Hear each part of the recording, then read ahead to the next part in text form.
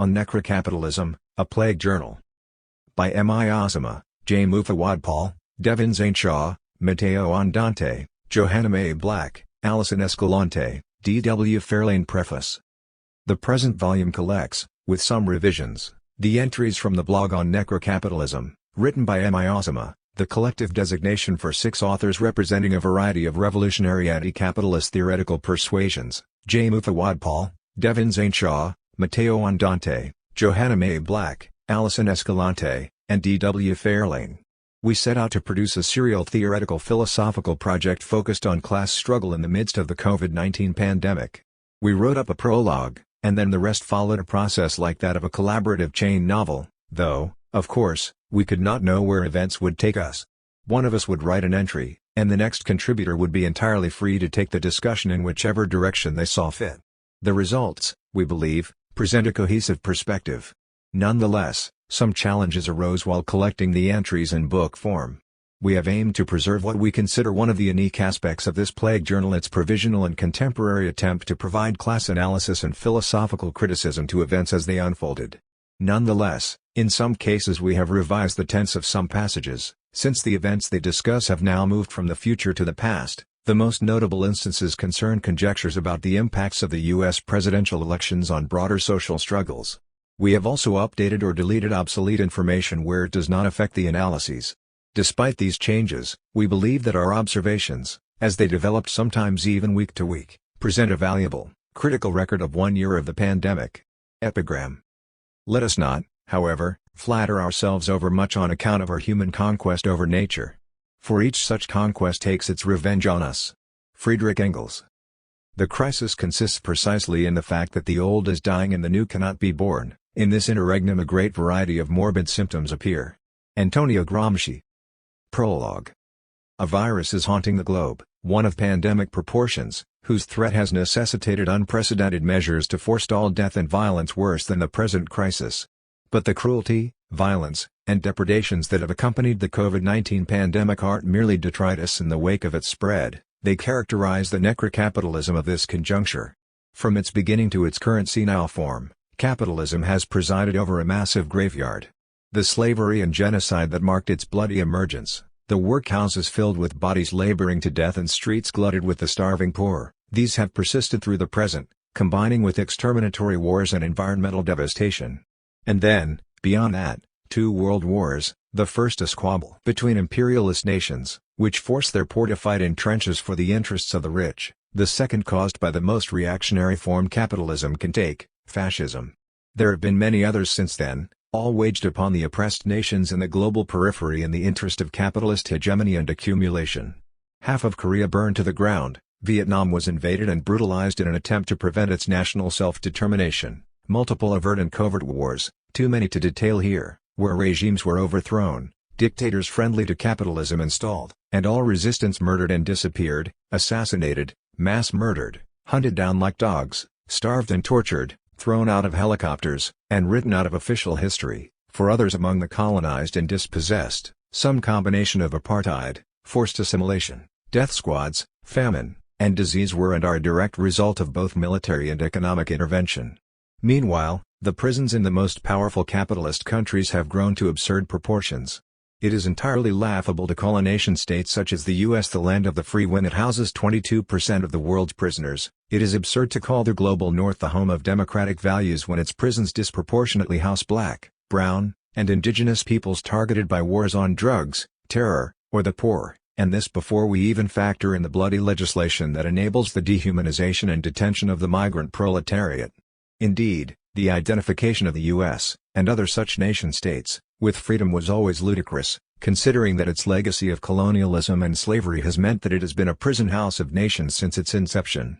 This bloody and ongoing legacy is not an aberration of capitalism, it is not proof that capitalism is broken, but, rather, it is evidence that it is functioning very well. Capitalism's core logic, which in layperson's terms is simply about making the rich richer at the expense of the labor of the poor, always points towards what Robert Beale has termed exterminism. The politics it eventually generates is like what Achille Mbembe has called necropolitics. Or maybe Sayak Valencia's notion of gore capitalism is an apt description. Mark Steven Splatter Capital analyzed capitalism according to violent horror films and adequately summed up the exterminist necropolitics of this system. Capitalism is both literally and figuratively the protracted splattering of human bodies. 1. Necrocapitalism, a term coined by S.B. Banerjee, is an appropriate name. 2. Which is why all of the depredations and violence revealed by the COVID-19 pandemic, all of the contradictions of capitalism laid bare, should not be surprising. Corona is a black light, comedian Megan Amram tweeted, and America is a cum-stained hotel room. But not just America, though, as the most powerful capitalist country with the least level of social welfare at best represents this analogy, because every capitalist state's necrotic underbelly is being exposed. Subsidies for the corporations and banks and paltry welfare checks for only some of the poor hit hard by the crisis, entire populations exposed to death and disease, refugees and immigrants subjected to harsher deportation measures. Quarantine laws subordinated to capitalist logic. New security measures, the preface for possible states of emergency continuing after the crisis has run its course, are brought into being. Pigs now patrol every street and in larger numbers, like they were in a Mad Max movie, or, more appropriately, like filibusters and scalp hunters policing colonial frontiers, the settler garrison manifesting on every block. And when the pandemic ends, it is reasonable to expect, in these various capitalist nation-states, that the new austerity and security measures will remain, that the poor and marginalized will be expected to pay for the crisis for years to come, while the people on top will continue to get rich. And this is to say nothing of the global peripheries, which will bear the larger death toll of the crisis, which may not even be given the vaccine if and when it arrives because they cannot afford to buy it from the biomedical corporations that will surely patent the cure when it is discovered, just as they cannot afford already existing vaccines for other diseases, which result in yearly pandemics that could be easily cured. We are living in a necrocapitalism that has always been necrotic but is again wallowing in its exterminism. Or, more accurately, this wallowing is being exposed at the very heart of its civilization. The question is how many of us will accept this exposure, laugh it off, and keep living right through it because its nightmare has become normative.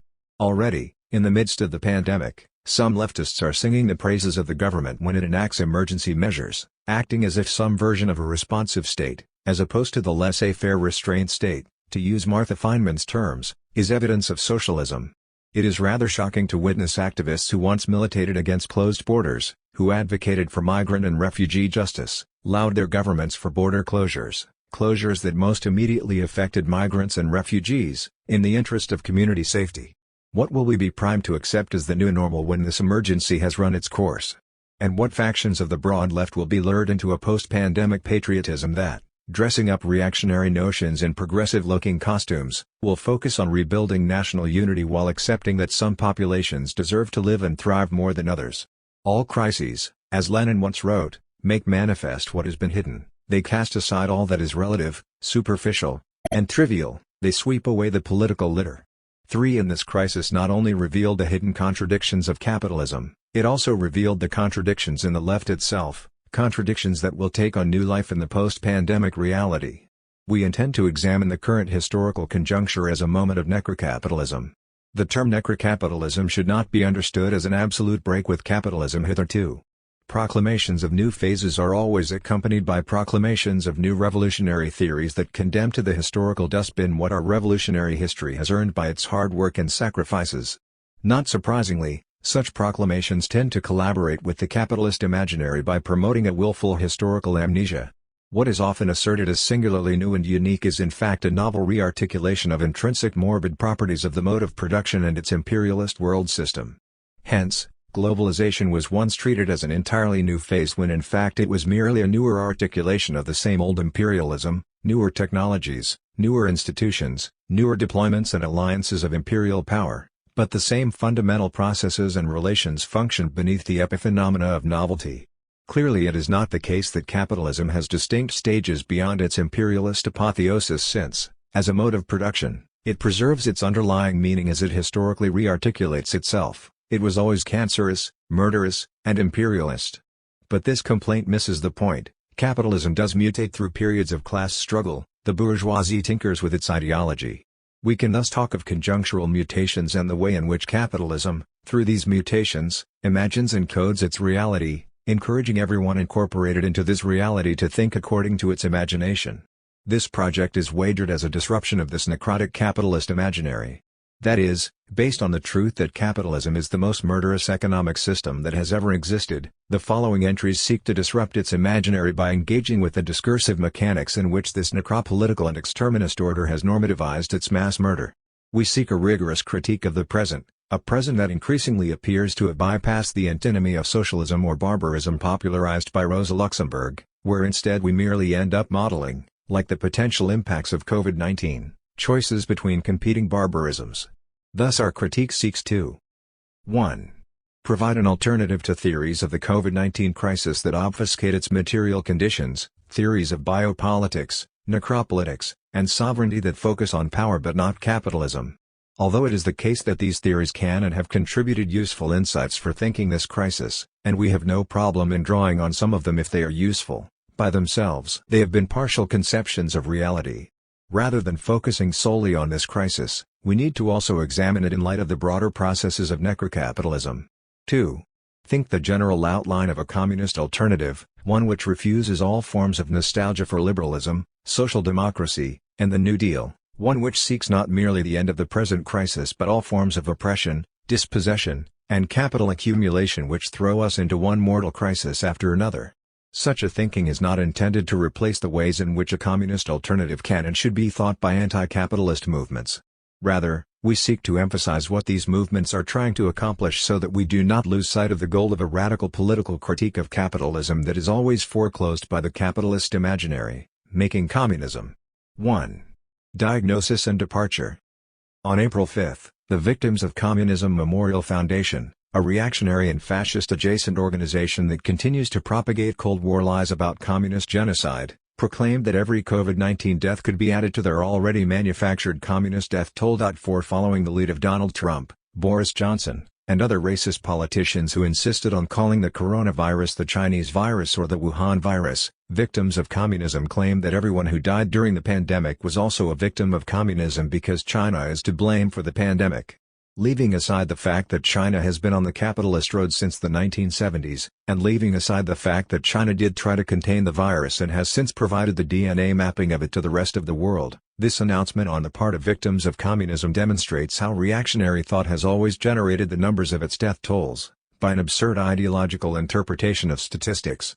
If blaming communism for the depredations of the pandemic seems ludicrous, especially since the majority of deaths are the result of shitty medical systems, privatized biomedical research, and politicians who publicly lied about the pandemic while dumping their stock and secretly telling their rich friends to protect themselves, keep in mind that what communism has always been blamed for, and what all revolutions have been charged with, were equally ludicrous. But people are already repeating these lies and, as absurd as the claims of Victims of Communism are, it is possible that they will become part of hard-right conspiracy thinking in the decades following the pandemic. Most importantly, though, this discourse provides insight into how a truly necrotic capitalist imaginary functions. Capitalism's hegemony is such that it has produced an ideology wherein its murderous logic is concealed, excused, and shrugged aside. A doctrine of excuses and dismissals is part of this ideological defense. Capitalism is called the best of the worst, democracy and capitalism are conflated, and in the grossest deformation of reality the greatest revolutionary challenges to capitalist business as usual are depicted as even more monstrous than capitalism. In an insidious reversal, and in an attempt to defend capitalism against moral challenges, the history of communism has been misrepresented as more murderous than capitalism. The Cold War produced dubious think tanks that fabricated massive death tolls in the Soviet Union and the Chinese Revolution, and this legacy, despite the fact that many academics have demonstrated the falsity of this accounting, haunts the present so as to thwart any attempt to surmount the state of affairs. Memoirs of Communist Victims, Subjectivist Accounts, reminders that nobody should dare think beyond the capitalist end of history. The fact that the origin of these accounts is located in the U.S. propaganda machine right at the time it was maintaining Jim Crow, trying to pretend that it had not courted fascism before World War II, and was seeking an ideological solution to maintain its myth of being a free country matters less than its ideological effect. It established a narrative about the moral right of capitalism to persist. All challenges to its murderous order were classified, by simultaneously obscuring evidence of its own charnel logic, as worse than business as usual. With a stunning sleight of hand, this ideology temporarily succeeded in deleting fascism from capitalism's rap sheet with the horseshoe theory whereby fascism and communism, despite the fact that the latter had always fought the former and, in fact, was mainly responsible for Nazi Germany's historical defeat, were depicted as equal extremes. But now even the horseshoe theory is too far left according to the moribund imaginary that has possessed most liberals. Communism is worse than fascism, it's even violent for daring to suggest that harming Nazis is a good thing. An imaginary death toll of communist victims is intended to be much larger than victims of fascism so as to let fascists off the hook. To redeem them, even, as potential glorious leaders during and after the pandemic. The recent statement by victims of communism regarding COVID-19 plugs itself into this kind of thinking. This discourse of communist atrocity should not be surprising. Largely it expresses the legitimate horror experienced by the powerful at the mere possibility of revolutionary violence. Both real and imagined excesses of revolution occupy the nightmares of the ruling class. Revolutionary reversal is perceived as monstrous. We find the same horror in ruling class narratives surrounding the terror of the French Revolution. As Rebecca Comey writes, we must recall that the terror was persistently troped as cannibalistic. Print after grisly print depicts the guillotine as a flesh-eating monster. In Danton's Ta George Bushnell will compare the revolution to Kronos devouring his own children. 5. The notion that revolutions are monsters that eat their young is thus not original to contemporary capitalism. It is the projection of the fears of the powerful upon the disempowered, transformed into a mantra of capitulation. Your revolution will harm you as well, it will fail, there is no point but to accept this state of affairs. Thus we are given books such as The Black Book of Communism, a study produced by pseudo-academic hacks, aimed at justifying capitalism by claiming that its discontents are responsible for a sinister death toll. Will this bullshit book be updated, we need to ask, in the post-pandemic world, with the coronavirus debt inflating its already inflated statistics?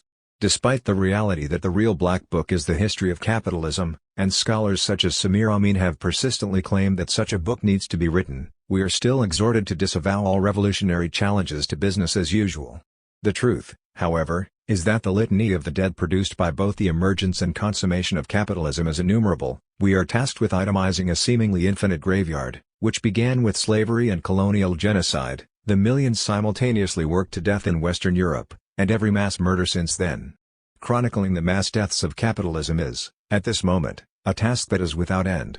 This very real exterminatory impulse of capitalism, however, is swept under the proverbial rug by a discourse of mass deaths assigned to communism, the sources of which originate in propaganda intended to sanitize capitalism by ascribing its own murderous logic to communism, but which have become a dogma amongst bourgeois historians and pseudo-historians. Now figures can be repeated, ranging everywhere from 10 million to 70 million, sometimes counting Nazis as victims, whatever is convenient, as dogma because of the strength of the discourse.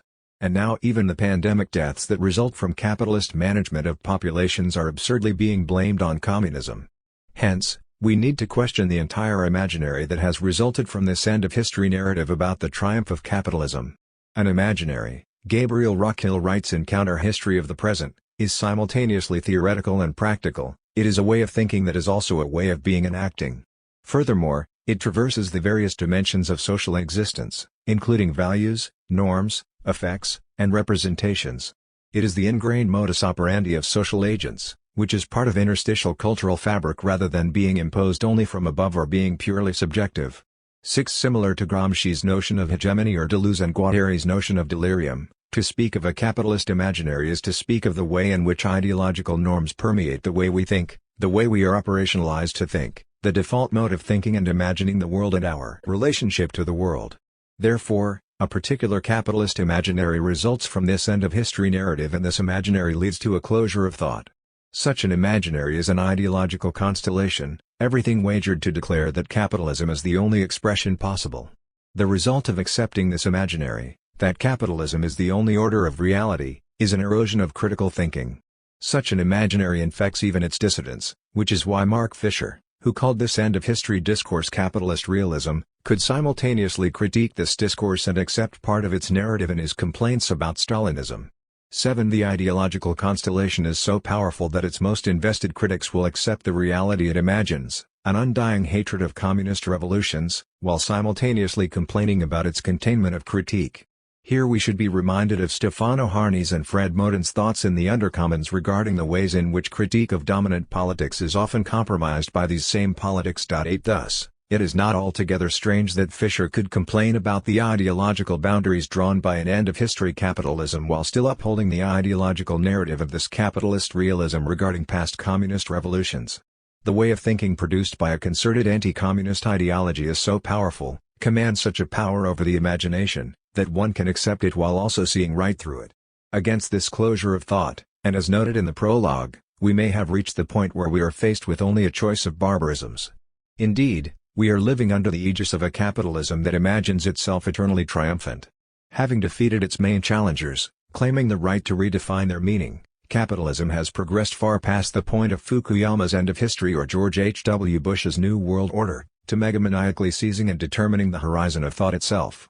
It is no longer just the end of history, it is history itself, prophetically proclaimed by the ancient world. It is no longer a new world order but appears as a metaphysical principle of reality. Recall, for example, that the writers of the Avengers movies could not imagine an existence where the Malthusian logic of overpopulation and available resources could ever be surmounted, not even with magic that could alter reality itself. Even in the realm of pure fantasy, where innumerable characters possess fantastic abilities and where the time-space continuum is subject to subversion, an imagination determined by the limits of capitalism remains dominant. The villain Thanos can bend all of reality except for the metaphysics of capitalism. Inscribing the certainty of its triumph upon every subject and object in the world, decades past the point where it won the Cold War, capitalism no longer needs to justify itself as a moral utopia. It can openly wallow in its authentic dystopia because it has declared itself synonymous with reality. Capitalism is just the way things are, the only reality capable of being real. Everything else is impossible. Again, this is not entirely new. Since its beginning, capitalism has distorted reality to accord with its logic, to raise itself to the level of metaphysical principle and generate an imaginary that accords with this principle. In the Grundrisse, Marx notes that a bourgeois conception of reality appears as an ideal, whose existence, bourgeois ideologues, project into the past. Not as a historic result but as history's point of departure. 9. Today capitalism has not only decided that it is the historical point of departure, it is also the point of destiny. Its imagination is total, it is the past, present, and future, it is inescapable. We encounter this doctrine in school, at work, and especially in the cultural sphere. The doctrine that capitalism is all of reality is imminent. Born or reassembled as subjects in this phase of triumphant capitalism, our imagination is overdetermined by the facticity of capitalist totalization. Capitalism in itself is not, to reference Fanon, a thinking machine but in fact is a machine that thinks only according to the subjects assembled under the ideological order generated by its persistence and mutations. It thinks because we think it persists because we persist with it, and the ruling ideas of the class in command become all the more compelling for the exploited and oppressed masses who are socialized to imagine there is no alternative. Even when some of us fetishize these alternatives, we usually do so with melancholy and resentment. Our desire for a better world is deployed throughout various social networking technologies, captured by old revisionist currents of thought that become lost in a stale celebration of actually existing socialism. The ability to imagine a future beyond the boundaries policed by capitalism is often frustrated by a turn towards a defeated past. The horizon of the possible is foreclosed. With this claim upon our imagination apparently secure, capitalism enters its most insidious moment, which is mainly a perfection and open celebration of what it always was. Decades ago there was talk about something called late capitalism or the late stage of capitalism. There was also talk of something called the cancer stage of capitalism or senile capitalism. There have of course been those uncomfortable with these classifications, just as some complain about Lenin's classification of imperialism as the highest stage of capitalism, although such a classification remains far more concrete than these other notions. The term late capitalism is admittedly vague, and probably should be questioned as a stand-in for other conceptions that can better explain the novel articulation of this conjuncture. But, if there is something we can call late capitalism, it is that period where capitalism has reached its dusk, where its continuation will ensure barbarism because it will undermine human existence in order to persist. This late period of capitalism, late as being a later period that has arrived like a warped version of Hegel's Owl of Minerva, is indeed cancerous, signifying the dusk of the human species. 2. From Zizek to Communist Possibility. Necrocapitalism necessitates that we continue, in the face of the pandemic, a clear-sighted and principled criticism of our situation. Numerous philosophers have already intervened in the present conjuncture by outlining the possibilities and dangers of pandemic measures. Giorgio Agamben, who likens COVID-19 to the normal flus that affect us every year, asserts that pandemic measures have forced societies to sacrifice many social relationships and convictions in order to preserve bare life. 10. Our collective fear of contracting COVID-19, he claims, undermines our capacity to maintain social solidarity.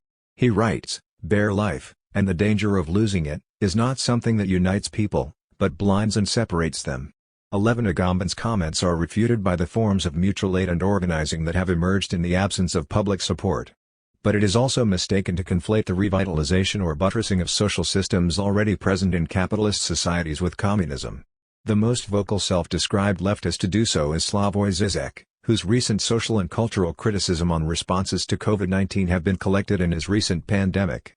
COVID-19 shakes the world. Focusing on Žižek might give the mistaken impression that his work plays a significant role within leftist theory and organizing when it does not. He does, however, carry some credibility in radical academic circles, built upon books such as The Sublime Object of Ideology and Did Somebody Say Totalitarianism? Therefore, I am interested in criticizing how his repeated insistence that the pandemic necessitates a communist possibility mischaracterizes the possibilities of communism. As I will argue, Žižek conflates increased state power, largely in terms of state command over the distribution of social goods, with communism, and this conflation precludes, as possibility, political revolution, the seizure of the means of production by proletarian struggle. Indeed, we might read pandemic as a series of lures that appear radical at first glance but sidestep a more principled analysis. The first problem arises almost immediately. At the outset, Žižek adopts the slogan that we're all in the same boat now, the title, in fact, of the first chapter, without submitting it to proper criticism. The slogan, or the many variations upon it, is appealing because it designates that the pandemic has ramifications for people across the globe. However, it clearly has different ramifications for different people, as classes, according to their economic standing, not to mention race, gender, and other factors, are largely left to the side of Žižek's analysis. Thus, we should differentiate between what we might call the existential threat and the material threat posed by COVID-19. The virus is an existential threat to all human beings because our individual susceptibility is determined by contingent factors, age, comorbidities, human finitude, beyond our control. From this perspective, humanity faces a common threat. The idea that we're all in this together does point toward an ethical principle that blunts the ambient social Darwinism of necrocapitalism. As Žižek writes, our first principle should be not to economize but to assist unconditionally, irrespective of costs, those who need help. To enable survival to do otherwise marks the acceptance of what he calls barbarism with a human face. 12.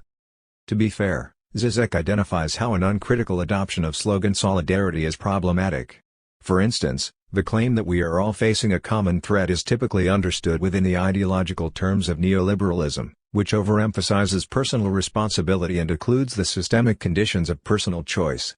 This is a common failing in conversations about environmental ethics that encourage recycling or foregoing cars for public transit, but which rarely confront how the ecological repercussions of the global system moving resources and commodities around the globe dwarf any particular choice or even any set of specific local group actions. As Andreas Malm argues, because globally mobile capital will relocate factories to situations where labor power is cheap and disciplined, where the rate of surplus value promises to be largest, by means of new rounds of massive consumption of fossil energy, any meaningful attempt to combat anthropogenic climate change must combat capitalism itself. 13 In the context of COVID-19, media reports and politicians tend to stigmatize individual behaviors as selfish or narcissistic when people gather in public spaces where social distancing is difficult. The behaviors could, of course, be rooted in selfish exceptionalism or narcissism, but they could also indicate failures of city planning, narrow pedestrian access, or insufficient housing facilities, homes without outdoor access. And, right after Žižek concludes the first chapter by noting that we're all in the same boat now, he begins chapter 2 by recognizing that we are not. The coronavirus epidemic confronts us with two opposed figures that prevail in our daily lives, those, like medical staff and carers, who are overworked to the point of exhaustion, and those who have nothing to do since they are forcibly or voluntarily confined to their homes. 14. Here Žižek verges closer to the heart of the problem. There are two pandemics, one experienced by those with the material means and familial supports to self-isolate, and the other, experienced by those who do not. This latter group extends far beyond medical staff and care support, though, to any number of workers who are deemed necessary to maintain supply chains and essential services, such as food production, distribution, and service. And then, the latter group extends beyond traditional concepts of the working class to those who work in the informal economy, refugees, undocumented migrants, the homeless, prisoners, and other groups neglected by public support but targeted by policing. And, in settler colonial societies, we must recognize the pandemic among settlers and the pandemic among indigenous communities. Any discussion of the socialist or communist characteristics of pandemic measures must account for the many dispossessed. As is well known, in the Communist Manifesto, Marx and Engels argue that history is an expression of class struggle, which ends either in a revolutionary reconstitution of society at large, or in the common ruin of the contending classes. As noted, one purpose of this project is to map the coordinates of a possible radical future beyond the present crisis and to submit existing commentary to rigorous critique. Therefore, it is necessary to demonstrate the paucity of Zizek's vague idea of communism. Here are representative examples of his use of communism. Measures that appear to most of us today as communist will have to be considered on a global level. Coordination of production and distribution will have to take place outside the coordinates of the market. 15. We are not talking about old-style communism, of course, just about some kind of organization that can control and regulate the economy, as well as limit the sovereignty of nation-states when needed. 16. Coronavirus will also compel us to reinvent communism based on trust in the people and in science. 17. Despite the reference to trust in the people, working-class organizing and mutual aid factor little into Zizek's typical description of communist measures. Instead, he tends to appeal to extending the reach of global organizations, such as the World Health Organization, 18 or state power. Hence, in terms of the latter, he suggests that President Trump's invocation of the Defense Production Act, to instruct the private sector to ramp up production of emergency medical supplies, is vaguely communist. He then proceeds to portray this communism necessitated by survival, analogous to war communism in the Soviet Union, as a multi-layered process of international and national public interventions. Here, Zizek's desire to invert traditional political categories to produce counterintuitive results precludes a more detailed class analysis. A conservative reader might be horrified at the suggestion that Trump is a communist, but they will be mollified by more recent developments, such as Trump's executive order, evoking the Defense Production Act, incidentally, forcing meat processing plants to remain open despite workers testing positive for COVID-19 and presumably, given the long, gruesome history of the meat processing industry, a systemic lack of worker protections. 19 Of course, it is not difficult to refute Trump by means of Trump. But it does point to basic failures in Zizek's analysis. First, of course, as Lenin argues, the state is an instrument of bourgeois dictatorship, so we cannot expect that the state's measures will extend beyond what is necessary, or perceived to be necessary, to shore up hegemony in a moment of crisis. As Trump's executive order shows, state intervention in production and distribution of food maintains a class character, for it is workers who bear the brunt of the risk in these facilities, so state intervention itself is not communism. On the basis of this error, Zizek then conceptualizes federal and state intervention and militant organizing as working in tandem. Federal direction, he argues, is just the beginning. Many more measures of this sort will be needed, as well as local self-organization of communities if state-run health systems collapse under too much stress. 20 By placing different levels of state intervention and locally organized mutual aid in a continuum, Zizek also strips their conflicted relationships of their class character. It is worth recalling that in the Communist Manifesto, Marx and Engels describe the class struggle in the era of capitalism twice. The first details the development of the bourgeoisie as a class and their ascendancy to power. The second traces, in the midst of bourgeois competition, the formation of the proletariat as a political class. And then, of course, it summarizes the theory of communism as the abolition of private property. Therefore, we can summarize Zizek's argument by analogy to a brief synopsis of the manifesto. Zizek has traced the development of measures to ensure bourgeois hegemony during the pandemic and conflates them with communism, as if they amount to the abolition of private property. Proletarian struggle rarely enters the picture, but when it does, he frames mutual aid as a fallback if state-run health systems collapse. A communist theory must disentangle these two social forces. While physical distancing measures make it difficult to mount a street-level mass movement, the ongoing organizing to free prisoners and undocumented migrants or forms of mutual aid to deliver critical supplies to those most exploited and marginalized demonstrates the resiliency of left movements even in this time of crisis. It seems that, despite Zizek's appeal to imagining unprecedented possibilities during the pandemic, The one possibility he never entertains is the overthrow of capitalism and the seizure of power by the proletariat. In this regard, his analysis harbors an implicit cynicism not far from Agamben's explicit cynicism. Instead, the state repeatedly intervenes in his account as a deus ex machina implementing so-called communism. As we should know from the last 2 centuries of history, the bourgeoisie prefers the common ruin of contending classes over the abolition of private property, and the pandemic will not change that. Once upon a time, in Revolution at the Gates, Zizek attempted to outflank his Marxist peers by arguing that the key Leninist lesson today is, politics without the organizational form of the party is politics without politics. 21 today, ironically, with pandemic. He's now the vanguard of communism without communism. 3. Below the surface froth. We are constantly invited to reflect upon the allegedly unprecedented nature of the pandemic, as though it has already been decided that something new is actually occurring. Here, too, we have to be careful that self-styled radical guides don't lead us astray. One good thing that can be said about Zizek is that he correctly gleans the importance of qualitative leaps from his aforementioned reading of Lenin. The problem is that in his writings he also gives the unsettling impression of seeming to find them everywhere. This speaks to a dangerous defect and a bitter irony in much self-styled radical theory, one that leads to its mirroring of the crudest ideological banalities of the apologists of capital. Specifically, theory goes wrong whenever it fetishizes the surface froth of capital, misreading it as in some way profound and strategically important. Theory often speaks as though because something appears to be new or very interesting, or because it titillates or unsettles, it must in some way be groundbreaking, or its apparent darkness must actually be pregnant with resistant energies. Novelty is only what emerges as new but then doesn't really stick. So it's a fatal error to try to ground a critical position in it. Doing so amounts to tailing the latest cultural mutations of capital, quasi-journalistically, and only ever leading from behind. This, incidentally, helps to explain why theory chasing after the new for its own sake comes off as so exhausted and exhausting, dated before it even goes to press. It's by sticking to the unfashionable but perennially solid and cannily adaptable parameters of a communist critique that we have a chance of getting our bearings in the breakneck surface churn of late capitalism in general, and it's no different today in the jaws of the COVID-19 pandemic.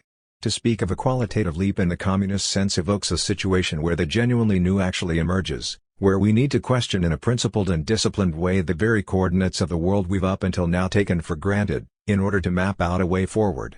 What we are living through in the pandemic is absolutely not in and of itself such a qualitative leap, though of course it's daily tearing at the ideological veil and real functioning of capitalism and therefore invites a rigorous critique of the present.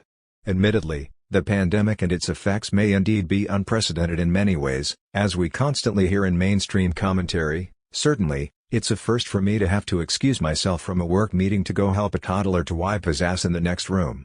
But no amount of this kind of bullshit, whether trivial or life-ruining, justifies our treating the pandemic and its effects as constituting the genuinely new. Rather, we are dealing with an overall predictable cascade of effects running from the mildly exploitative to the openly murderous, all of which are baked into the logic of capital itself. The example of parenting while teleworking is to some extent technologically novel and it comes from a place of privilege, certainly, but it illustrates a core truth of capitalism: the rearing of children is a free gift of human nature that capital will always try to exploit to the maximum, pressing literal reproduction into its own reproduction. 22 And the more deadly implications of what is called the opening back up of the economy via the starving out of lower-paid frontline workers also shows only what capitalism has always been prepared to do, to continue to grow at the expense of the lives of the very workers who make it possible. Here the rhetoric of sacrifice does its usual work, masking the depressing familiarity of what is actually happening at the point of service and production and reproduction.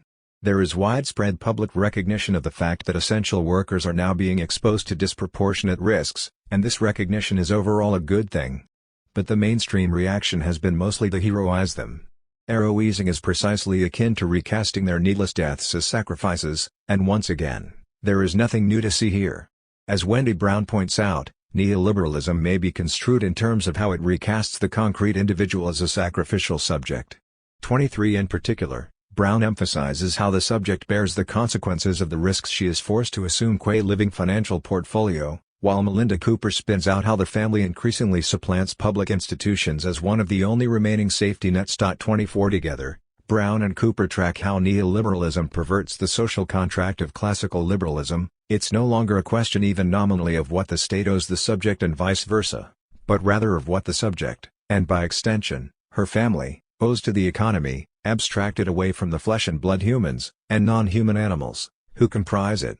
Against the idealistic tendencies in any analysis inspired by Foucault, it must be constantly reiterated that neoliberalism is only a logic of governance beholden to capital.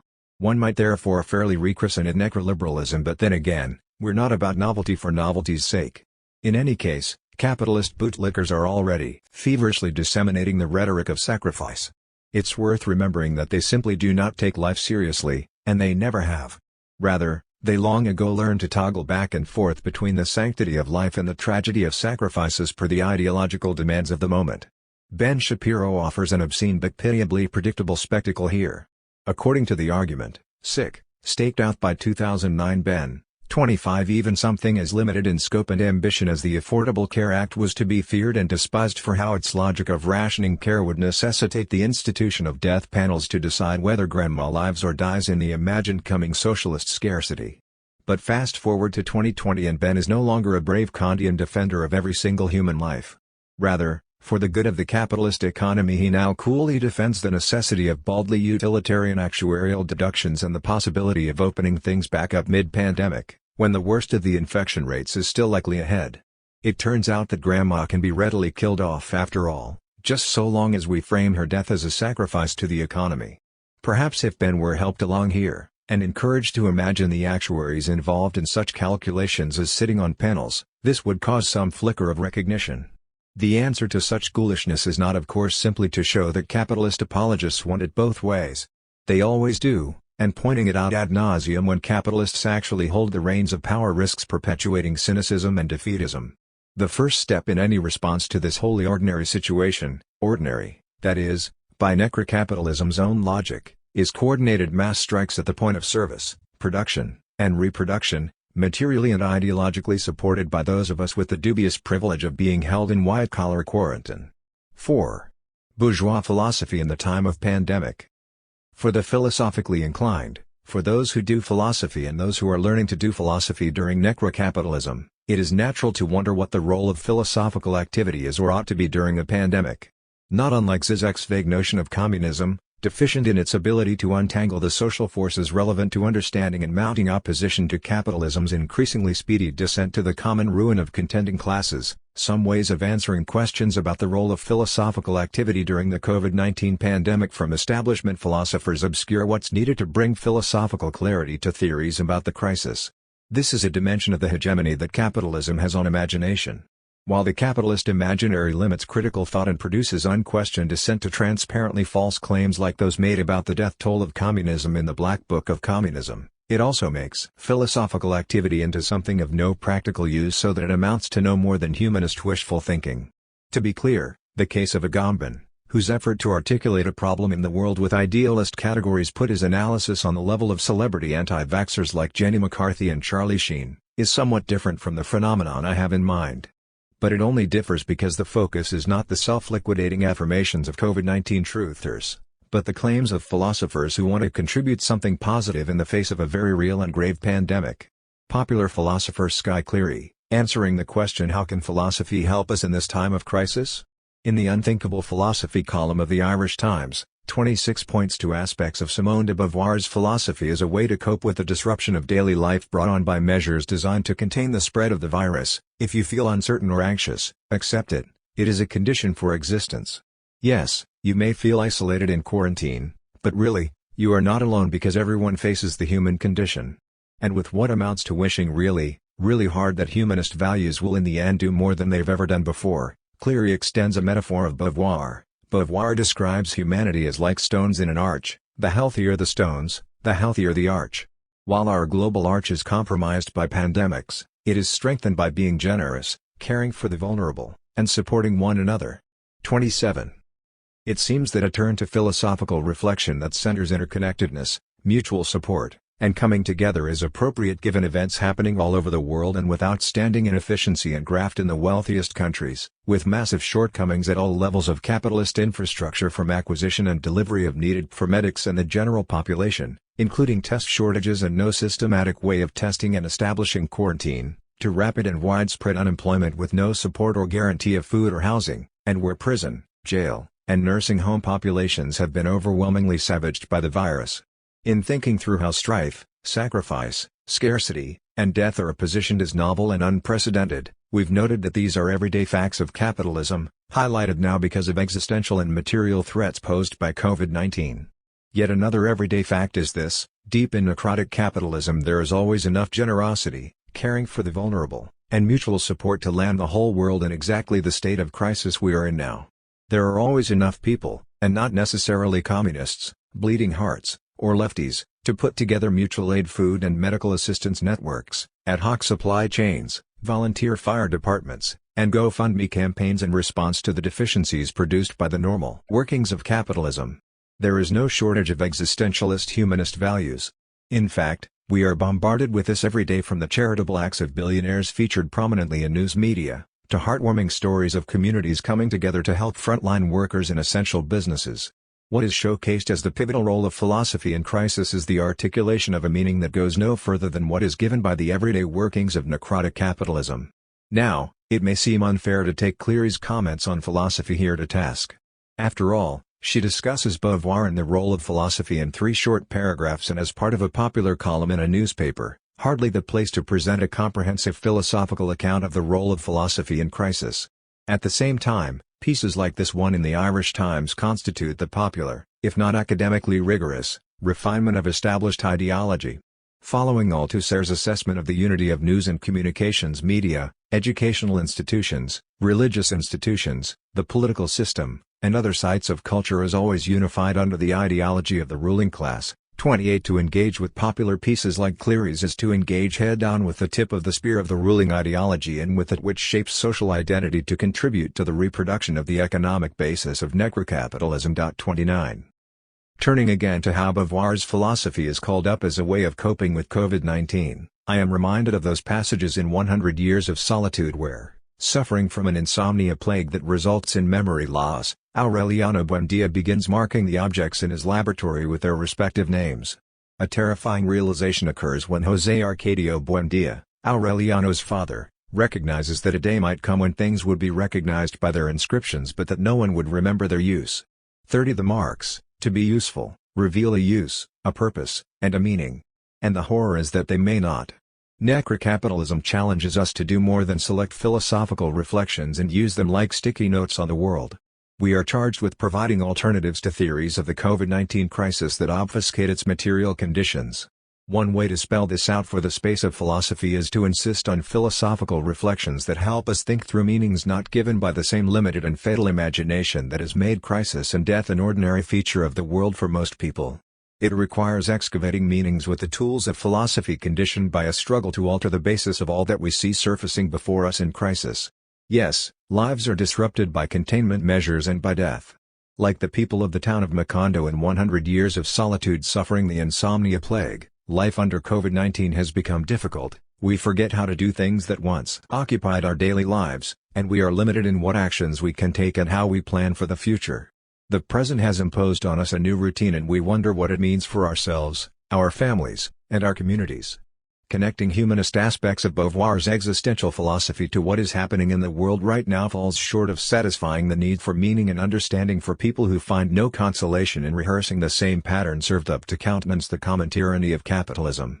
And, in this case, doing so displays a way of conceiving the role of philosophy as an activity that abruptly and uncritically stops at the point where there is opportunity to extricate thinking from the unremarkable humanist supplications we have always been told will make a better world. The truth is that Beauvoir's philosophy is not so thin as that. Beauvoir came to see the work of philosophy and her philosophy as more than humanism. Were she to write The Second Sex today, she also wrote in 1972, she would now ground women's alterity in a more materialist and not an idealist manner. I should ground the rejection and oppression of the other not on the antagonism of consciousnesses but on the economic basis of scarcity, she said. 31. This is more in line with the type of investigation that centers the material conditions of capitalism and recognizes the need to connect philosophizing to those conditions. Marxism itself played a central role in Beauvoir's philosophy and it was something she engaged with, throughout her life and in her philosophical work. 32, with, of course, varying degrees of correctness and political orientation from the standpoint of contemporary revolutionary Marxism. What we choose to emphasize as philosophers itself reveals our pre-philosophical class, national, and gender commitments. For those who are philosophically inclined and fail to identify with the meanings and explanations provided by philosophies expressing commitment to the standing conditions of necrotic capitalism, philosophical activity divides the field of theory on the causes, effects, and impact of the COVID-19 pandemic into those that have a stake in returning to the normalized crisis of necrocapitalism, inert humanist ideals and all, and those that propose to liberate philosophical imagination from its death grip. Philosophers can contribute to the latter by taking seriously the task of excavating meaning, connecting their activity to material causes and focusing their interventions in ways that support unified action to end the continued barbarity of necrocapitalism. We should settle for nothing less. 5.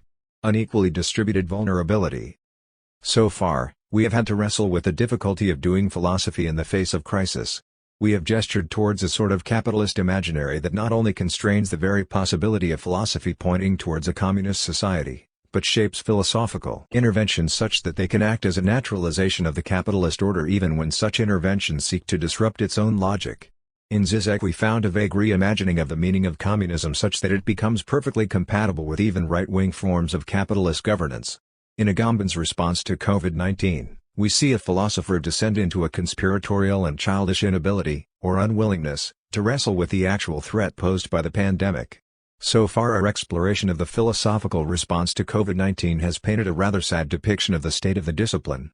It is not enough, of course, to simply point to the failures of philosophy so far. All the previous chapters have attempted to point to the need for a communist politics that denies the realist terms of the capitalist imaginary and tackles this crisis in the context of moribund and decaying capitalism. Just as Lenin could intervene to demonstrate that imperialist aggression was a continuation, a refinement even, of capitalist development rather than an aberration that had appeared from nowhere, philosophers committed to a truly liberatory approach to philosophy must show the ways in which COVID-19 is simultaneously novel and inseparable from centuries of previous crisis. Both imperialism and pandemics force us to theorize at a global scale, they both demand that we wrestle with systems and logics playing out across the globe. They have also historically intersected. The so-called Spanish flu of 1918 coincided with, was exacerbated by, and was in many ways inseparable from the First World War, one of the most shocking crises of imperialism at the start of the 20th century. Now of course we know that Lenin's analysis of imperialism remains crucial for communist struggle today, not only because he was able to understand imperialism as a stage of capitalist development but also because he was able to draw out a concrete praxis from this realization. Lenin was able to demonstrate how international solidarity for national liberation struggles and revolutionary defeatist organizing against one's own imperialist state could allow for international proletarian resistance to imperialism. In short, Lenin not only allowed us to understand imperialism for what it truly is, he also equipped us with insights regarding how we might fight it. The philosophers we have analyzed thus far have largely erred in terms of their analysis of what exactly this pandemic is, and few have tried to point towards a useful political response. Zizek offers us a muddled redefinition of communism, and Agamben's logic seems to end in the fascist protests occurring around the United States and Canada demanding a reopening of the economy. If philosophy is to have any value in moments like this, it must go beyond providing analytical clarity. It must point us in an actionable direction such that the clarity it offers might inform and refine political action. 1. Important public philosopher who has taken up this task of pointing us towards a political response is Judith Butler. On April 30th, Truthout published an interview between George Yancey and Judith Butler about the COVID-19 pandemic, in which Butler attempts to theorize how mourning and vulnerability in the context of COVID-19 might help us understand a political response to the pandemic. There are two interesting features about this interview. First, there is the sense in which Butler comes close to providing a useful understanding of the relationship between the pandemic and capitalism while avoiding an actual class analysis. Second, there is Butler's failure to provide a means of moving forward outside of the bounds of liberal humanism. As far as contemporary philosophers go, Butler is fairly equipped to think about the global scope of COVID-19, having wrestled with global problems like imperialist aggression in her previous work on mourning and vulnerability. Before thinking through the interview itself, we should briefly review Butler's earlier work on vulnerability and mourning, which had largely been based around a certain form of dependency built into human life and subjectivity. On a basic level, she draws on Hegel to note a mutual need for recognition at the core of human consciousness. 33 She further develops this by noting the forms of physical dependence built into human relationships. For Butler, human life is defined by relationships to others. These relationships can be basic instances of material dependence of a mother and child or the forms of affirming recognition between lovers. It is in moments of death and loss that human interdependence is revealed. When we mourn the loss of someone in our life, we are transformed by their absence and we discover that who we are was defined in terms of our relation to them. With this relationship cut off, we are faced with a recognition of our own interdependency with those around us, and we are forced to face the fact that our very selves are bound up with the lives of others. Mourning can thus point us towards a form of solidarity with others by forcing us to recognize that we are not fully individual and autonomous selves but are constituted by the relations we are caught up in. Butler suggests that these insights are of global importance. She gestures towards the intense but badly resolved mourning, fear, anxiety, rage that surrounded the 9/11 attacks, and insists that insights of vulnerability can operate as the basis of claims for non-militaristic political solutions.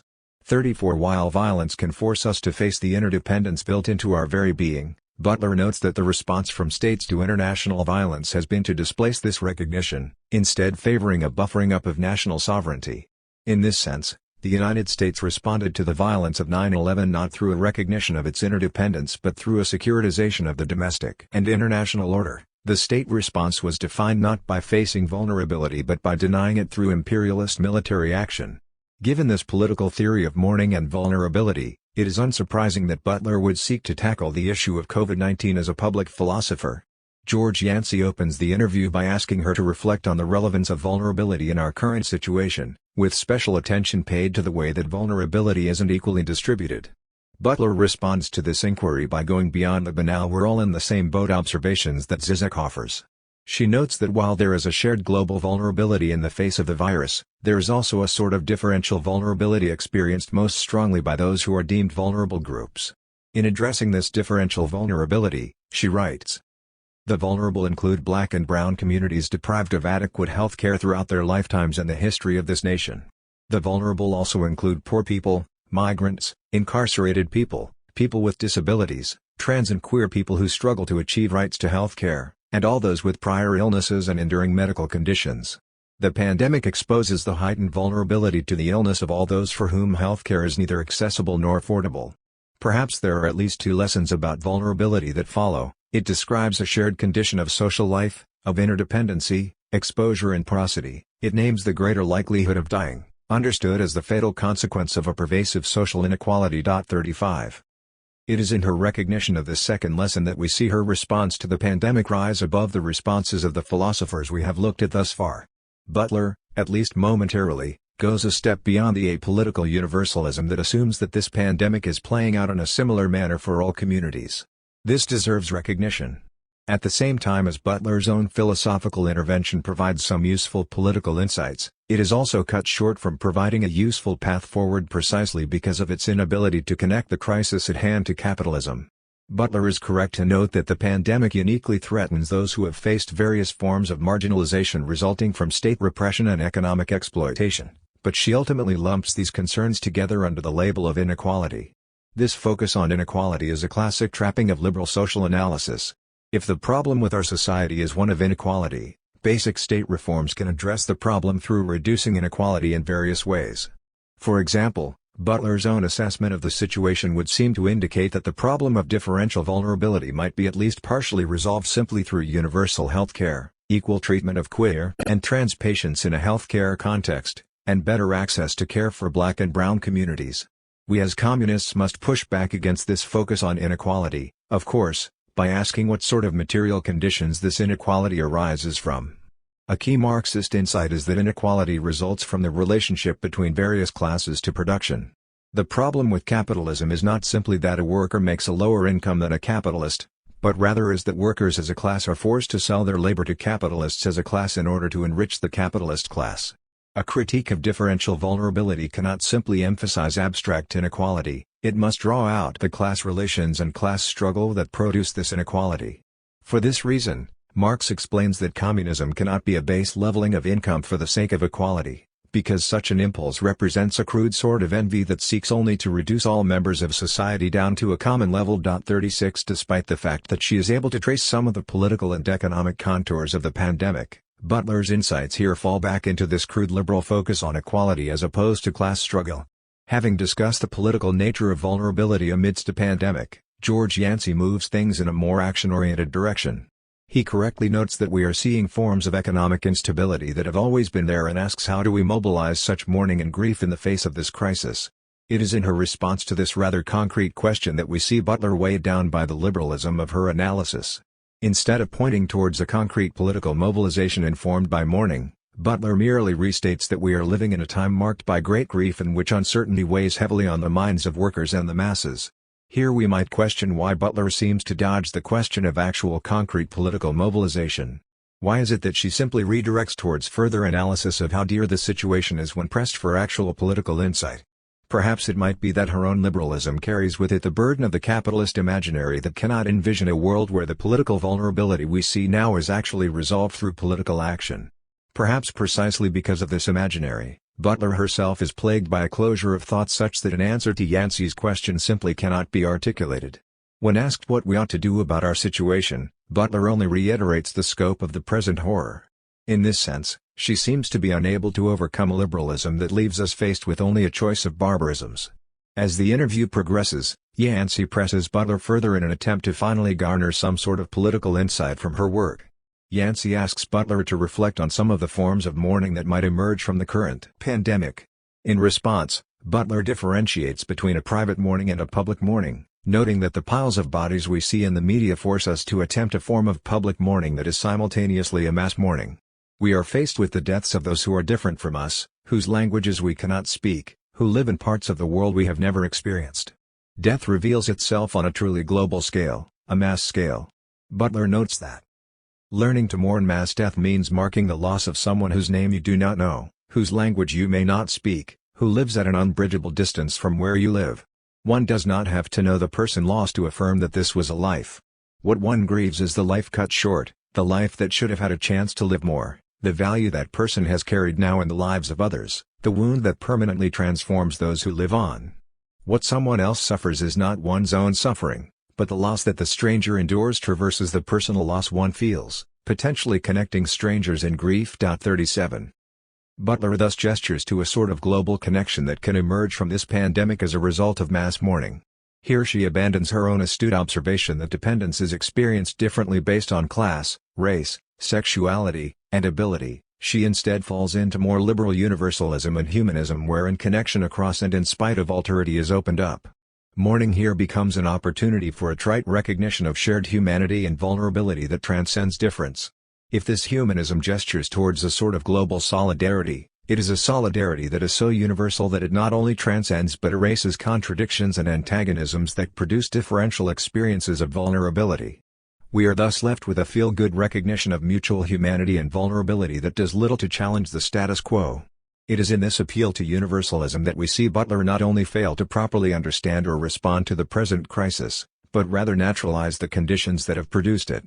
We know that globally it is the working class who will be at the greatest risk of death from this infection, especially those deemed essential and forced to continue working in the face of potential infection. What good does it do for workers in the United States to see the bodies of workers in the global South on TV and feel a sense of mutual loss that connects them to all other humans on the planet when some of those other humans are their class enemies? Instead, we ought to call attention to the fact that those workers have a similarity that transcends national divisions on the basis of their shared membership within the international proletariat. Their shared vulnerability is not purely on the basis of a universal human vulnerability but also on the basis of a particular vulnerability, as a result of class struggle and exploitation. We cannot simply point to the violence that the working class is being subjected to and state, well, we are all human and facing a shared vulnerability right now. Instead, we ought to move away from universalist theories of humanity and point to the class divisions that are leading to differential experiences of vulnerability. The task at hand is not to point to mutual vulnerability that transcends difference, but rather to point to the differences that have exacerbated this crisis, class differences. Butler ultimately papers over the class contradictions at play through her focus on shared grief in spite of difference. She simply naturalizes the suffering that is falling most heavily on the working class by redirecting our solidarity away from a class solidarity between workers towards a liberal solidarity between all humans. As communists, we must offer a different approach. We cannot simply understand the crisis at hand as one of inequality. Instead, we must wrestle with the economic reality of the crisis. We must recognize that failed state responses have been a result of capitalist forms of governance that ensure the continued functioning of capitalist economies at the cost of workers' safety. We must emphasize that imperialism as a global order has exacerbated this crisis at the cost of the working class the world over. We must not paper over differences and contradictions for the sake of a shared sense of human grief. Instead, we must draw attention to the differences that matter most. We must ask that workers mourn other workers, not a depoliticized image of humanity as a whole. We must emerge from this crisis not with a revived liberal humanism and commitment to inequality, but with a sense of proletarian solidarity that seeks to do away with the economic base that produces inequality in the first place. Perhaps Butler's own inability to see beyond the horizons of the capitalist imaginary can help us clarify our own philosophical interventions and point to the need for something that breaks with the same old liberalism that has produced and exacerbated this crisis. 6. Pandemic femicide. The previous chapters have critiqued the notable efforts and also the failures of popular philosophers to utilize theory in a way that clarifies the systemic machinations of capitalism at the heart of the pandemic, as well as the road forward for those of us whose very lives depend upon upending that system.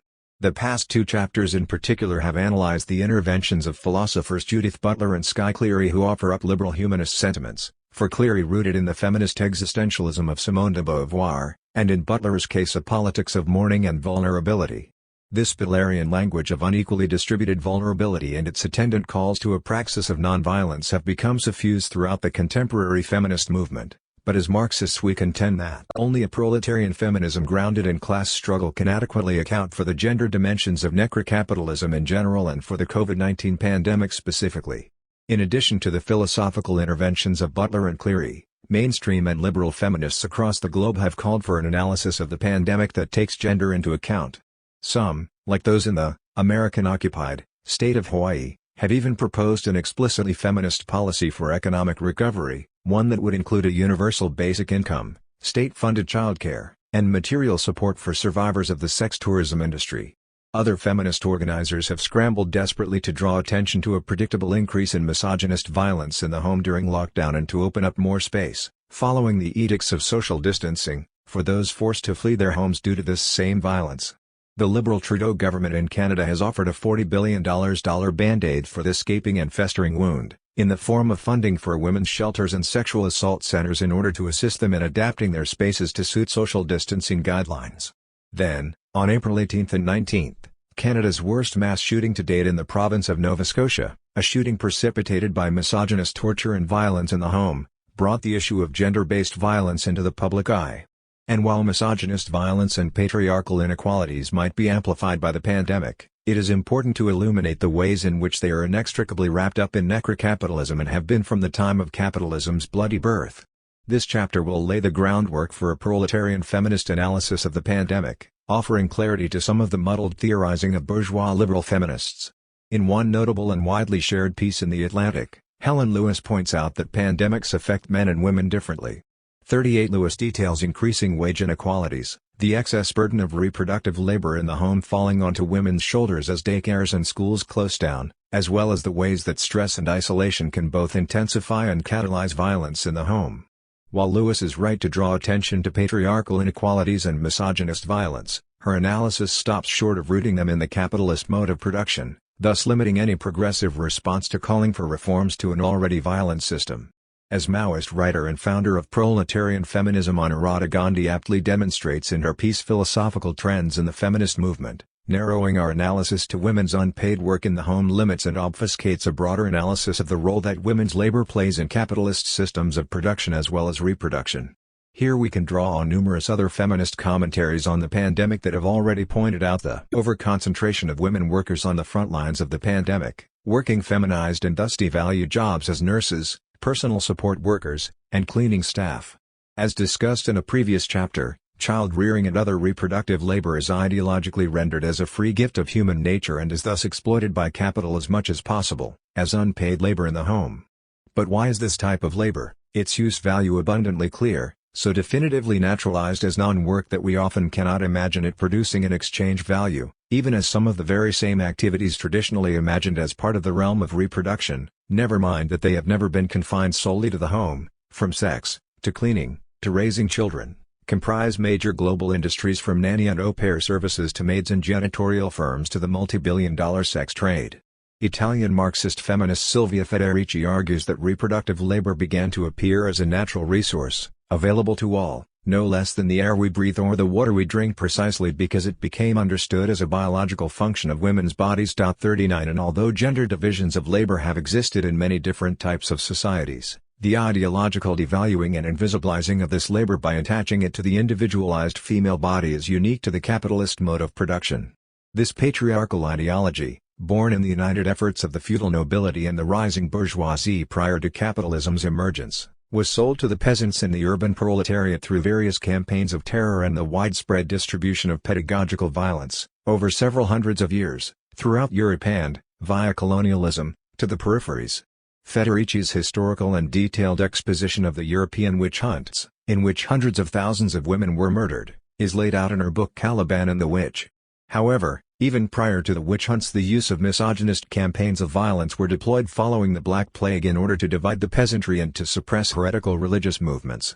As Federici argues, the major demographic decline and the resulting abundance of empty land due to the plague meant increasing power in the hands of peasant and proletarian labor, who could now threaten to pick up and move to new land or into the growing cities if the conditions were not in their favor. Moreover, women's control over their own reproductive systems through midwifery and herbal remedies mattered more than ever to the feudal economy hungry for more laborers to exploit. 40 In addition to the brutal and bloody suppression of what Federici describes as a whirlwind of proletarian insurrections, the nobility and emerging bourgeoisie were able to unite in a campaign of misogynist terror that ultimately laid the ideological groundwork for the witch hunts that followed. 41 In the current plague, we would do well to remember that it was these insurrections that led to the downfall of feudal regimes across Europe. Feudalism did not simply wither away as a serendipitous side effect of the plague. In other words, a plague can only kill off human beings, not an entire mode of production, even if some states are now willing to grant meager welfare provisions. We would also do well to remember the immediate counter-revolutionary response of the feudal nobility and the bourgeoisie to the peasants and the growing urban proletariat. One part of the earliest responses was, as Federici details, in France, the municipal authorities practically decriminalized rape, provided the victims were women of the lower class.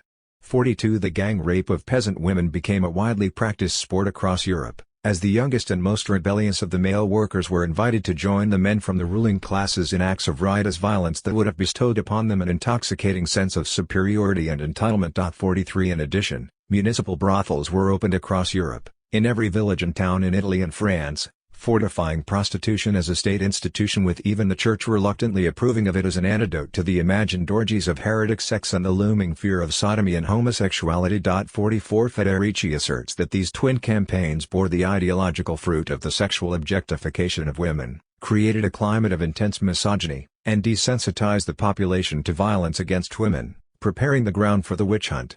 45 Thus, we can see that rather than being natural to men's psychology, misogyny and sexual aggression have been ideologically imposed by the ruling classes and taught through centuries of pedagogical violence, where even the most downtrodden man can come to know themselves as superior to women, at least in the moment, through acts of sexual violence.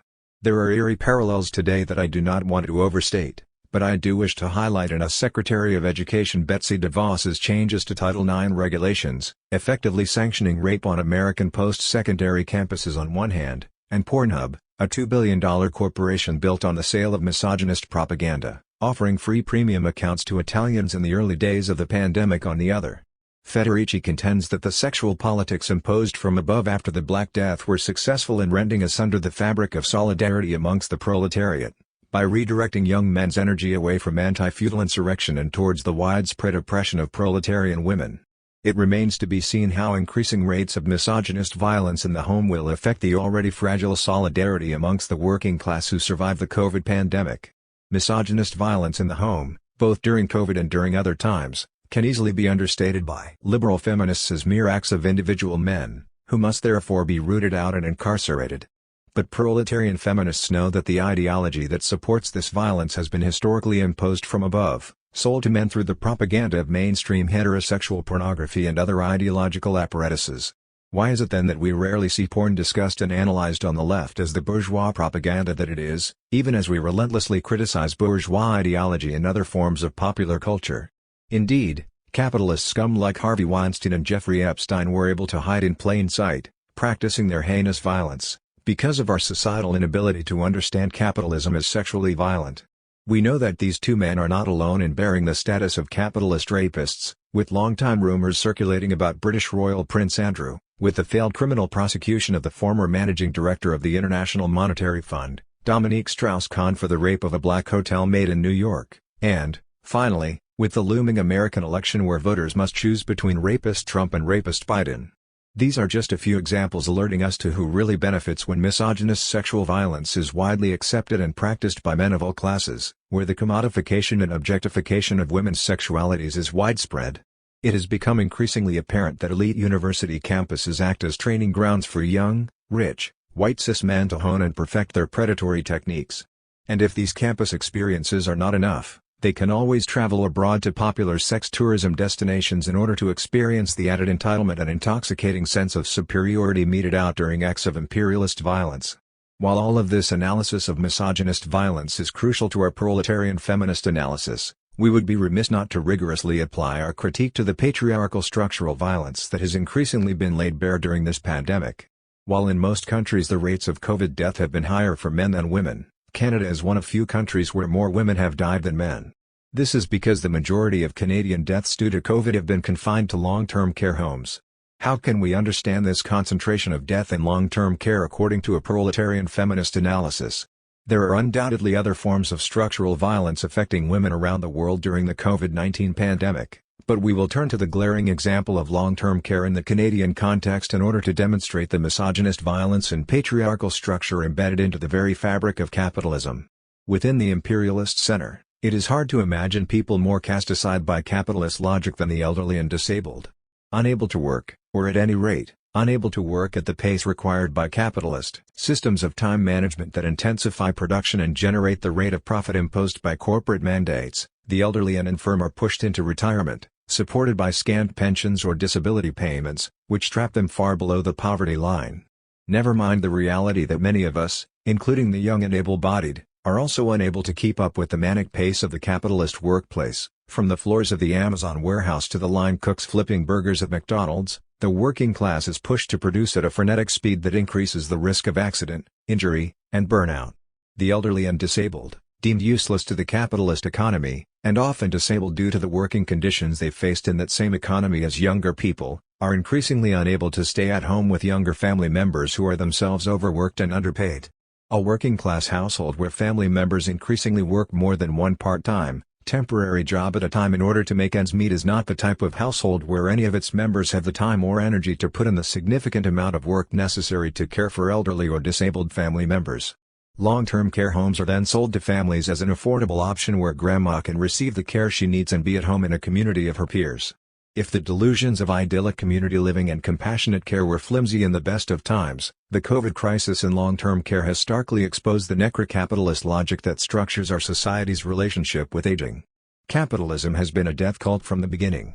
As Marx wrote in the first volume of Capital, capital comes dripping from head to foot, from every pore, with blood and dirt. 46 Federici, reading Marx's Capital, writes, "When we look at the beginning of capitalist development, we have the impression of being in an immense concentration camp." 47 From the Atlantic slave trade through to the ventures of the East India Company and other early multinational corporations, to the genocides of indigenous peoples in the New World, to the mass slaughter of women in the witch hunts and the brutal suppression of European peasant rebellions in response to various forms of enclosure, capitalism was birthed in a vast sea of blood. This trail of violence has continued into the new millennium.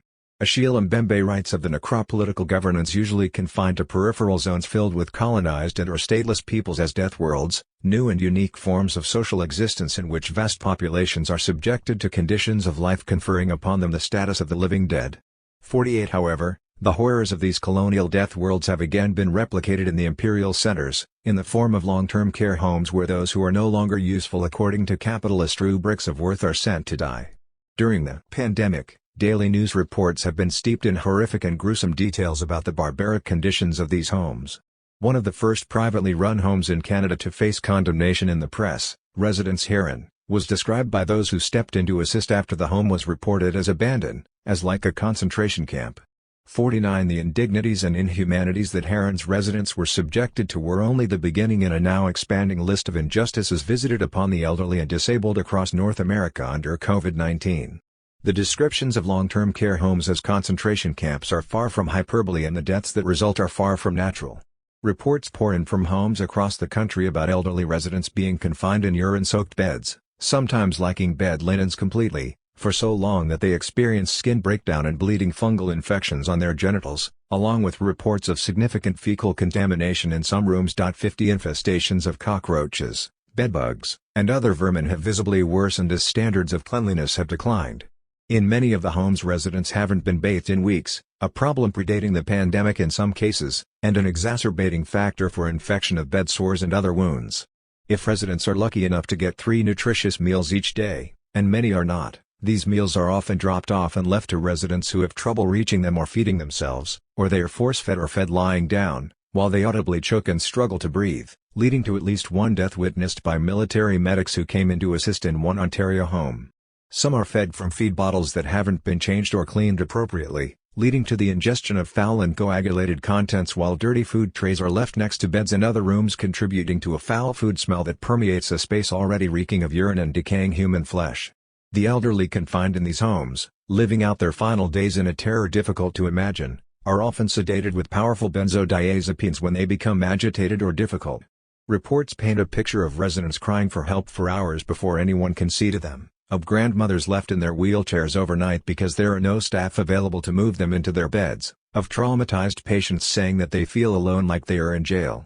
When residents are seen, they are confronted by exhausted and traumatized staff suffering burnout and compassion fatigue, who treat them roughly and forcefully, ignoring their cries of pain. Other residents with dementia are seen confusedly wandering the halls like zombies, some infected with and spreading the virus, entering the rooms of other patients or storage closets, including those that hold medications and personal protective. Pandemic. Daily news reports have been steeped in horrific and gruesome details about the barbaric conditions of these homes. One of the first privately run homes in Canada to face condemnation in the press, Residence Heron, was described by those who stepped in to assist after the home was reported as abandoned, as like a concentration camp. 49 The indignities and inhumanities that Heron's residents were subjected to were only the beginning in a now expanding list of injustices visited upon the elderly and disabled across North America under COVID-19. The descriptions of long-term care homes as concentration camps are far from hyperbole, and the deaths that result are far from natural. Reports pour in from homes across the country about elderly residents being confined in urine-soaked beds, sometimes lacking bed linens completely, for so long that they experience skin breakdown and bleeding fungal infections on their genitals, along with reports of significant fecal contamination in some rooms. 50 Infestations of cockroaches, bedbugs, and other vermin have visibly worsened as standards of cleanliness have declined. In many of the homes, residents haven't been bathed in weeks, a problem predating the pandemic in some cases, and an exacerbating factor for infection of bed sores and other wounds. If residents are lucky enough to get 3 nutritious meals each day, and many are not, these meals are often dropped off and left to residents who have trouble reaching them or feeding themselves, or they are force-fed or fed lying down, while they audibly choke and struggle to breathe, leading to at least one death witnessed by military medics who came in to assist in one Ontario home. Some are fed from feed bottles that haven't been changed or cleaned appropriately, leading to the ingestion of foul and coagulated contents, while dirty food trays are left next to beds and other rooms, contributing to a foul food smell that permeates a space already reeking of urine and decaying human flesh. The elderly confined in these homes, living out their final days in a terror difficult to imagine, are often sedated with powerful benzodiazepines when they become agitated or difficult. Reports paint a picture of residents crying for help for hours before anyone can see to them, of grandmothers left in their wheelchairs overnight because there are no staff available to move them into their beds, of traumatized patients saying that they feel alone, like they are in jail. When residents are seen, they are confronted by exhausted and traumatized staff suffering burnout and compassion fatigue, who treat them roughly and forcefully, ignoring their cries of pain. Other residents with dementia are seen confusedly wandering the halls like zombies, some infected with and spreading the virus, entering the rooms of other patients or storage closets, including those that hold medications and personal protective. As many on the left have long pointed out, while death certainly comes for us all, the conditions of death are not distributed evenly, not even across the working class. We have long been aware of the realities of Indigenous women and girls stolen from their communities and families and often brutally murdered. of black men and women killed by the trigger-happy pigs who patrol poor and working-class neighborhoods, of the structural violence of environmental racism and manufactured scarcity, from astronomically high cancer rates in Fort Chip downstream from the Canadian tar sands to black families without clean drinking water in Flint, Michigan. The COVID-19 pandemic is no exception in its differential meting out of death and violence. The stark reality is that there are more women than men in Canadian long-term care homes, and this is why Canada is one of the few countries where more women have died of the virus than men. The overrepresentation of women in these homes is such that it cannot be attributed to women's longer lifespans alone. Making up 74% of the long-term care population, women are more likely to be sent to these homes because of the gender division of labor wrapped up in capitalist logics. Women are much more likely to provide care in the home to their aging male partners than men are to their aging female partners. Yet another reason why more women are in long-term care than men can be attributed to higher rates of Alzheimer's and dementia among women, two conditions that often demand extra care. The reasons why women face these degenerative diseases at higher rates are no doubt complex, but one factor that medical experts have flagged for further study are high rates of women who suffer traumatic head injuries as a result of intimate partner violence. In fact, women survivors of domestic violence make up by far the largest group of people suffering traumatic head injuries but remain understudied by medical researchers who focus their energy and funding on male athletes instead. The risk of abuse at the hands of family members doesn't end with old age, however, as disturbingly women are at a much higher risk for elder abuse than men. The Canadian Femicide Observatory points out that elderly women over the age of 65 were most at risk for femicide, including intimate partner homicide, in the year 2019 compared to other age cohorts. 51 A widespread societal disregard for and repulsion towards elderly women, supported by misogynist and ageist bourgeois ideologies and capitalist metrics of worth that value human life according to productivity in the labor market, have marked elderly women as disposable, tossing them into the refuse bin of the necrocapitalist system. Staff in these homes also face higher rates of COVID infection and thus higher rates of death.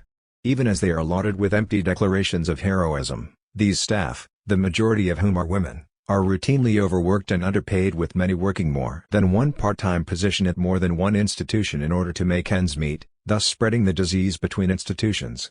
This, despite the fact that, almost entirely across the board, long-term care homes reported being understaffed even prior to the pandemic. The scant staffing and the preference for part-time positions is a tactic used by management in for-profit homes to reduce labor costs and increase profit. Burned-out staff bear the brunt of this cost-effective decision-making as they experience declining morale, increased tensions and a lack of cooperation between staff members, compassion fatigue, and widespread fear of contracting the virus.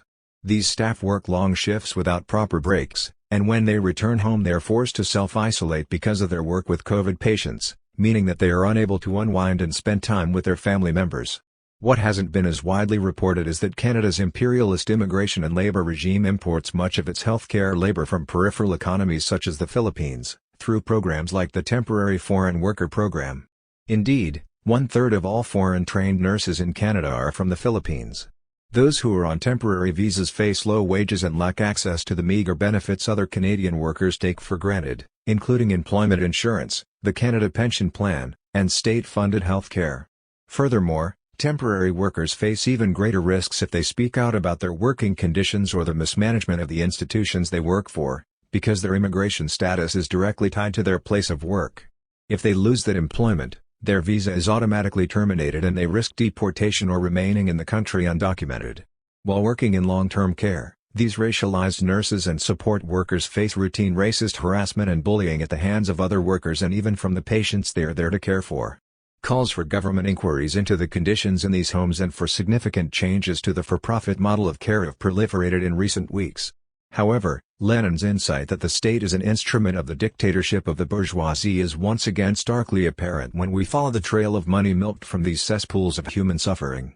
One of Canada's largest for-profit long-term care operators is a subsidiary owned by the Federal Crown Corporation that manages all public sector pensions, meaning that pensions of federal public service employees, the Canadian Armed Forces, and the RCMP are all supported by the blood of our elderly.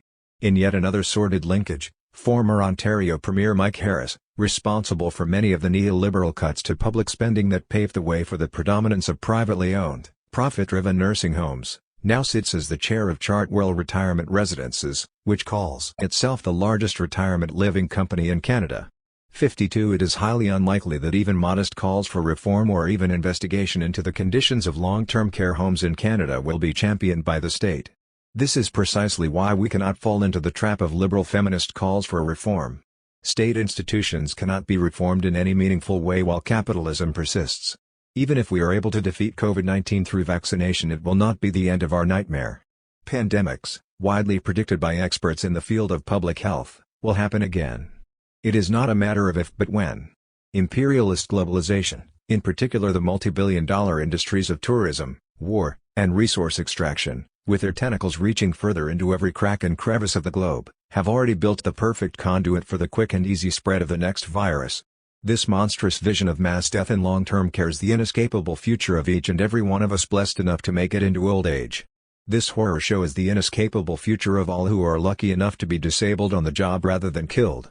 Survivors of misogynist violence in the home may narrowly escape femicide only to land in long-term care as seniors, suffering from dementia exacerbated by traumatic head injury, a gift left over from an abusive relationship. All working people are headed towards these factories of death unless we unite, organize, and overthrow the capitalist system. In order to unite, we must also reject wholeheartedly the bourgeois ideologies and the sadistic violence that keep us divided as a class. There is no room in our movement for rapists, for those who terrorize their family members with misogynist violence, or for white people who weaponize their taken-for-granted innocence in order to sick bloodthirsty pigs on black and indigenous people in their neighborhoods. Those who engage in these acts of violence against other members of the working class are class traitors on the same level as the cops, scabs and strikebreakers, and soldiers in imperialist armies. This analysis makes clear that reformist calls for universal basic income, better wages for frontline workers, and an increase in awareness about misogynist violence in the home, while necessary for our survival in some cases, will not liberate proletarian women as a class. To end our suffering, we must unite the working class and upend the capitalist system. 7. Dystopia of the real. The pandemic seems to possess all the characteristics of dystopia. Or, at the very least, a pre-dystopia, the events of social breakdown leading up to the imposition of a dystopian state, in both senses of the word, a new authoritarian state machine, or a return to the natural pre-state Hobbesian state of existence. Like Dawn of the Dead or 28 Days Later or The Walking Dead or The Girl with All the Gifts. The culture industry machine has pre-transcribed such events in multiple movies, books, and comics. J. Moufwaud Paul wrote in a blog post about the pandemic, "We have been utterly saturated in fictional pandemic paranoia, both fantastic and realist." 53. Moufwaud Paul's statement about such pre-transcription dystopian paranoia, however, was left uninterrogated, serving only as an introduction to his analysis. He would go on to talk about the broader trends of the pandemic rather than interrogate the meaning of this pre-transcription. But the apprehension of the pandemic as dystopian or the preface to dystopia is becoming a common trope in coronavirus discourse. More than one opinion piece has declared that we are living in an actual unfolding dystopia, that social isolation and quarantine measures are directly out of some dystopian movie or novel, and that, isn't it funny, the real-world zombie apocalypse is boring because we are all the extras, locked inside and glued to social media, while the apocalypse rages around us and a new dystopian reality is on the horizon. Here it is worth noting, before we say anything else, that these analyses of the pandemic might be cute but that they largely miss the point. For one thing, they miss the ways in which the pandemic is experienced, globally, by the most marginalized populations, which are and will be far worse than for people who get to socially isolate without immediate harm to their existence, who do not experience it as boring but, instead, experience it with visceral fear and trepidation. As the previous chapter made clear, we don't have to travel very far to the margins to know about this fear and trepidation. Those already trapped in situations of domestic abuse will experience social isolation as an isolation from support networks. For another, this supposed apocalypse that we are experiencing, that presages a dystopia, has been the way things are, as we have already discussed, for the vast majority of the world, and for a long time. Again, the discussion of the last chapter is timely. Patriarchal violence, as with other depredations of capitalism, is endemic to the system, and is in fact dystopian for those who are its victims, with or without a pandemic. The reality of public homes for the elderly and infirm are merely revealing themselves as nightmare factories in the time of pandemic. The necrotic characteristics of capitalism that were always with us do not go away in these times, as much as some want to pretend it is only now that we approach dystopia, they are in fact accentuated. George Floyd was strangled to death in Minneapolis, another victim of racist pig violence, violence that was business as usual before the pandemic. Regis Korchinski-Piquet was pushed off her balcony by Toronto pigs a couple days later. The dystopia is already here, was here before the pandemic, though it seems like state of emergency measures are taking advantage of what was already the state of affairs. But this is what capitalism always was and what it always will be. These are not exceptional moments, even within the exception of the pandemic. They attest to the fact that capitalist dystopia was already in effect and that maybe, just maybe, the situation of the pandemic could reveal that this dystopia was always in operation. In the prologue we indicated the ways in which the pigs were mobilizing as filibusters during the pandemic, but this is simply an extension of the capitalist normality, what the police are and what they want to be in settler capitalist societies. If this is reality, what is the meaning of dystopia? Beneath this, what does this fictional notion mean in regards to the historical emergence of capitalism? When Gerald Horne called the transitional period to capitalism the apocalypse of settler colonialism, he was being quite literal. The grisly violence of colonial occupation, genocide, and slavery was an apocalypse for its victims. The many nations subjected to this violence experienced an end of days. The libraries of Tenochtitlan, for example, were burned, thus consigning multiple cultural lineages to limbo. Entire populations were eradicated, famine was engineered, and biological warfare pandemics were released on a scale that puts the coronavirus pandemic to shame.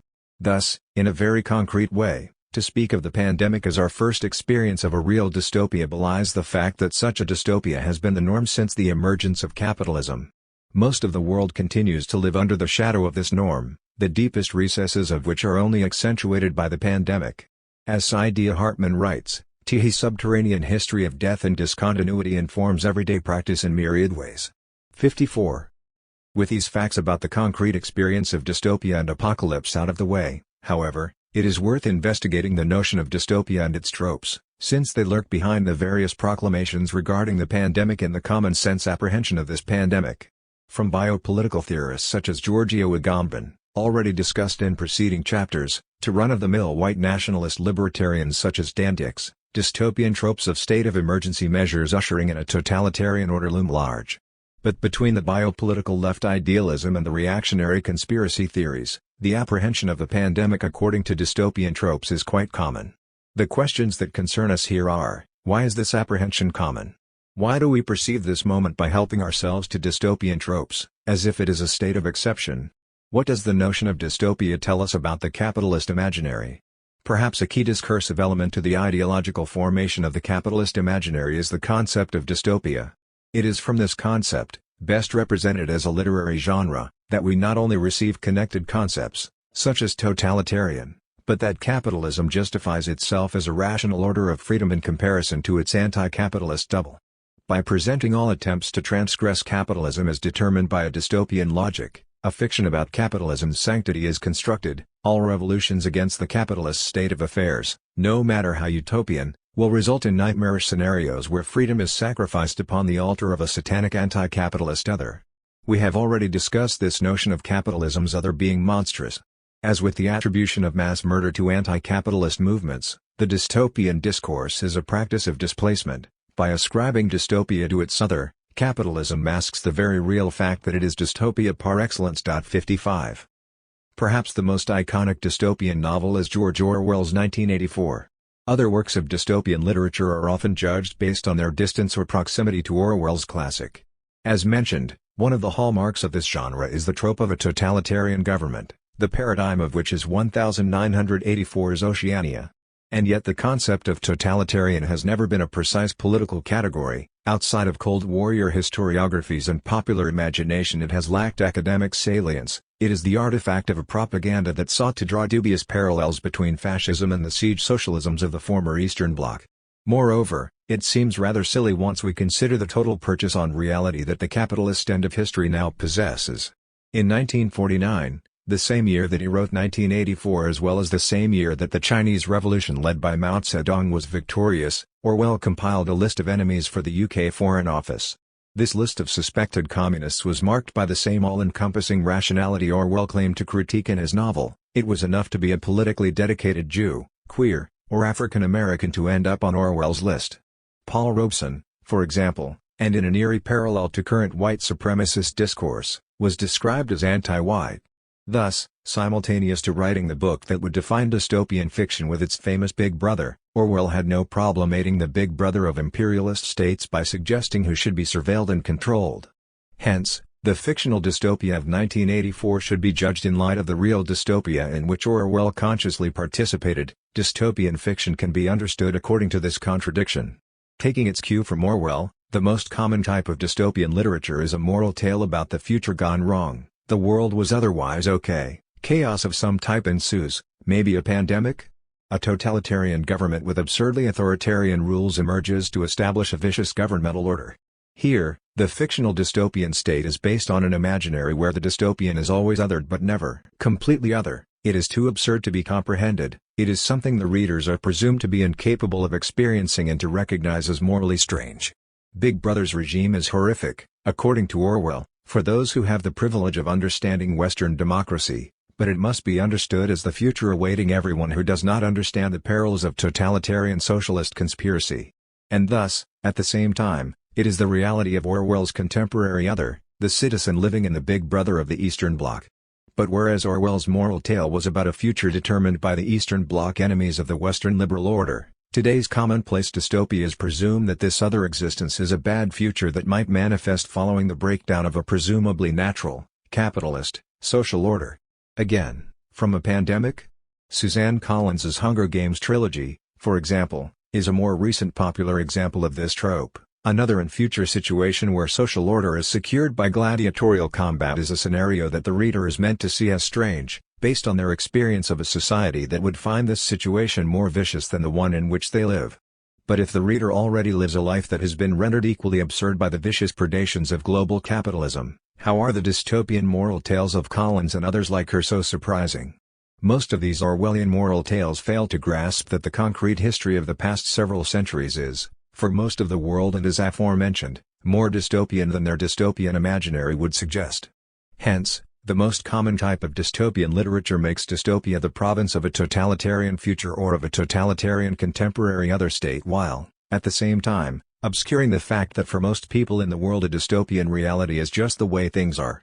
Such a literature is ultimately reactionary because, by judging dystopia as something that is distant from what is normal, it presumes that the normal is precisely the current order, which, for people living outside of the upper strata of imperialist countries, is truly dystopic. The most common type of dystopian literature, then, does not recognize the ways in which the current norms are the very totalitarianism they are projecting into a future other state.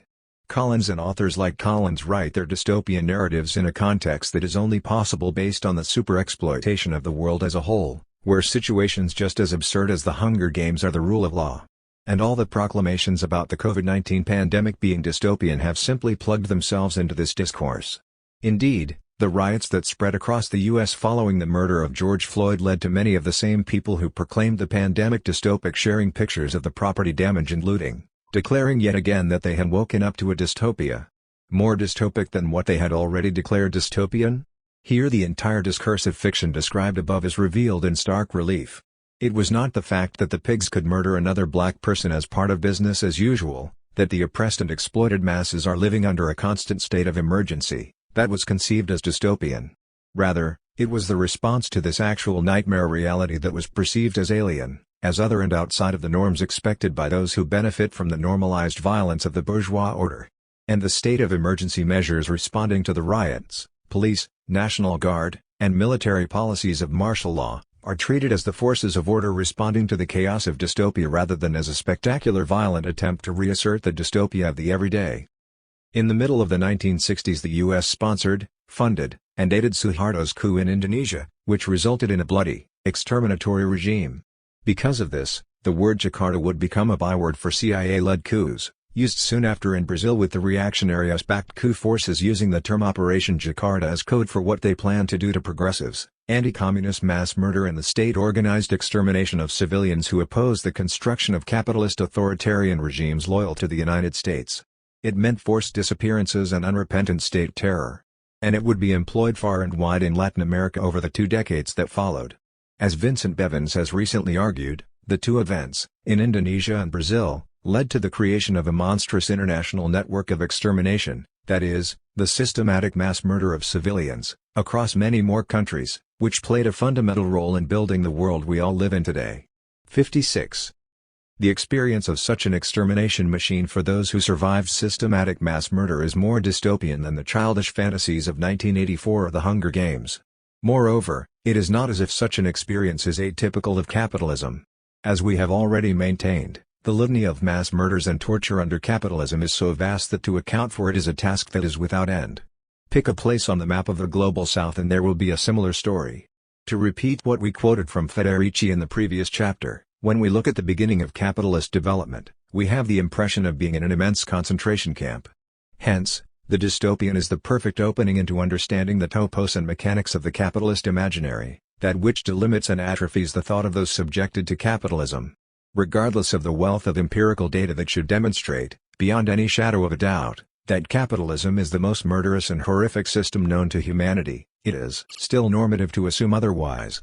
Dystopian literature and film begins by assuming that the capitalist status quo is normal and that to imagine otherwise is monstrous.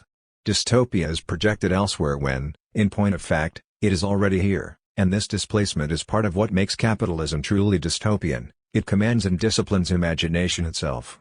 Once we understand this aspect of the capitalist imaginary, its command of the meaning of dystopia, we can understand its other mechanics and discursive elements. To be clear, it is not that dystopian literature and film by itself is a preeminent feature of the capitalist imaginary. The point is that an understanding of the concept of dystopia under capitalism is paradigmatic of its entire imaginary, the way it sees itself, the way its collective subject understands its reality. The reason why people could tweet pictures of post-riot streets in the US and declare them evidence of dystopia while not imagining for a moment that what precipitated the riots, or the fascist measures responding to the riots, could count as dystopian is evidence of this point. Riots, rebellions, revolutions, these are what the dystopian discourse of the capitalist imaginary perceives as monstrous, never the monstrousness of its own necrotic order, never this order's willingness to use all methods to reassert business as usual. We would be remiss, however, if we did not address the fact that the dystopian genre predated its incorporation into capitalist ideology.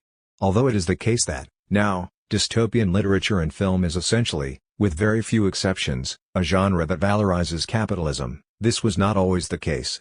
A more progressive type of dystopian literature existed before the variant that Orwell would make paradigmatic. Maybe this can point the way to how we can understand that the current global order is in fact dystopian. The way a communist imaginary generates its own notion of dystopia is what we have been talking about since the beginning of this chapter. For example, Jack London's The Iron Heel, 1908, which predates 1984 by 4 decades, was not another moral tale meant to reify the Western liberal order. If it possessed a cautionary dimension projected into the future, this dimension was about London's contemporary concerns. The dystopian future he described was simply the capitalist order he despised as a socialist. The future was intended to be a metaphor of the present. The dystopian order of the Iron Heel is thus a metaphor of a future unfolding under the rules of London's present. His argument, regardless of the book's faults, i.e., the prevalent machismo and sexism of an old-school brocialist, was that the future dystopia is already present and must be transformed. And yet for London the distant future imaginary is not dystopian but utopian.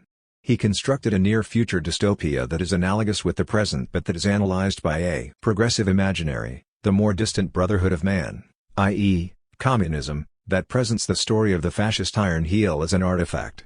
Rather than treating the future as another extension of a breakdown of privileged mores, this kind of dystopian literature sees dystopia as the present order that might be redeemed in the instance of a future revolution. London claims that the political situation of his present possesses all the elements of a dystopia, that if it is not overthrown it will become fascistic.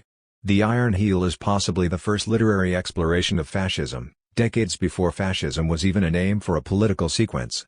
The totalitarianism in London's novel is simply an exploration of the present developing according to pitiless capitalist logic, outmaneuvering the socialists who struggled for a better world. It can only be grasped by an imagined future moment, the so-called brotherhood of man, which possesses the perspective to understand the long state of emergency declared against class struggle, the eponymous Iron Heel, as a dystopic historical sequence.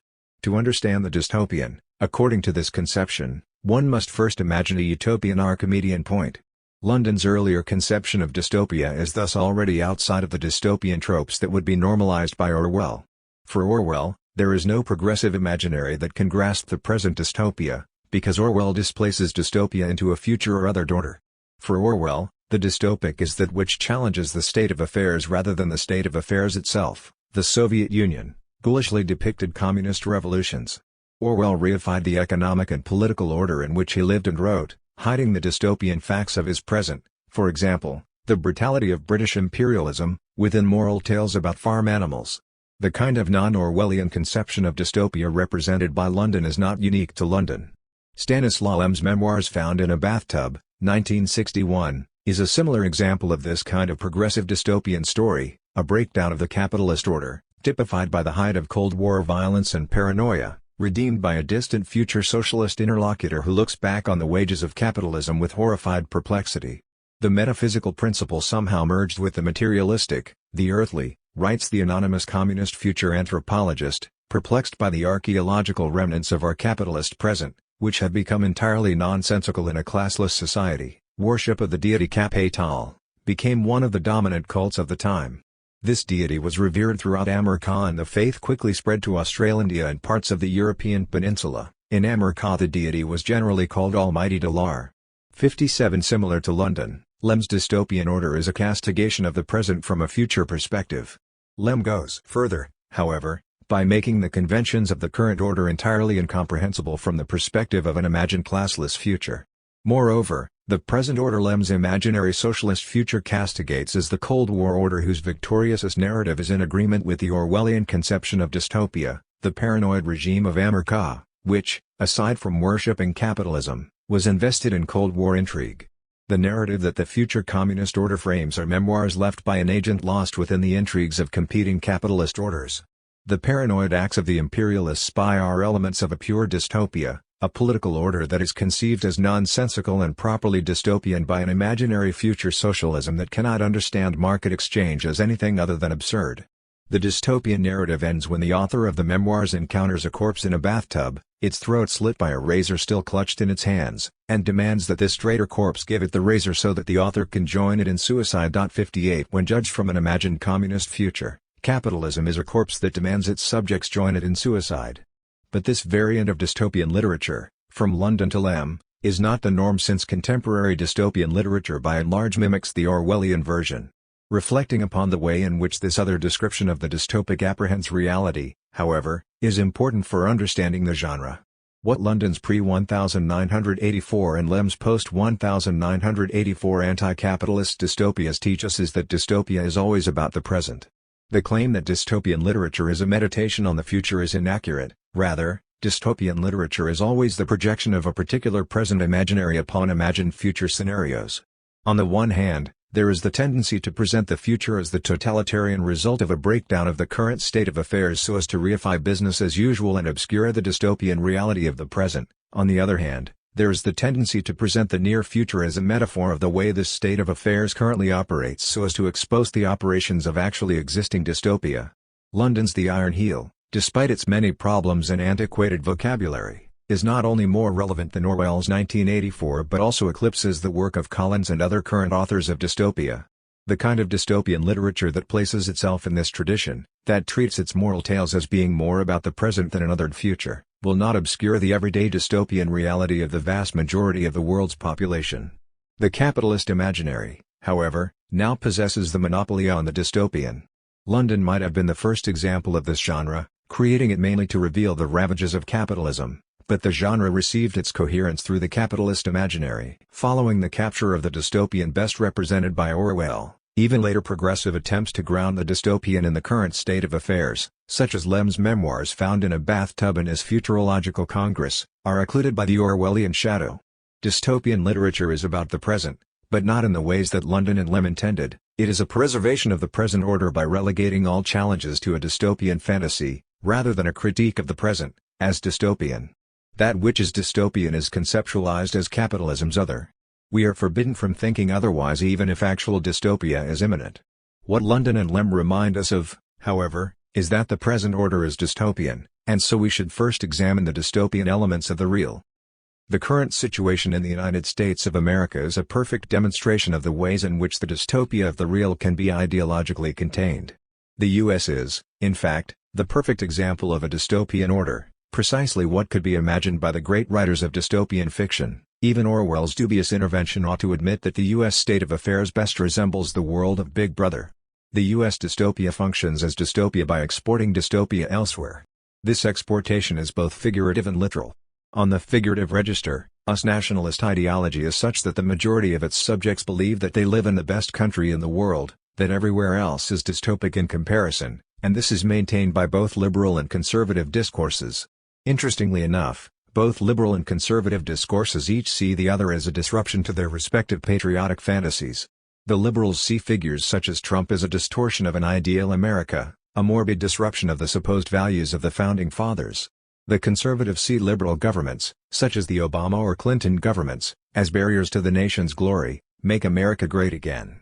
And yet both of these dominant political discourses are unified in their belief that, even when their opposite is in power, the U.S. is the best country in the world in which to live and thrive, and that dystopia is elsewhere. Every other country is believed to be worse than the U.S., a belief reinforced by the waves of third-world immigrants unleashed by the wars the U.S. generates, every other political possibility undermined by a Cold War ideology that has convinced us citizens that everything but us capitalism is a dreadful totalitarianism. Perhaps the pandemic is challenging this misconception, since the death tolls in the U.S. are larger than anywhere else, but this seems unlikely. The U.S. imperialist imaginary still imagines itself as the best place to live regardless of all empirical data. At best its liberal ideologues think that Trump is making the police and state forces white supremacist, as if they were not so since their very beginning. On the literal register, dystopia is indeed exported by the constant military and economic interventions the U.S., as the most powerful imperialist nation-state, has commanded. The average US citizen can thus believe it is better to live in the U.S., for example, than Afghanistan without worrying that Afghanistan's current state is connected to the US-led war on terror and the ongoing occupation. If this same US citizen bothered to consider the state of Honduras, to use another of many examples, they would doubtless draw the same conclusions and still refuse to accept that US intervention, along with other imperialist nation-states such as Canada, is the reason why life in Honduras is dystopic. Moreover, the ideology that permits this imaginary of us utopianism covers up the fact that those dystopian situations caused by the US and other imperialist nations, and the responsibility is also covered up, leads to immigrant lines of flight that, camera obscura, are taken to be evidence of us greatness rather than the result of us morbidity. Consequence is mistaken for cause. The vast numbers of immigrants and refugees are mistaken for a sign of the nation-state's greatness. Everyone wants to live in our utopia rather than an indication that, having made the world a living hell, migrants are simply following the lines of flight that capital has taken out of their countries and towards the largest imperialist parasite. The fact that this so-called great nation-state forbids these immigrants entry, though, does not undermine the ideology of us utopianism. Now, in the midst of a pandemic, the U.S. is demonstrating more than any other country, and despite all of the resources it has stolen from the Third World more than other imperialist nations, that it is incapable of protecting its citizens, that it will protect the economy first and foremost, that its medical system is one of the worst infrastructures in the world. Even still, dedicated as citizens believe, against all empirical evidence to the contrary, that they live in the best country in the world. Moreover, the current US regime is now demanding that the quarantine end, that the country become open for business again, and reactionary Ku Klux Klan groups are assembling to oppose social distancing, to claim the pandemic is a socialist plot, while mobilizing for war with China. All of this despite the fact that it has reached the largest infection rates in the world. Hence, a rejection of health quarantine measures while simultaneously a construction of a cordon sanitaire around thought itself. The ideological containment is impressive. Beneath this ideological containment, then, the U.S. is in fact what Achille Mbembe calls a death world. Whereas other imperialist nations generate death worlds elsewhere, and sometimes in their own settler colonial interiors, the U.S. is the only imperialist nation to date that is itself a death world, a perfected dystopian order. The inability to use its imperialist superprofits to shelter its own citizens demonstrates how, unlike other imperialist nations, the U.S. has descended into imperial autocannibalism. But the fact that it can persist as a death world, projecting its necrocapitalist order back into itself while also generating the ideology amongst its citizens that it is the best country in the world, demonstrates the power of the capitalist imaginary to denigrate thought itself. In the U.S., the most powerful capitalist nation-state, there is no universal health care, even though, because of its imperialism, it could afford to provide its citizens with this expense, a reality that results in vicious pandemic returns. Following the economic crisis of 2008, A massive number of us citizens were rendered homeless. In at least one city in the most powerful first world country, water is undrinkable and has led to an entire generation of disablement.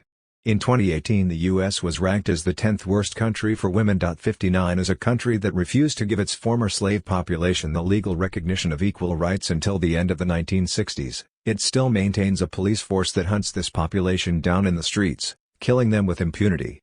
Despite the pandemic, this murdering, as aforementioned, continues. It leaves no breathing space.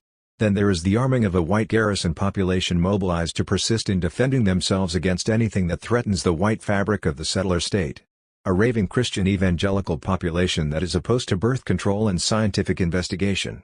The list goes on. Nobody possessing a modicum of sanity or choice should want to live in this death world if they could be given a better option.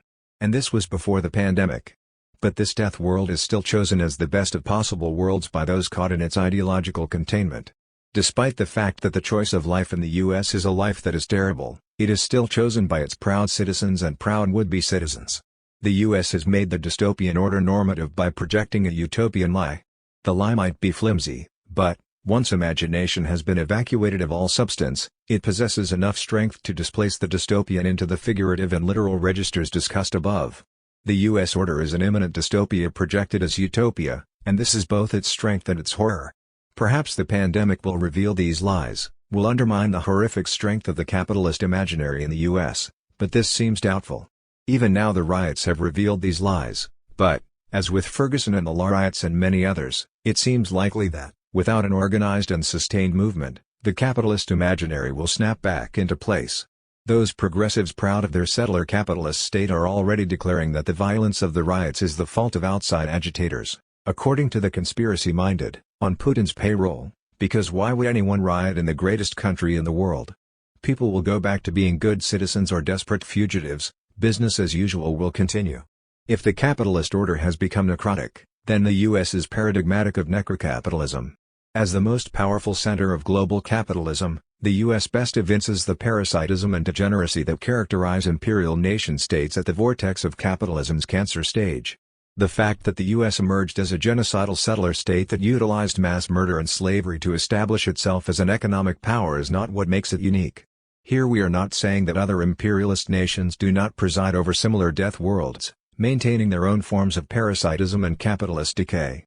We should not forget, after all, that shortly after George Floyd was murdered in the U.S., Regis Korchinski-Paquet was murdered by pigs in Canada. The uniqueness of the U.S. political order is that it has not only presided over the death worlds of colonial massacre and slavery since its inception, and continues to spread and support the proliferation of such worlds around the world through innumerable imperialist interventions, but that it has become a death world itself while proclaiming itself the standard of life, happiness, and freedom. The same mechanisms are at play in the other capitalist nation-states of the imperialist blocs, and we must never pretend that Canada or the UK or whatever capitalist formation is a humane alternative, but the contradictions aren't as sharp and spectacular. 60 If the US is currently lapsing into a state of auto-cannibalism, then this tells us something about the fate of all imperialist powers in the global dystopia that is modern capitalism. The parasitism and degeneracy that is unveiled in regimes like Trump's is the path that all capitalist powers, to a greater or lesser degree, will eventually take. As the world burns around us and a real dystopian order is reinforced daily, there will be those imperialist subjects who will celebrate the extermination of existence as justified, good, and even holy. Even when they are subjected to a pandemic that their own precious state cannot contain. Even when riots rage around them, demanding justice for the oppressed, they will cling to their murderous manifest destiny. We cannot escape the fact that dystopia is already here and that it has been here for a long time. The reactionary dystopian imaginary pretends this is not the case by reifying the present in a future totalitarianism. While the progressive but realist dystopian imaginary uses the genre to consciously critique the current state of affairs in the hope of utopia, this is not the dominant trend of dystopian literature and thus does not feed into the dominant ideological deployment of the dystopian. Even still, this progressive apprehension of dystopia persistently cracks through the facade of capitalist utopianism with every riot and rebellion. Despite the fact that those caught in the grip of imperialist ideology, contained in its thought, can only at best see imperialist states as the best of the worst, there are always those factions of the oppressed and marginalized within these nation-states who, in agreement with the perspective of the masses at the global peripheries, recognize this dystopia for what it is. Who will riot and rebel, even in the midst of a pandemic.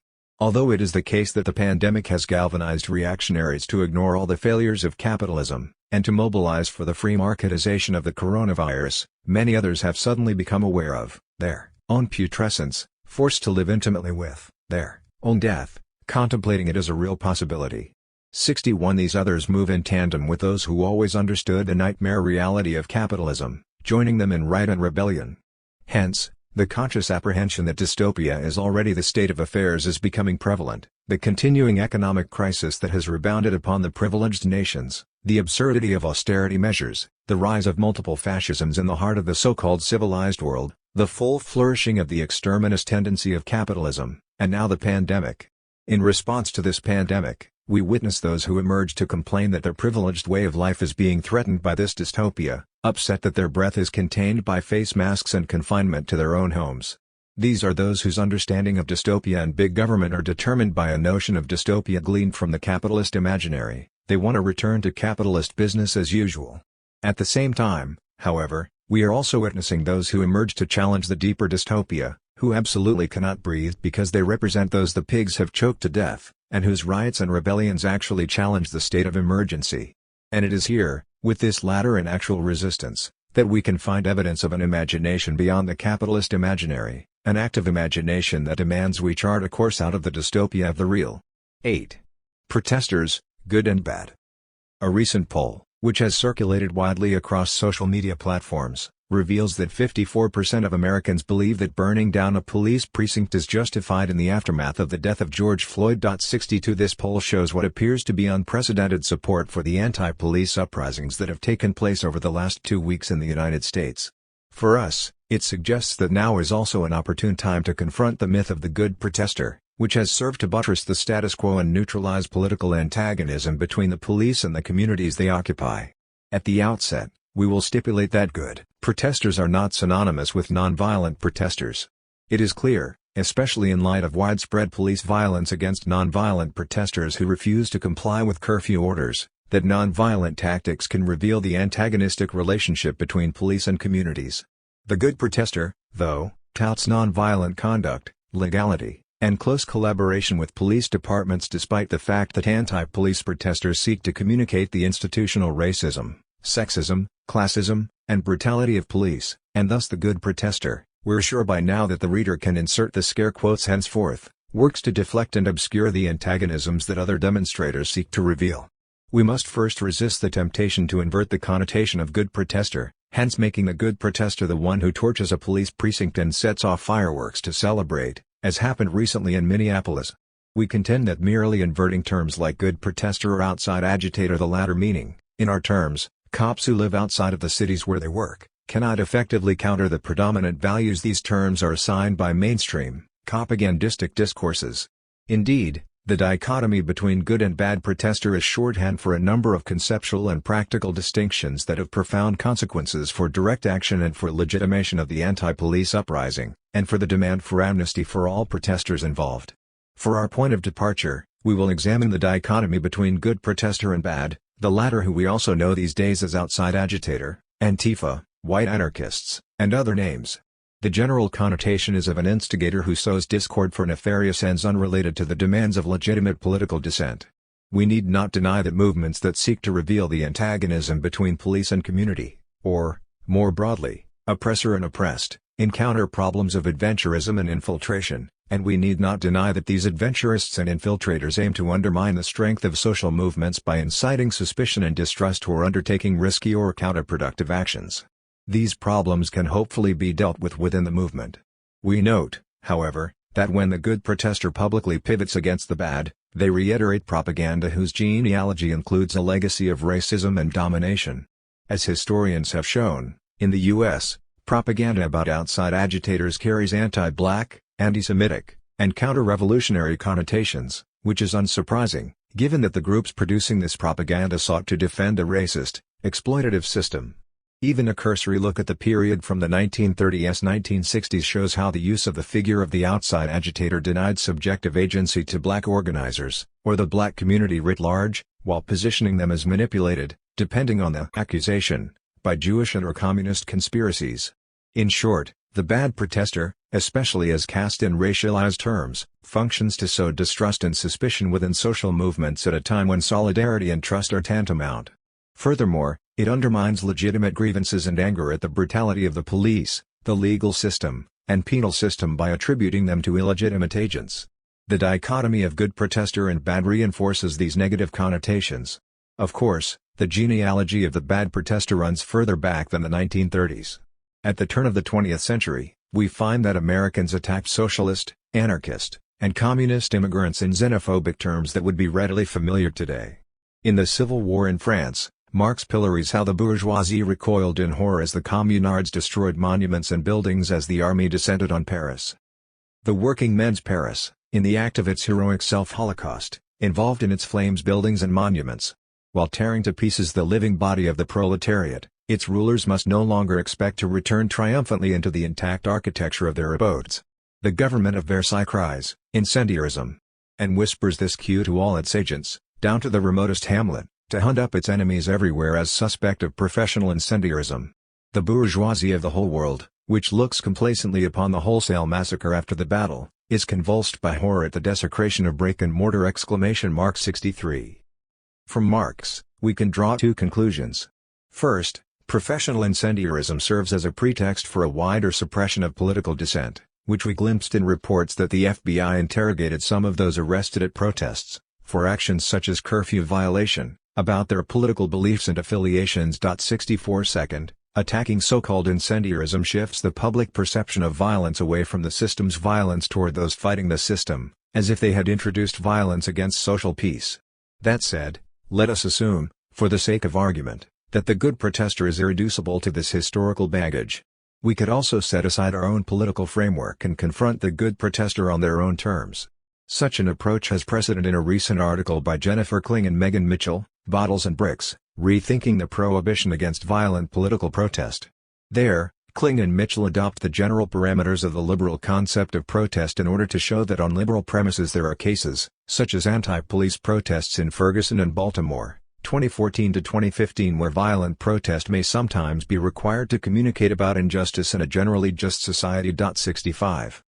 In our discussion of Kling and Mitchell, we will need to temporarily set aside the problem of the good protester. Their analysis focuses on the more common distinction between nonviolent and violent protests. From a liberal perspective, violence is prohibited on the assumption that violence always undermines the rational communication of injustice. In addition, the prohibition on violence tends to extend to property damage, breaking windows, graffiti, burning down police precincts. Finally, the liberal concept also expects that messages communicated must have some degree of internal coherence or consistency. In response to the liberal position, Kling and Mitchell then argue, first, that violence does not necessarily undermine the rational communication of injustice, and, second, that in some cases internal consistency may require violence to communicate the nature of the injustice at hand. The first point we will grant. When even 54% of Americans believe burning down a Minneapolis PD precinct is at least partially justified after the death of George Floyd, we need not reconstruct an argument that violence does not necessarily undermine communication. To defend the second claim, we must introduce more precision. Kling and Mitchell certainly are not trying to argue that in all cases, for example, of anti-police protests, violence is necessary to communicate the message. This would place an unnecessarily dangerous burden on organizers. They stipulate early in the argument that there are moral and pragmatic concerns that would militate against violence. That said, Kling and Mitchell take aim at the conceptual argument that violent protest is illegitimate by showing that the liberal conceptual requirement of internal coherence leads to the conclusion that, appropriately limited, violence is conceptually consistent with protest as a mode of public address, and, second, that violence may be required, once certain moral and pragmatic considerations obtain, to convey the type of injustice protested. 66 On the first point, they cover a number of cases to show that nonviolence in itself is neither sufficient nor necessary to convey injustice communicatively. We will focus on the second. For Kling and Mitchell, anti-police protests are a paradigmatic case where consistency might require violence. Again, there are pragmatic and moral concerns that could be raised, but we are focusing on the conceptual argument about whether or not violence precludes communicating injustice. That is, we want to know whether or not protester violence could be legitimated philosophically.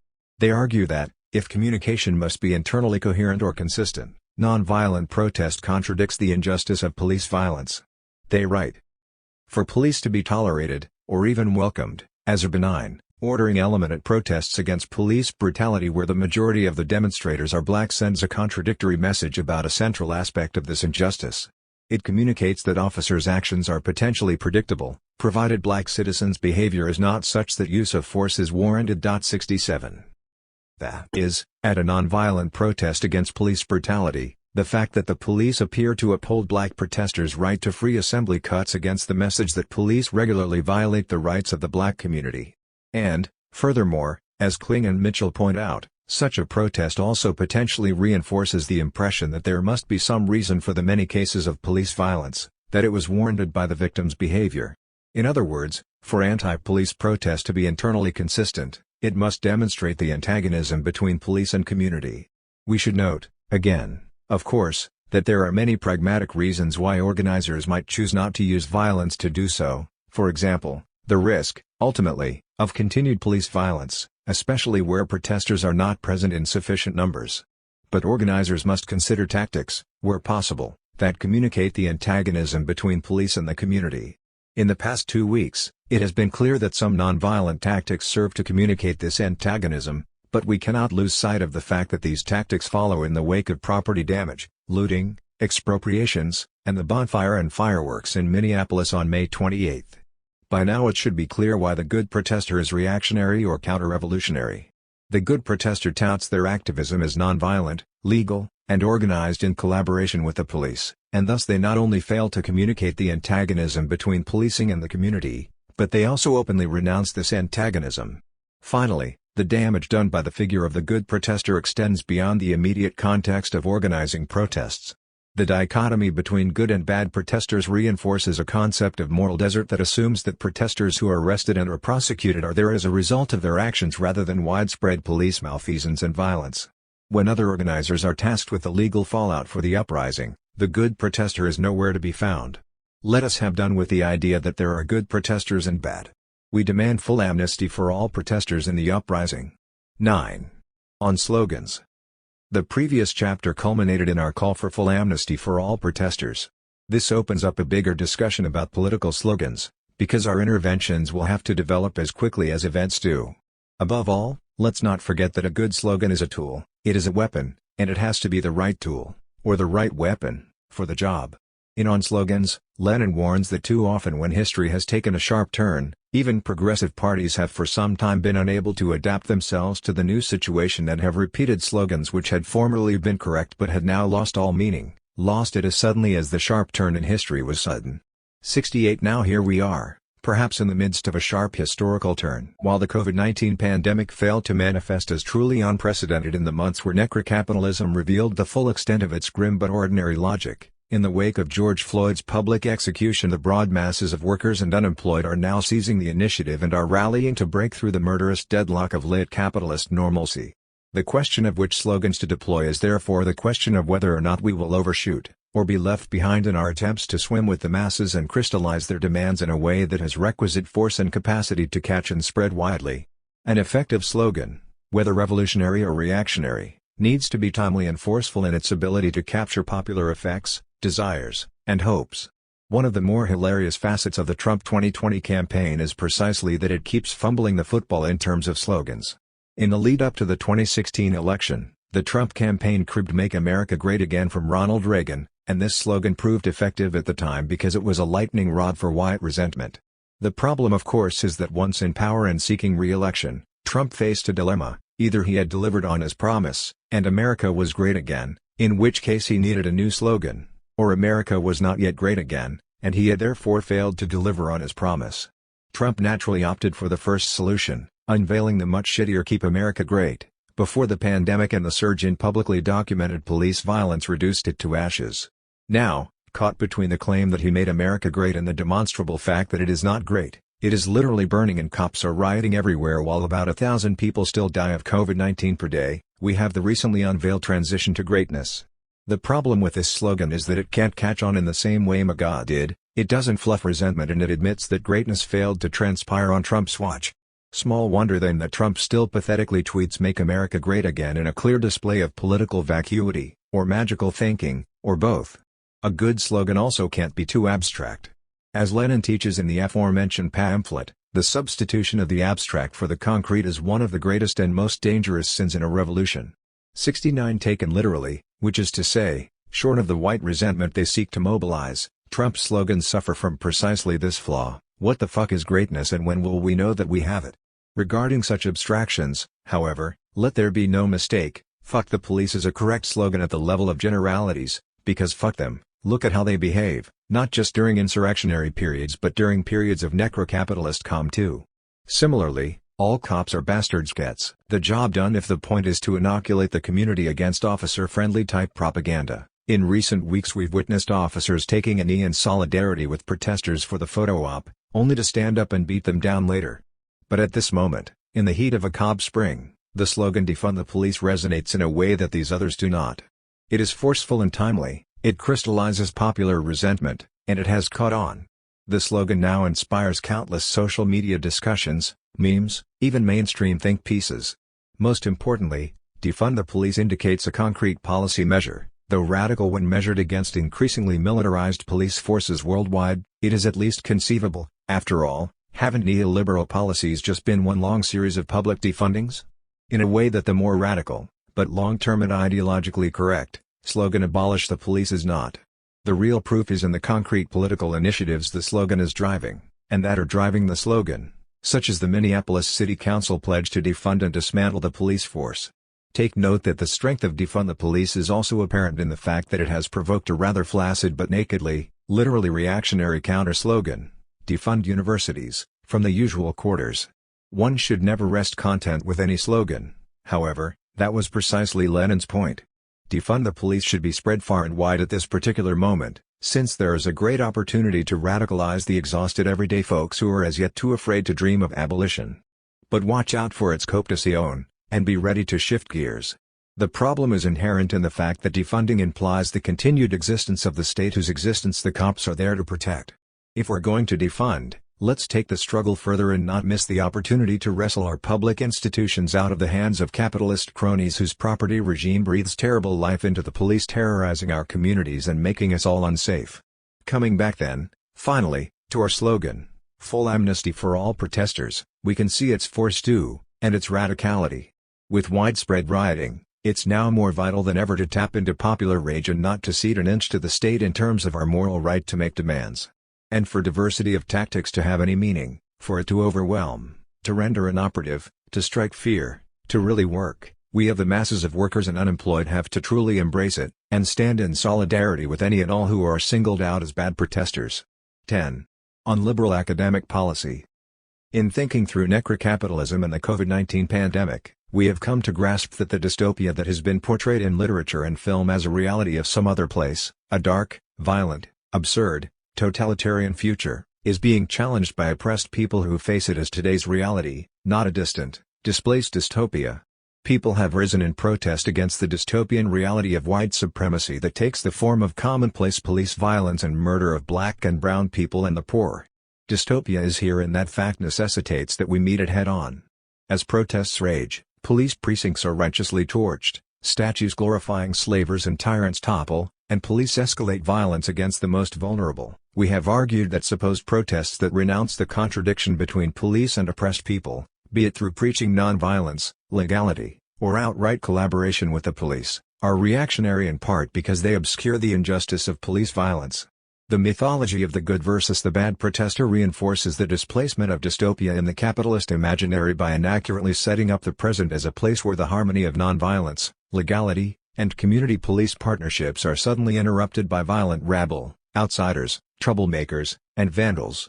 The demonization of protesters that are meeting injustice head-on and resisting the violence of the capitalist status quo culminates in the arrest and destruction of their lives. Yes, protesters are facing life in American gulags for destruction of police cruisers, and their bodies. Thus, the demand for amnesty for all protesters, not just the good ones, in these uprisings undermines that myth and is a way of thinking beyond the limits of the capitalist imaginary that recognizes the present dystopia of capitalism and connects concretely to the struggle of the oppressed against it. This struggle is taking place in the streets all over the world, and as the whole of settler society in the United States is rocked by acts of resistance, even the gilded, palm tree-lined streets of West Los Angeles, the most privileged, predominantly white, and wealthiest region of Metro Los Angeles, have been a locus of rebellion, with activists making a point of bringing the protests to that part of the city. It is in West Los Angeles, at the University of California, Los Angeles, UCLA, that students in solidarity with black students participating in the protests wrote and delivered an email petitioning accounting professor Gordon Klein to offer a no-harm final, which would have no negative impact on grades for students. The letter asking for this consideration referred to the effects of the murder of George Floyd by Minneapolis police on May 25 and the subsequent and ongoing rebellions. The students wrote, "We have been placed in a position where we must choose between actively supporting our black classmates or focusing on finishing up our spring quarter. We believe that remaining neutral in times of injustice brings power to the oppressor and therefore staying silent is not an option." In their email, students made it clear that their goal was not to cancel final exams but only to ask for leniency in grading, given the important, transformative social events taking place right now. 70. Professor Klein's reply to these students included a series of off-the-mark racist contrivances including the idea that black students are disingenuously asking for special treatment. It was white students making this petition, his supposed inability to identify black students given the online format of classes, the request was made for all students, the supposed objective inability to determine who is truly black because some students are mixed, and taking Dr. Martin Luther King Jr.'s comments about skin color out of context and weaponizing them to promote the racism that Dr. King opposed. Students quickly launched a Change.org petition asking for his termination at UCLA. "We ask for your support in having Professor Klein's professorship terminated for his extremely insensitive, dismissive, and woefully racist response to his students' request for empathy and compassion during a time of civil unrest." 71 With the petition easily collecting over 20,000 signatures, UCLA responded by reassigning Klein's classes and suspending him from work pending an investigation into his racism. With these students at UCLA we see a shockwave of rebellion denying the lie of academia as a disconnected intellectual refuge from the messiness of life, where everyone is justly rewarded for their natural talent and individual effort. Here, the students at UCLA call attention to the crucial connection between the world and the mind that, in the Marxist tradition, places the world as the source of ideas. That world is now at a moment of peak turmoil under necrotic capitalism. It is wrecked by a pandemic and by police violence matched only by the greatest dystopian imaginings. The students at UCLA recognize that the moment demands action and solidarity with the oppressed beyond what is possible with the status quo. The reactionary standpoint runs counter to this. It is invested in business as usual, and purports to separate mind from the world but defaults to imposing the practical strictures of the ruling class on those unprepared to resist them. As we witness resistance unfold in the streets and on university campuses, it is not surprising to see that Klein's suspension was quickly trotted out by right-wing and conservative media as an example of the excesses of social justice hysteria, with publications like the New York Post and the Washington Free Beacon running stories with misleading headlines and distorting the facts to make it seem as if black students are seeking a type of unfair special treatment and framing the university's decision to suspend Klein as a fanatical, ideologically motivated misuse of power and a threat to academic freedom. In line with these reactionary talking points, liberal philosopher Jason Stanley took to Twitter to denounce UCLA's decision to suspend Klein and demand his immediate reinstatement. "This is astonishing behavior by UCLA, to suspend a professor for making a call about a final in their class. Reinstate immediately."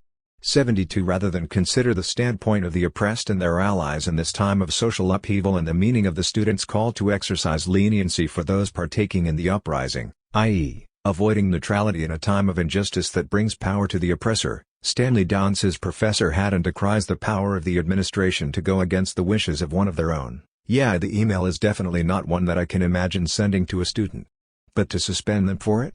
Seems bizarre. Admins shouldn't have such power. 73. Stanley is correct to center this as a question of power, which is also at the center of the mass protests against white supremacy and police violence. But we are not merely interested in interrogating power, but also capitalism. Power is something that is always wielded in the service of the material interests of a class, and here we have two powerful institutions. One is the police, with the power to coerce and repress groups of people with violence according to the designs of the ruling classes. The other institution is the university, with the power to do the same in the space of ideology in a manner absent of physical violence and with an outward appearance of political neutrality. These are part of what Althusser refers to as repressive state apparatuses and ideological state apparatuses, respectively. 74. We view the current uprisings as a challenge to the power that is in service of the ruling classes of the imperialist countries. What the ultimate outcome of these uprisings will be is yet to be determined, but there is no question that the police committing murder and the repressive forces called upon to crush and discredit protesters demanding an end to police violence do not serve the broad masses of people who bear the full brunt of the tyranny and decay of necrocapitalism. But what about the power wielded by the university? Althusser explains that the ruling class cannot so easily extract the service of ideological repression as it can with repressive violence because the resistance of the exploited classes is able to find means and occasions to express itself there, either by utilization of their contradictions, or by conquering combat positions in them in struggle. 75 And this resistance is just what is playing out at UCLA. We harbor no illusions about the role of universities in imperialist, settler colonial countries. They are exactly what Althusser referred to as ideological state apparatuses, and they advance social control in service of the ruling classes.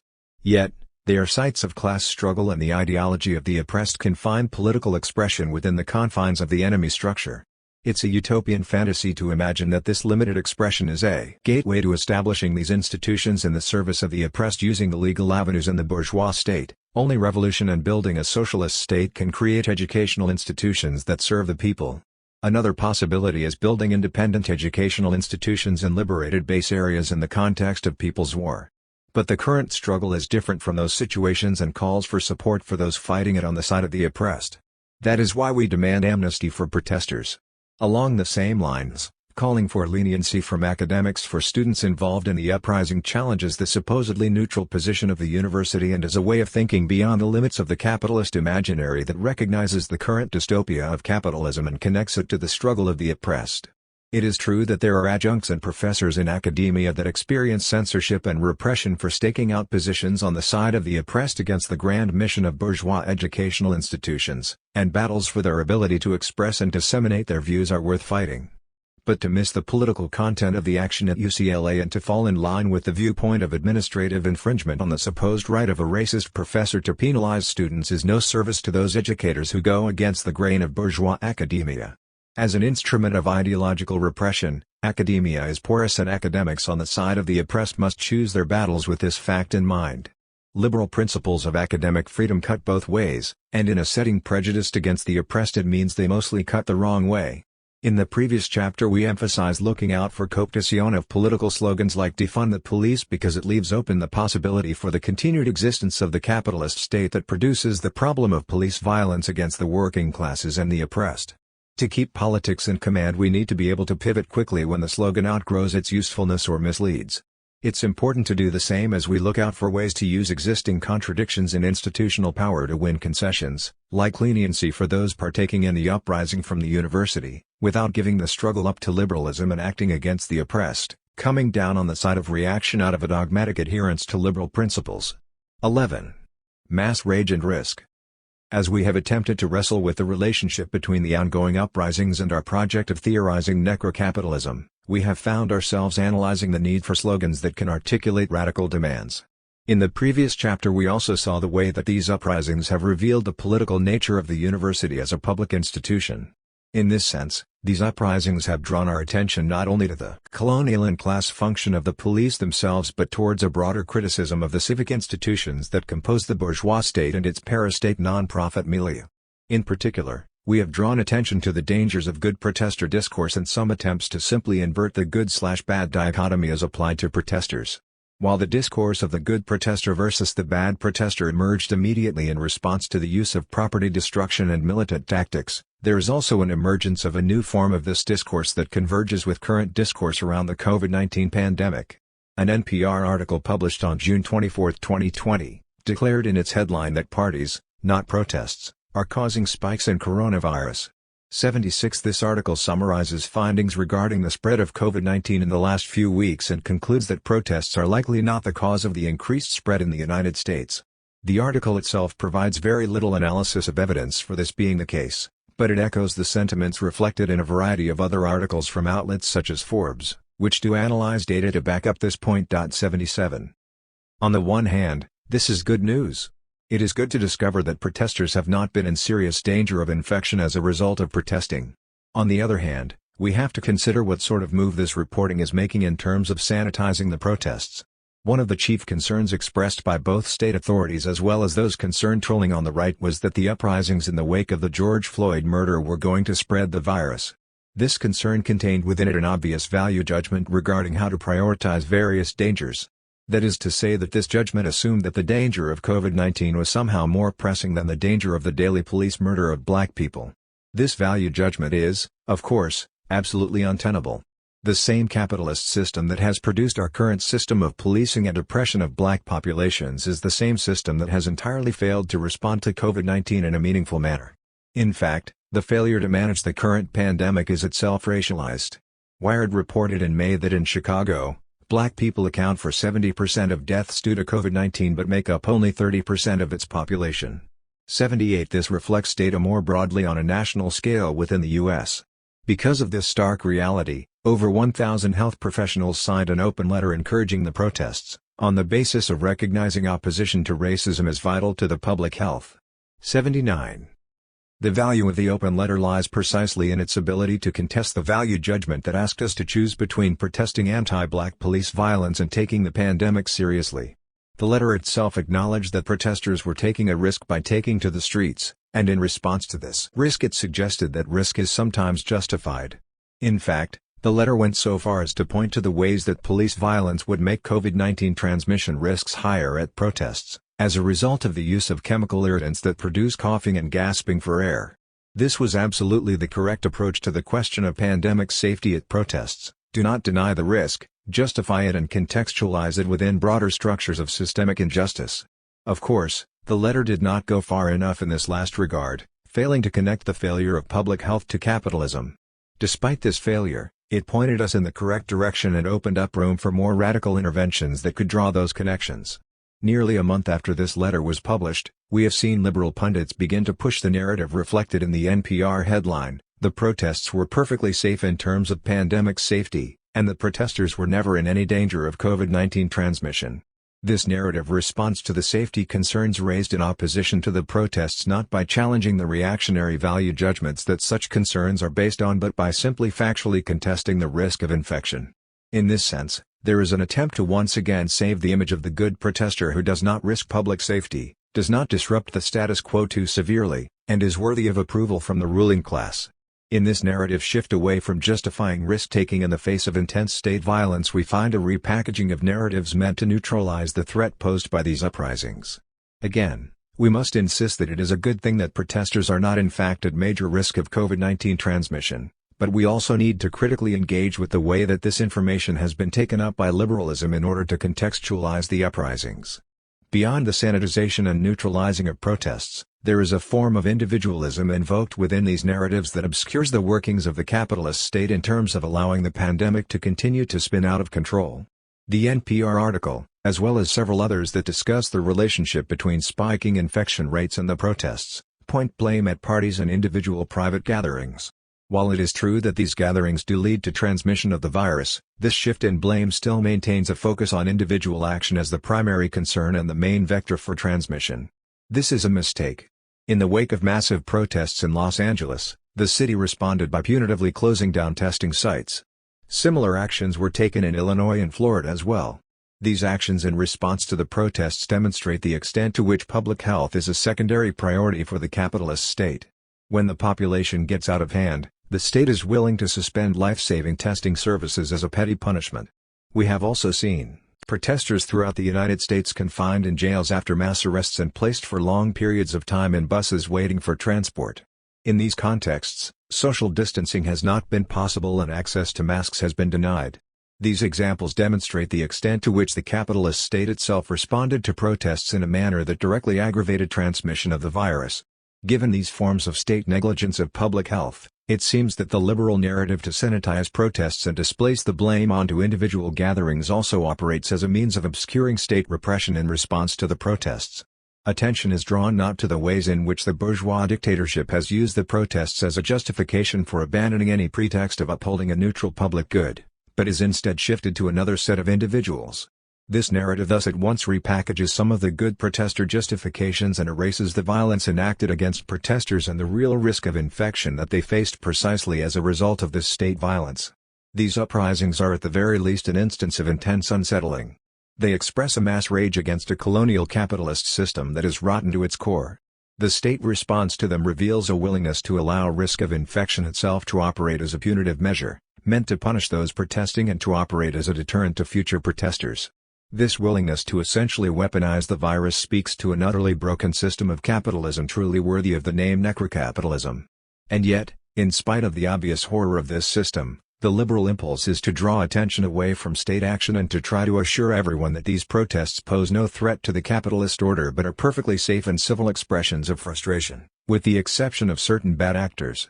The move to defend the protests on the basis of there being no COVID-19 risk at all plays into the idea that if such a risk did exist then the protests would not be justified. The simple fact of the matter though is that with uprisings there are always risks, viral or otherwise. What matters is that we recognize that the risk of the virus is not an apolitical reality separate from the racist policing of the capitalist state, but that it is a result of the same rotten conditions at the base of our society. The virus is as political as it gets, and it has been used as a political weapon against those willing to take to the streets. We must not downplay the risk protesters take but rather praise the courage of the masses willing to rise up against a society that would happily see them die of COVID as punishment for daring to fight back. 12. Cancel culture. Open debate, and more liberal discipline. In past chapters we grappled with the current uprisings that swept through cities across the United States, but also in Europe and Canada, against deadly police violence and anti-black racism. In particular, we devoted attention to the language surrounding the uprisings in terms of slogans, the demands of student organizers at UCLA and the racist response from faculty, as well as an open letter from 1,000 health professionals urging that efforts to confront racism be recognized as vital to public health. Each of these instances were examples of various groups of people making sense of the uprisings and forming some sort of written response articulating actionable demands, in order to create some basic change, leniency in grading university coursework, addressing racism in the healthcare sector, granting amnesty for arrested protesters, and defunding the police. The above, of course, only covers a limited scope of the disparate written directives pouring into the public sphere that are attempting to put words to the widespread sense that some sort of change is necessary. Corporations are capitalizing on the moment by writing vague and flowery statements on their support of black lives in the abstract. Social media influencers are making teary-eyed public apologies for racist remarks, or at least apologies that the racist remarks made anyone feel bad if not apologies for the racism itself. Student unions, universities, even government bodies are all releasing communiques with vague promises to listen. In the midst of this flood of words, where it suddenly seems like everyone and their racist uncle has something to say about black lives, not only does it seem like very little actual listening is happening, but there has also been a particularly atrocious attempt by a group of liberal academics, a significant number of whom are philosophers, as well as writers, artists, and people who are famous for having shitty ideas 80, to use this moment to make calls for open debate 81 and, of course, justice. A number of excellent responses to this whiny drivel have been disseminated through online publications, blogs, memes, and tweets, and so we will not waste anyone's time or the contents of anyone's stomach regurgitating the numerous flaws, fallacies, or inanities that make up this desperate call for attention. Nor will we waste much time reiterating what others have already pointed out about the signatories, that many, like Rowling and Singhal, are outspoken TERFs, that others have made entire careers out of propagating Islamophobia, that more than one signatory has mounted a public defense of a rapist, 82 or that others, like Bari Weiss, have spent much effort engaging in exactly the kind of cancel culture the letter pretends to denounce. Apparently cancel culture is okay provided it is aimed at Arab intellectuals who speak out about Palestine. Author Viet Thanh Nguyen responded to a request to sign the letter by claiming, correctly, that it was a liberal letter and that he does not identify as a liberal. In his blog post, David Plumbolu takes up Nguyen's response and asserts that, liberal letter does not do justice to the document. He claims instead that the letter is horrible, aggressive, and illiberal. 83 But those of us who are invested in revolutionary politics recognize that it is precisely the liberalism of this letter, and liberal ideology in general, that are so horrible. In fact, it is a liberal letter should be a response that we recognize as conveying horror, since liberalism and its attendant political economic formation, capitalism, are the drivers of immeasurable violence, destruction, and exploitation across the planet. As communists, we know that it is important to attend to written and spoken expressions of thought that proliferate in various forms because we know that these declarations both shape and are shaped by ideology. We know that one of the functions of liberal ideology is to obfuscate the violence and exploitation inherent in the capitalist mode of production, coating it in the gloss of equality, freedom, and, yes, that word again, justice. But for the vast majority of people forced to labor incessantly for their very survival, freedom and equality are mere illusions. Furthermore, justice is impossible in a system that values profit over everything else, profit at any cost. The letter also drips with vague and glossy language about democratic inclusion, the free exchange of information and ideas, as well as justice and freedom, values that are apparently the lifeblood of a liberal society. As communists, we know that the real lifeblood animating the capitalist system is the labor of the proletariat. We will return to blood metaphors in a moment. First, it is necessary to point out briefly, as others have already done, that this conception of the free exchange of ideas is completely devoid of any analysis of power. It is one thing for a billionaire, best-selling author to call for the freedom to spout anti-trans diatribes on her Twitter account. It is quite another for the migrant farm laborer who faces threats of deportation to make similar calls, or worse, to even speak out about the dangerous working conditions and deplorable living arrangements she is subjected to. For the migrant laborer, the freedom to speak out about the violence and exploitation is important, but this right to speak is pointless if it fails to bring an end to the violence and exploitation. The revolutionary struggle to transform the material conditions that our labor finds herself embroiled in is not something that can be secured through exposure, argument, and persuasion. These are the tools for securing justice that the letter upholds as virtuous. The laborer knows that her freedom is material and is something that must be struggled and fought for. Indeed, the police violence and anti-black racism that have sparked the recent insurgencies are not something that liberal wins response and asserts that liberal letter does not do justice to the document. He claims instead that the letter is horrible, aggressive, and illiberal. 83 But those of us who are invested in revolutionary politics recognize that it is precisely the liberalism of this letter, and liberal ideology in general, that are so horrible. In fact, it is a liberal letter should be a response that we recognize as conveying horror, since liberalism and its attendant political economic formation, capitalism, are the drivers of immeasurable violence, destruction, and exploitation across the planet. As communists, we know that it is important to attend to written and spoken expressions of thought that proliferate in various forms because we know that these declarations both shape and are shaped by ideology. We know that one of the functions of liberal ideology is to obfuscate the violence and exploitation inherent in the capitalist mode of production, coating it in the gloss of equality, freedom, and, yes, that word again, justice. But for the vast majority of people forced to labor incessantly for their very survival, freedom and equality are mere illusions. Furthermore, justice is impossible in a system that values profit over everything else, profit at any cost. The letter also drips with vague and glossy language about democratic inclusion, the free exchange of information and ideas, as well as justice and freedom, values that are apparently the lifeblood of a liberal society. As communists, we know that the real lifeblood animating the capitalist system is the labor of the proletariat. We will return to blood metaphors in a moment. First, it is necessary to point out briefly, as others have already done, that this conception of the free exchange of ideas is completely devoid of any analysis of power. It is one thing for a billionaire, best-selling author to call for the freedom to spout anti-trans diatribes on her Twitter account. It is quite another for the migrant farm laborer who faces threats of deportation to make similar calls, or worse, to even speak out about the dangerous working conditions and deplorable living arrangements she is subjected to. For the migrant laborer, the freedom to speak out about the violence and exploitation is important, but this right to speak is pointless if it fails to bring an end to the violence and exploitation. The revolutionary struggle to transform the material conditions that our labor finds herself embroiled in is not something that can be secured through exposure, argument, and persuasion. These are the tools for securing justice that the letter upholds as virtuous. The laborer knows that her freedom is material and is something that must be struggled and fought for. Indeed, the police violence and anti-black racism that have sparked the recent insurgencies are not something that liberal. Let us return to the signatories of the letter for a moment. What exactly is it that many of them have either accomplished or have hoped to accomplish with their speech?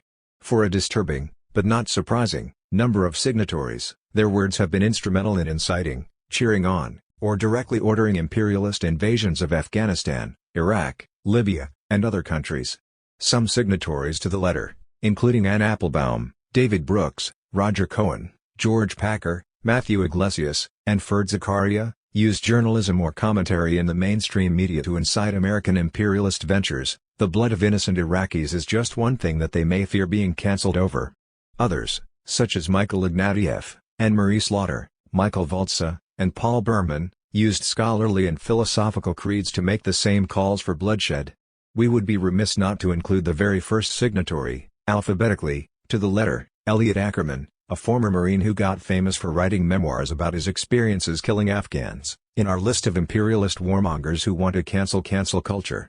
Worse still, the letter was also signed by David Frum, a speechwriter for the former imperialist-in-chief George W. Bush and the man who is said to have come up with the term axis of evil.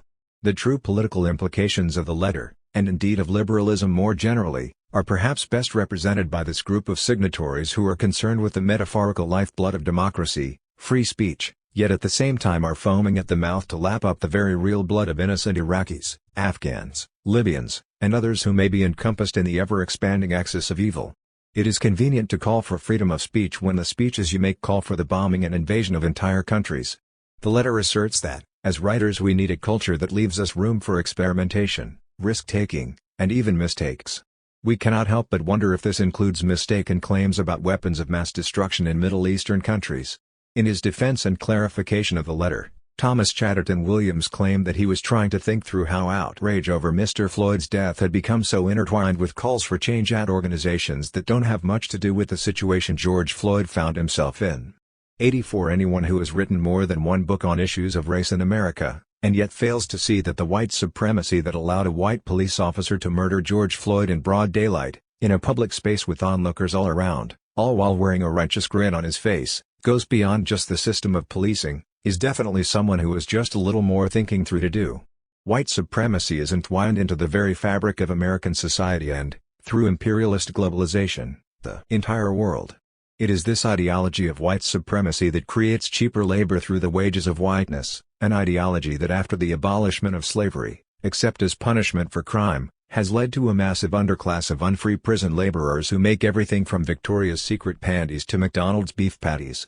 Indeed, it is the ideology of white supremacy and structural anti-black racism that has resulted, as aforementioned, in black Americans dying of COVID-19 at disproportionate rates, up to 3 times the rate of white Americans. It is also worth noting that Chatterton Williams attempted to sidestep criticism for the timing of the letter by claiming that, we didn't want to be seen as reacting to the protests we believe are in response to egregious abuses by the police. An odd claim about a letter that begins by stating, powerful protests for racial and social justice are leading to overdue demands for police reform, along with wider calls for greater equality and inclusion across our society, not least in higher education, journalism, philanthropy, and the arts, before going on to decry the climate of ideological conformity that they perceive as accompanying these same protests. Allow us to close this chapter by returning to explore the metaphor of lifeblood that the letter invoked in its call for the free exchange of ideas. Why this use of the term lifeblood? Metaphors about blood are popular across a wide range of political perspectives because of what these metaphors are able to do. Blood can be a metaphor that stands in for many things including kinship, nation, race, and other social and political groupings. Metaphors of blood can be used to connect or to divide. Blood is a powerful metaphor precisely because of its connection to the biological reality of human life, because it is something that we all feel a connection to since it flows through our bodies. Philosophers from Irigaray in her discussion of the red blood of the repressed feminine subjectivity, see her Speculum of the Other Woman, to Foucault in his History of the Society of Blood that preceded the Society of Sexuality 85 have drawn on blood metaphors to conceptualize various aspects of modernity. Indeed, Foucault conceptualizes pre-Enlightenment society as the society of blood because he claims that at that time the symbol of the blood relation functioned as a mechanism of power in a society where widespread famine, epidemics, and violence made death imminent. 86 But Fanon reminds us that blood goes beyond metaphor, that it has a material reality. In his statement that Europe was founded on slavery, it has been nourished with the blood of slaves. 87. In other words, the European progression to modernity, the birth of capitalism, could only happen through the very real spilling of the blood of the colonized and the enslaved under colonial economies of slavery, theft, extraction, and settlement, the necrotic foundations we have made clear from the outset of this project.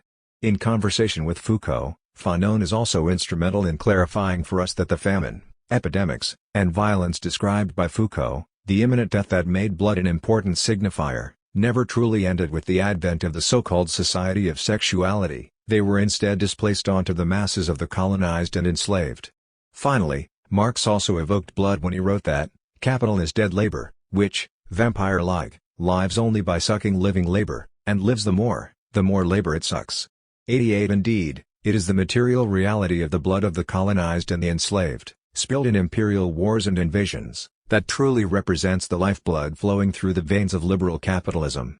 It is the exploited labor of the proletariat, labor that often results in the spilling of blood in unsafe work, overwork, extreme poverty, and the denial of state-funded health care, that is the true lifeblood animating the capitalist mode of production. It is this material blood that the letter disavows in its metaphorical use of lifeblood to describe the so-called free exchange of ideas that is apparently central to liberal democratic society. Never mind that the vast majority of people never really have access to this freedom under the conditions of capitalism. As long as petty bourgeois intellectuals are able to spin out whatever fantastical ideas they dream up, the rest of us can rest assured that liberal democracy is functioning as it should. Instead of fighting for the freedom to speak foolish words in open debates about various inane issues, we should prioritize fighting for the material freedom of all colonized, exploited, and oppressed people around the world. 13. Policy and Permanent Civil War. Let us begin this chapter by asserting that life under any class society, especially capitalism, is a protracted civil war. 89 According to this understanding, as Mark Neocleus points out, civil society is always already at war. On the one hand, and pace the myth of peace and commerce as congenital twins, there is the permanent war of capital. On the other hand, there are the manifold permanent or semi-permanent wars against the various enemies within: war on crime, war on drugs, war on poverty, war on unemployment, war on scroungers, and on it goes until the war that has been articulated as the one that will probably never end, the war on terror. All are code for the permanent pacification required in / of the bourgeois polity. 90. Over a century ago, Karl Liebknecht grasped that the bourgeois state required an internal militaristic component purely as a weapon in the class struggle, a weapon in the hands of the ruling classes, would fuse the police with law courts, school and church, for the purpose of obstructing the development of class consciousness and of securing, besides, at all costs to a minority the dominating position in the state. 91 The point, here, is that the bourgeois state achieves its peace by an active process of pacification, which is both explicitly and implicitly violent. The class in command needs to keep pacifying the masses, that is, forcing the social peace of capital upon them, and this happens not only through outright violent policing, but in institutional and ideological management. Hence, the Harper's letter discussed in the previous chapter reveals something we began to notice after our examination of the distinction between good and bad protesters, and which became clearer by the time we discussed the ways in which peaceful and safe activism was becoming reified by liberal pundits. This something is the emergence of a general policy of pacification and counterinsurgency. In the midst of rebellions erupting at a time of pandemic, we are being told that anything that approaches what Marx called the ruthless criticism of all that exists is going too far, especially when those engaged in this criticism are beginning to realize in their actions that the weapon of criticism cannot replace the criticism of weapons. 92. Despite the fact that actually existing capitalism, and its colonial/plantation roots, is the most violent reality the world has known, any apprehension of this fact will face pacification, especially if such an apprehension translates into practice. Pacification can be explicit, where rebellious movements are violently suppressed through policing, unofficial vigilante justice, assassinations, etc. But it can also be implicit, where the ideological domination of the capitalist imaginary enjoins us not to think outside the reality it defines as sacrosanct. Dystopian literature/film and its popularity, as we have already discussed, is a paradigm example of this disciplining of thought. It attempts to mask the horrendous predatorial aspects of the system by inventing facile fictions that are supposedly worse than capitalism's conception of reality. It projects the violence of this reality upon anything that would dare to challenge capitalism. The Harper's letter, paradigmatic of many other existing letters and analyses, and many more to come, is another disciplining of thought. The question then becomes, what is the nature of the counterinsurgency pacification that is manifesting in the wake of the pandemic and those rebellions that have broken out in the imperialist metropoles? What sort of policy of pacification is already in development? We cannot answer these questions yet, beyond pointing at police actions and the punditry of bourgeois ideologues, because events are still upon us. But we can begin to develop a general frame of analysis. In the Undercommons, Fred Moten and Stefano Harney discuss the ways in which the consent mechanism of ruling class hegemony generates a techne of policy as a resistance from above to the planning and radical demands that come from below. 93 The structure of policy, of making policies to pacify recalcitrant populations, often functions much like capitalism's version of determinment, determinment being, perhaps, Guy Debord's only interesting notion, where the plans and ideas of the class-conscious oppressed masses can be appropriated, warped, and pacified within the boundaries of a reformist perspective. Where, to use an older revolutionary typology, one divides into two can be transformed into two unites into one. The generation of policy, the way it functions to dampen and pacify the general antagonism towards capitalism, by attempting to transform radical planners into docile participants, is indeed a key characteristic of the way in which the bourgeois state needs to generate consent and make this consent common sense. And again, we can use the older revolutionary typology here, the way in which antagonistic contradictions are intentionally misconceived as non-antagonistic contradictions. For example, the contradiction between the proletariat and the bourgeoisie is essentially antagonistic. The ideology of reformism attempts to make this contradiction non-antagonistic, as if these two oppositions can be united under the auspices of liberalism. The same goes for the general antagonism generated by the hegemony of white supremacy. 94. In any case, when it comes to the current rebellions in the U.S., this notion of policy and its capture of radical planning becomes starkly evident. The fact that Moten and Harney use the term policy connected to the root word of policing is even more appropriate when we observe the ways in which the dictat of policy literally has to do with the role of the pigs. That is, from the recalcitrant and rebellious masses there is the spontaneous demand to defund and even abolish the police. From bourgeois politicians and their ideologues, self-proclaimed pragmatists, liberal journalists, and all the deputies of policy, we are told that these demands really just mean demands to reform the police, as it is utterly ludicrous for those plugged into common-sense ideology to imagine a world without capitalism's repressive state apparatus. Politicians, community-minded reformers, and status quo ideologues embark on campaigns of inoculation. The Harper's letter was a shot across the bow of radical planning. Cancel culture run amok, the ideologues screech, they are literally canceling our beloved statues. Proposals for community policing are announced, and the radical planners are invited to become participants in new state policy. Again and again and again. The pandemic accentuates policy. There is a need to found new policies of state power that can account for the rebellions and reconcile them with the real state of emergency that emerged when recalcitrant populations rebelled in a global crisis. The state of emergency that responded to the pandemic is different from the state of emergency that responded to the riots. This difference demonstrates why the biopolitical analysis derived from Agamben and his ilk is nonsense. When the state responded to a health crisis, those opposed to this health emergency, those who wanted to reopen the capitalist economy, were treated as friends. They might have been mocked by some establishment politicians and journalists, but they were seen more as an uncouth cousin or embarrassing childhood acquaintance. State violence was not unleashed upon them. They were not even harmed when they marched on sites of state power, armed to the teeth and demanding their right to haircuts. The representatives of state repression were not bothered by angry white militias. Such a manifestation was in tandem with them, because it desperately wanted to return to business as usual. But we can imagine now, when the riots die down and are literally pacified, that there will be new policies derived from the ideological policing of those opposed to the police, who were policed by these police. In the hope that participating with the deputies of dominant state policy will bring change, the hopeful will become participants with policy, on community police relations initiatives, in a variety of reformist-oriented bodies, and yet, as Moten and Harney remind us, policy has a different understanding of hope and change. Key slogans of the Obama regime, the perfect policy electoral mechanism, where hope for real change is channeled back into the capitalist imaginary. This is the hope policy rolls like tear gas into the undercommons. 95 As noted from the outset of this project, capitalism possesses a strong purchase on our imagination. It is difficult to think outside of its boundaries even when we know that what lies within its boundaries is utterly necrotic. Hope for reform rather than hope for the monstrous impossibility of revolution, monstrous and impossible because these are the terms set by the capitalist imaginary, is indeed a pacifying tear gas. Why not become participants, since being intransigent planners of revolution is to hope for something beyond the limits of this imaginary? As Dion Brand puts it, this we fear, this we know, that all of our thoughts will be rushed into editorial pages, used up in committee meetings, all the rich imaginings of activists and thinkers who urge us to live otherwise may be disappeared, modified into reform and inclusion, equity, diversity, and palliation. 96. These are policies that will also connect with whatever post-pandemic capitalist reality awaits us. After all, just as the riots are being treated as an aberration, as a dystopian response to the rationality of liberal capitalism, COVID-19 is classified as a similar aberration.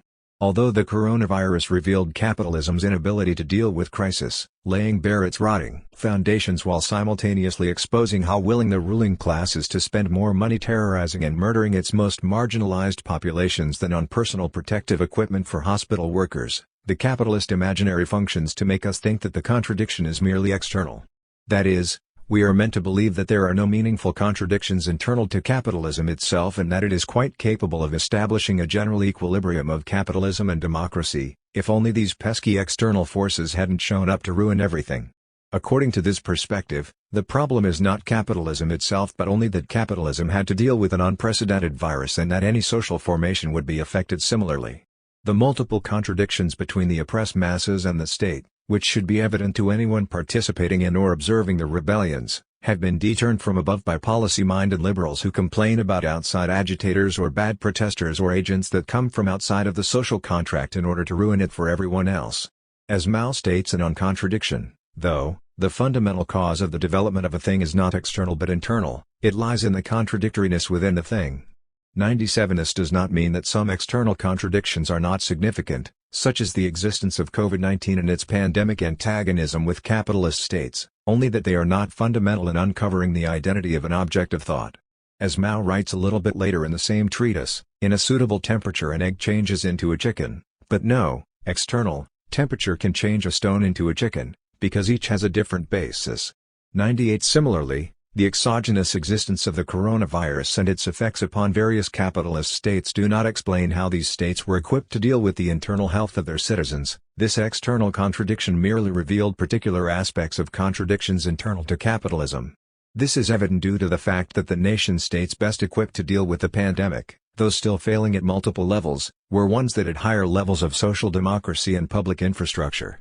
A socialist social formation, because its state would be concerned with the protection of citizens rather than the protection of the free market economy, would be even better equipped to deal with a pandemic, with no pressure to reopen the economy, with a responsive and needs-based system where housing and food is more important than wage labor. A pandemic would not rip through its social fabric with the same velocity as it has within the capitalist heartlands. When it comes to the rebellion in the U.S., though, the internal contradictions of racism, of the state's violence leveled upon the oppressed and exploited, should be even clearer. The external contradiction of the COVID-19 state of emergency was merely the incubation chamber in which these riots, based on an already existing logic, erupted. The supposed external contradictions of outside agitators, though, were fabrications. So capitalist policy will rush in to stabilize the internal contradictions by blaming every disruption of social life, as if it was not always already disrupted, on the externality of COVID-19. Recalcitrant populations will be reined in, will be invited into reformist initiatives so as to be transformed into participants, and austerity measures will be unleashed. Capitalism will pacify. What will be the new capitalist policies following the pandemic, once the tear gas has cleared? What will we be invited into as participants so as to reopen the economy and paper over the internal contradictions that were briefly laid bare? How will the necrotic aspects of this mode of production be once again pushed under the surface, as we are demanded to transform ourselves into proper democratic citizens and thus to discipline our imaginations? Just as it is difficult for those who participate in the capitalist imaginary, either willingly or out of common sense, to conceive of a world in which a pandemic will not severely harm and greatly disrupt life, it is even more difficult to conceive of a world in which the police as such cease to exist. The assumption that society will fall apart, that chaos will reign supreme and that people will fall upon each other as if they had entered the Hobbesian state of nature, demonstrates the strength of this imaginary. The fact that these police rarely solve crimes, unless it's a bank robbery or the victim is a member of the bourgeoisie, that they have rarely helped victims of violent assault, including the sexual assaults that women routinely face, have escalated situations of violence in every situation in which they are involved, and in fact regularly assault and kill the most marginalized members of society, is dismissed out of hand, despite books upon books of empirical data. Instead, the deputies of bourgeois policy cling to the fiction of the necessity of their given state's repressive apparatus, along with its prisons and other carceral institutions, sometimes going so far as to claim that people making such radical statements are like flat earthers. 99. Despite all the empirical evidence that demonstrates that the police do not solve crime but in fact police the parameters of criminalization. These parameters, of course, are determined by the real function of these police, the coercive wing, along with the military, prison guards, etc., of bourgeois hegemony, the repressive state apparatus that protects the ruling class and its mode of production. But the capitalist imaginary's strength in this particular situation is that it can still convince people who are horrified by police violence that they are simply watching a spectacle of excess, that the bourgeois repressive apparatus can be reformed and made into a humane creature, because the fantasy alternative of a Hobbesian war of all against all is even worse. Just look at the looting. But if we are entirely honest, even the calls to defund and abolish the police can still exist within the capitalist imaginary, just at the farthest edge where they push against the boundaries. Because what would it look like to defund and abolish the police when capitalism is left standing? Calls to replace the police with brigades of social workers seem to forget that the institution of social work has a long history of complicity with state power. Let us not forget, for example, the ways in which social workers and other non-police institutions were involved in the 60s scoop in Canada, which relocated Indigenous children with settler families, thus pushing the violent assimilationist logic that defines the particular race regime, in Patrick Wolf's terminology, to which Indigenous populations are subjected. Such social worker interventions necessitated collaboration with actual police forces, hence creating the kind of war machine amalgam, where various policing institutions interlink according to policy, examined by Mbembe. 100. Hence, it is not difficult to imagine that social worker institutions, still plugged into state power, will necessitate new forms of policing even if the old police institutions are dead. Shuffling around state institutions, saying one can replace another because it is more humane, misses the point of why the police exist in the first place. It also fails to recognize that the eminent settler garrison, in settler capitalist formations, will rush in to replace the official police. Racist settlers are armed and prepared to institute settler policy. The official police, in these contexts, was actually generated from an informal state of settler colonial emergency. The point here is that one cannot abolish the repressive state apparatus without first abolishing the state. And even thinking of such an abolition, and what must be constructed following it, leads us to think through other questions beyond the diktat of the capitalist imaginary. Because the violent necrocapitalist imaginary reins us in, demands we think abolition and the world beyond the pandemic according to the capitalist world order. Abolitionist demands, delinked from a revolutionary program, can become the new policy. Angela Davis now demands that people vote for Joe Biden, just as she demanded voting for Hillary Clinton and Barack Obama, and people forget that she has been a reformist for a long time, that she emerged as a representative of the Communist Party of the USA and not of the Black Panther Party or Black Liberation Army. A policy industry emerges around these kinds of eminenscries. Liberal pundits, who ignore everything else such figures have to say, are more than happy to cite their thoughts about electoral policy, as part of a general ideological pacification. Lenin's The State and Revolution is instructive here, and it is worth noting that a number of Leninist radical thinkers who contemporary abolitionists celebrate, for example, George Jackson, Fred Hampton, Assata Shakur, etc., upheld this text, which argued that following the abolition of the bourgeois state the proletarian state ought to set up its own repressive apparatus to deal with the bourgeoisie. But this much more radical abolitionist language always slips the grasp of policy capture, especially if it leads us to think about what the abolition of capitalism and its bourgeois state will look like. We must imagine new ways of thinking, where the structures of dominant power are reversed and where we can conceptualize a defense of socialism that does not allow bourgeois power to reassert itself. Indeed, the most radical articulations of abolitionism identify abolition with communism, as Moten and Harney do in the Undercommons. Not so much the abolition of prisons but the abolition of a society that could have prisons, that could have slavery, that could have the wage, and therefore not abolition as the elimination of anything but abolition as the founding of a new society. The object of abolition then would have a resemblance to communism. 101. But how do we get there?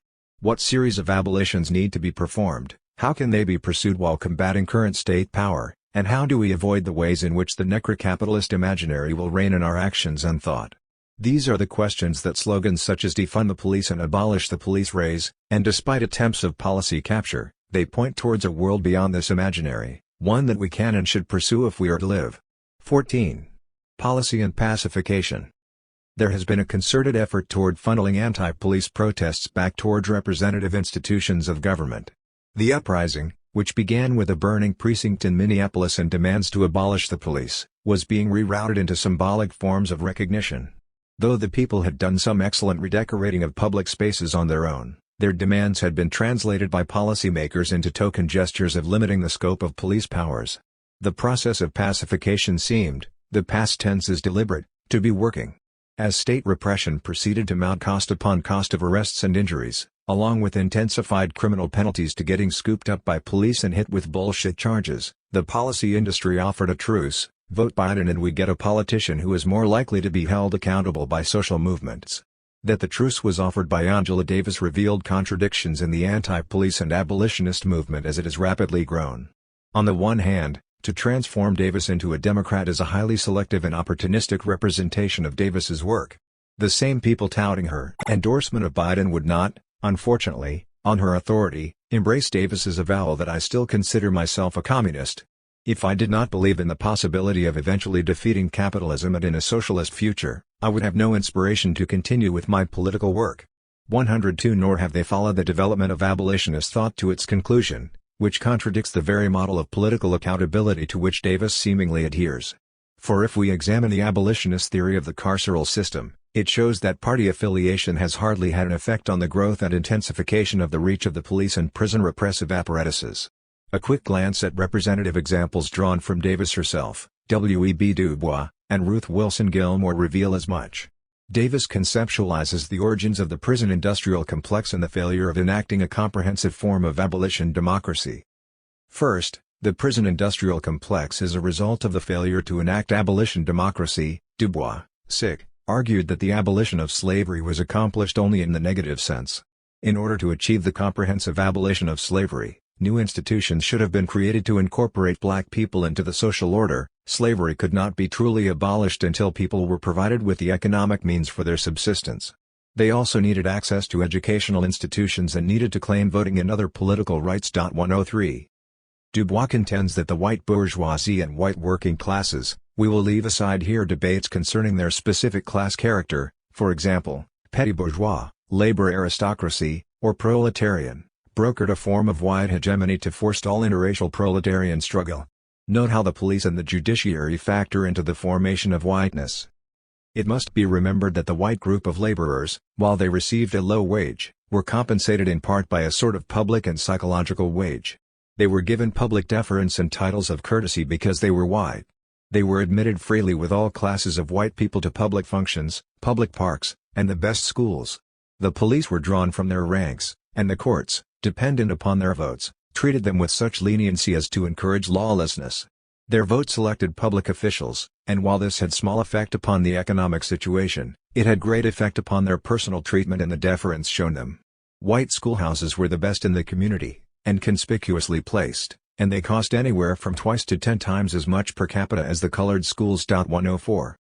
Finally, according to Gilmore, appeals to law and order emerged as a form of reconstituting political hegemony in the late 1960s and early 1970s, during a period that coincides with the implementation of neoliberal policies in state planning and spending. The prison fix, then, serves to shore up a political economy faced with surpluses of finance capital, land, labor, and state capacity. The new California prison system of the 1980s and 1990s was constructed deliberately, of surpluses that were not put back to work in other ways. Make no mistake, prison building was and is not the inevitable outcome of these surpluses. It did, however, put certain state capacities into motion, make use of a lot of idle land, get capital invested via public debt, and take more than 160,000 low-wage workers off the streets. 105. Du Bois, Davis, and Gilmore provide a long history of the implementation of carceral practices and their imbrication in the formation of white hegemony, which, Gilmore notes, was reconfigured through neoliberal policy. In addition, the Democratic Party repeatedly pushed measures to intensify mass incarceration, with Joe Biden boasting in 1993 that every major crime bill since 1976 that's come out of this Congress, every minor crime bill, has had the name of the Democratic senator from the state of Delaware, Joe Biden. 106. In sum, the contemporary Democratic Party is both part and product of the neoliberal, carceral, white hegemony that has shored up American empire for the past 5 decades. From an abolitionist perspective, then, it is incorrect to conclude that the Democrats would be more responsive or accountable to social movements. The electoral call to order was then invalidated practically by the deployment of federal troops to Portland, Oregon. Interestingly enough, this federal policy is not dissimilar from far-right strategies of focusing their mobilization efforts on perceived liberal strongholds. 107 By applying the anti-fascist concept of the three-way fight, we will argue that an electoral call to order mistakenly reduces what has become an open struggle for hegemony, on terms more conducive to far-right social forces, to mere agonism.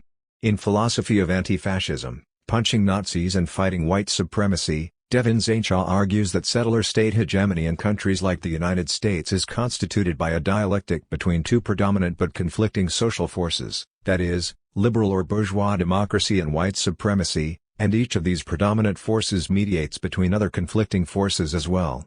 108 Bourgeois democracy and white supremacy comprise two corners of the three-way fight. Opposed to both is militant anti-fascism, or liberation movements writ large. For Shaw, drawing on the work of Du Bois, Cheryl Harris, Davis, and others, contemporary liberalism is willing to formalize or codify white supremacy insofar as the norms of the latter can be codified in colorblind terms, which, in abolitionist terms, means that anti-black racism is today laundered in terms of law and order. 109 And yet, contradictions remain within settler state hegemony. Though imbricated in white hegemony, liberalism also funnels social movements into representative institutions or meets their demands framed in terms of formal equality or redistribution. The liberal call to order involves pulling social unrest into the normative framework of policy and representative governance. In Fred Moten's terms, the call to order attempts to organize fugitive elaborations of social life within the normative terms of order, productivity, or, we might add, efficacy, carrying the normative assumption that the only genuine and authentic mode of living in the world is to be recognizable within terms of order. 110. Liberalism thus attempts to reduce broader social antagonisms to agonism. In deploying federal troops in cities marked by strong local organizing and continued unrest, the Trump administration has refused to follow the unwritten norms of an electoral or agonistic call to order. At this point, one must note that both the Department of Homeland Security and Customs and Border Patrol have, under both parties, had their mandates extended in what is known as mission creep. Whereas for the last 4 years we have witnessed a resurgence of insurrectionary far-right mobilizations, Trump's current policy is a direct form of mobilizing white supremacy's institutional forms, by attempting to buttress the police power of the state. In other words, if it is correct that white hegemony has been stabilized and reconfigured under neoliberal carceral policy, then what we are witnessing is the destabilization of this hegemony, a destabilization of the present arrangement between bourgeois democracy and white supremacy. The liberal impulse recoils at open antagonism and yet again attempts to resolve it in policy. Here, against liberal activism, the proper response is to defend and spread what Harney and Moten call fugitive planning. Policy is the management of demands from above because economic management cannot win the battle that rages in the realm of social reproduction. 111 It involves the command over and displacement of planning, which involves self-sufficiency at the social level, and it reproduces in its experiment not just what it needs, life, but what it wants, life indifference, in the play of the general antagonism. 112 Harney and Moten relate fugitive planning to what they call the undercommons, but their comments apply to the uprising as well, a social movement organized against one of the intractable assumptions of the settler colonial project itself, that police are necessary, which carries the unspoken connotation of necessary to maintain white hegemony. The first duty of the intellectual is to refuse to call the situation to order. The literal, fugitive planning of the uprising must move in the space between the liberal recalcitrance to defund or abolish the police and the federal policy of outright police brutality. The liberal call to order might pull the uprising into normative terms of representative government, but it stultifies the planning on the ground, where liberation movements draw their strength and solidarity. The refusal of policy is not the absence of politics, it is politics through continued fugitive planning. 113 Abolitionism on its own terms, as documented above, needs to pull down neoliberal, carceral white hegemony like the so-called sacred fence surrounding the federal courthouse in Portland. Settling for recognition within the terms of order is capitulation. 15. Think of the children. We've rejected the liberal call to order, both in the current conjuncture and in principle. Fugitive planning is our watchword, swallowing policy is capitulation. Naturally, then, though this might seem like a sharp turn, we're going to have to talk about our children. Saying our here is deliberate. The uprising was first of all a righteous explosion of anger, but it now envisions and fights for a future. And to speak of futurity is to speak of children. Some of us militating on behalf of the uprising are actually parents or caregivers of children in some capacity. But each and every one of us makes a claim on the future of our community's children when we enter the three-way fight. Never want to have any children of your own? Care not to engage in child rearing, or educating children, or anything of the kind? Other people's children are still your responsibility, and this is a responsibility that bears down heavily on you, maybe even especially heavily, from the moment you line up against the state. As communists, we need to embrace and declare this futurity loudly. The terrain of children's futurity and social reproduction has for decades been dominated by cultural conservatism, despite important inroads made from the left via feminist and anti-racist organizing especially. The conservative hegemony regarding children is among a constellation of factors allowing Trump and Biden, from both sides of the necro-liberal cartel, to appear credible to the wide public when they decry anarchists among the protesters, or assimilate protest to anarchism full stop. They seem to mean something like active nihilism, not anarchism as any self-identified protester would likely understand it, but the point is clear, the uprising is framed as purely destructive, and pure destruction is framed as anti-future, hence, as anti-child. Never mind that neoliberal policymakers and their cultural conservative enablers have done more, root and branch, to increase stress on families and undermine children's right to futurity than any anarchist boogeymen could accomplish in their wildest dreams. 114 The point is that the child is already mobilized politically, for better or for worse, and from a purely strategic vantage point we have to play on this terrain if we're to get anywhere at all. Parenthetically, here too we find philosophy and theory in a culpable role where it could have done better. A number of academic edgelords have made a career out of giving full-throated voice to antinatalism, misanthropy, and the political rejection of reproductive futurism.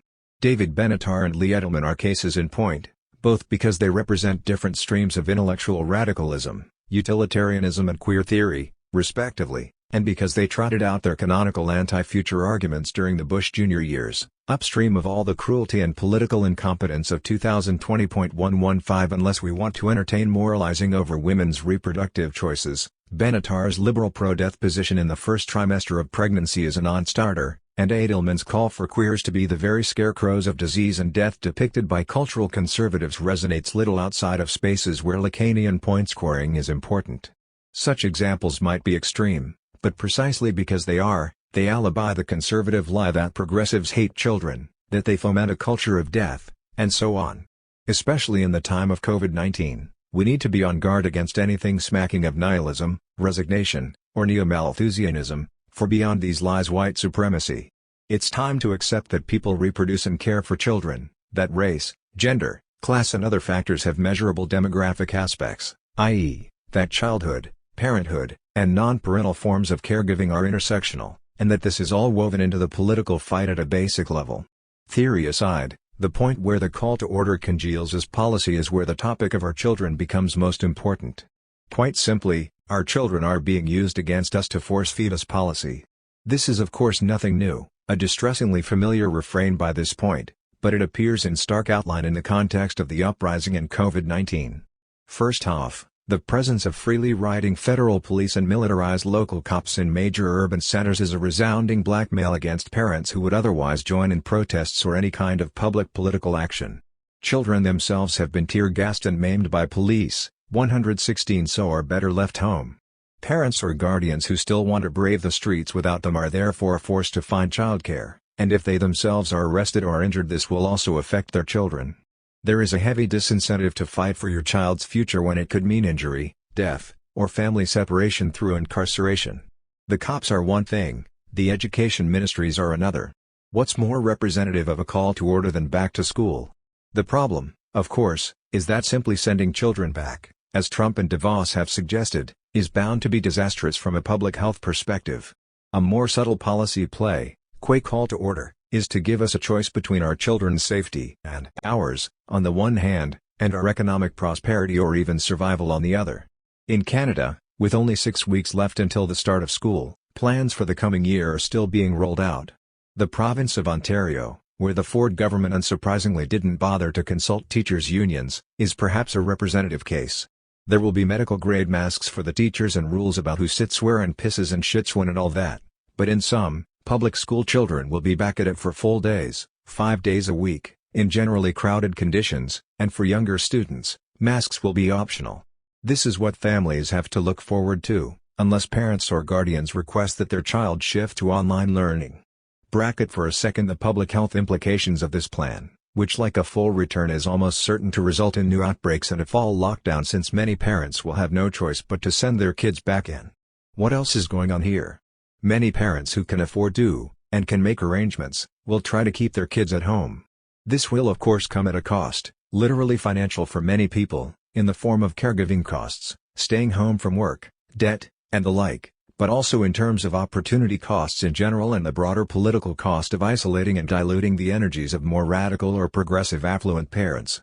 The choice is between potential sickness and death on the one hand, and siloing and discipline on the other. Anyone who can afford to will take a hit to their political energies. After all, think of the children.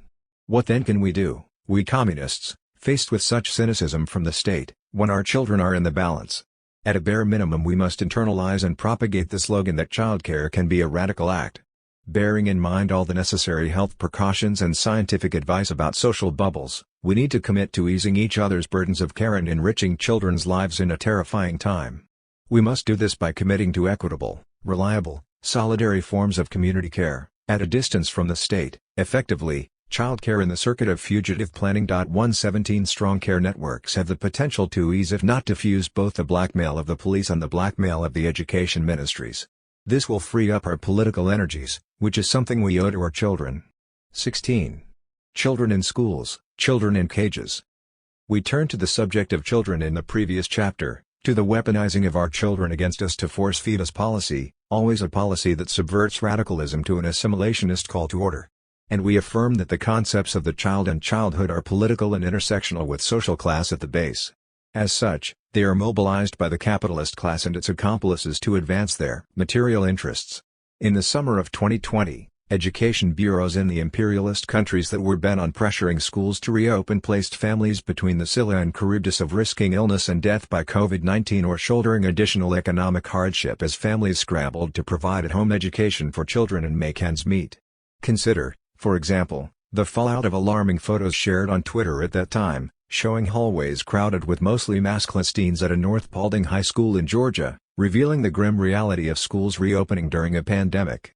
After such photos went viral, it came to light that staff and students at the school were diagnosed positive for COVID-19 just prior to the school's reopening and that teachers were in contact with those infected. Teachers at North Paulding say there are positive tests among school staff, including a staff member who came into contact with most teachers at the school while exhibiting symptoms last week.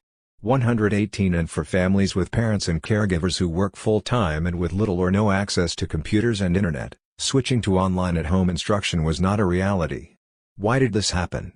In the United States, at least, it happened in part to further the agendas of reactionaries, such as Betsy DeVos, who were looking to put into action programs that hurt poor children and families and assist the wealthy. The basic operations of settler capitalism in the United States have not frequently been investigated in terms of their harm to children.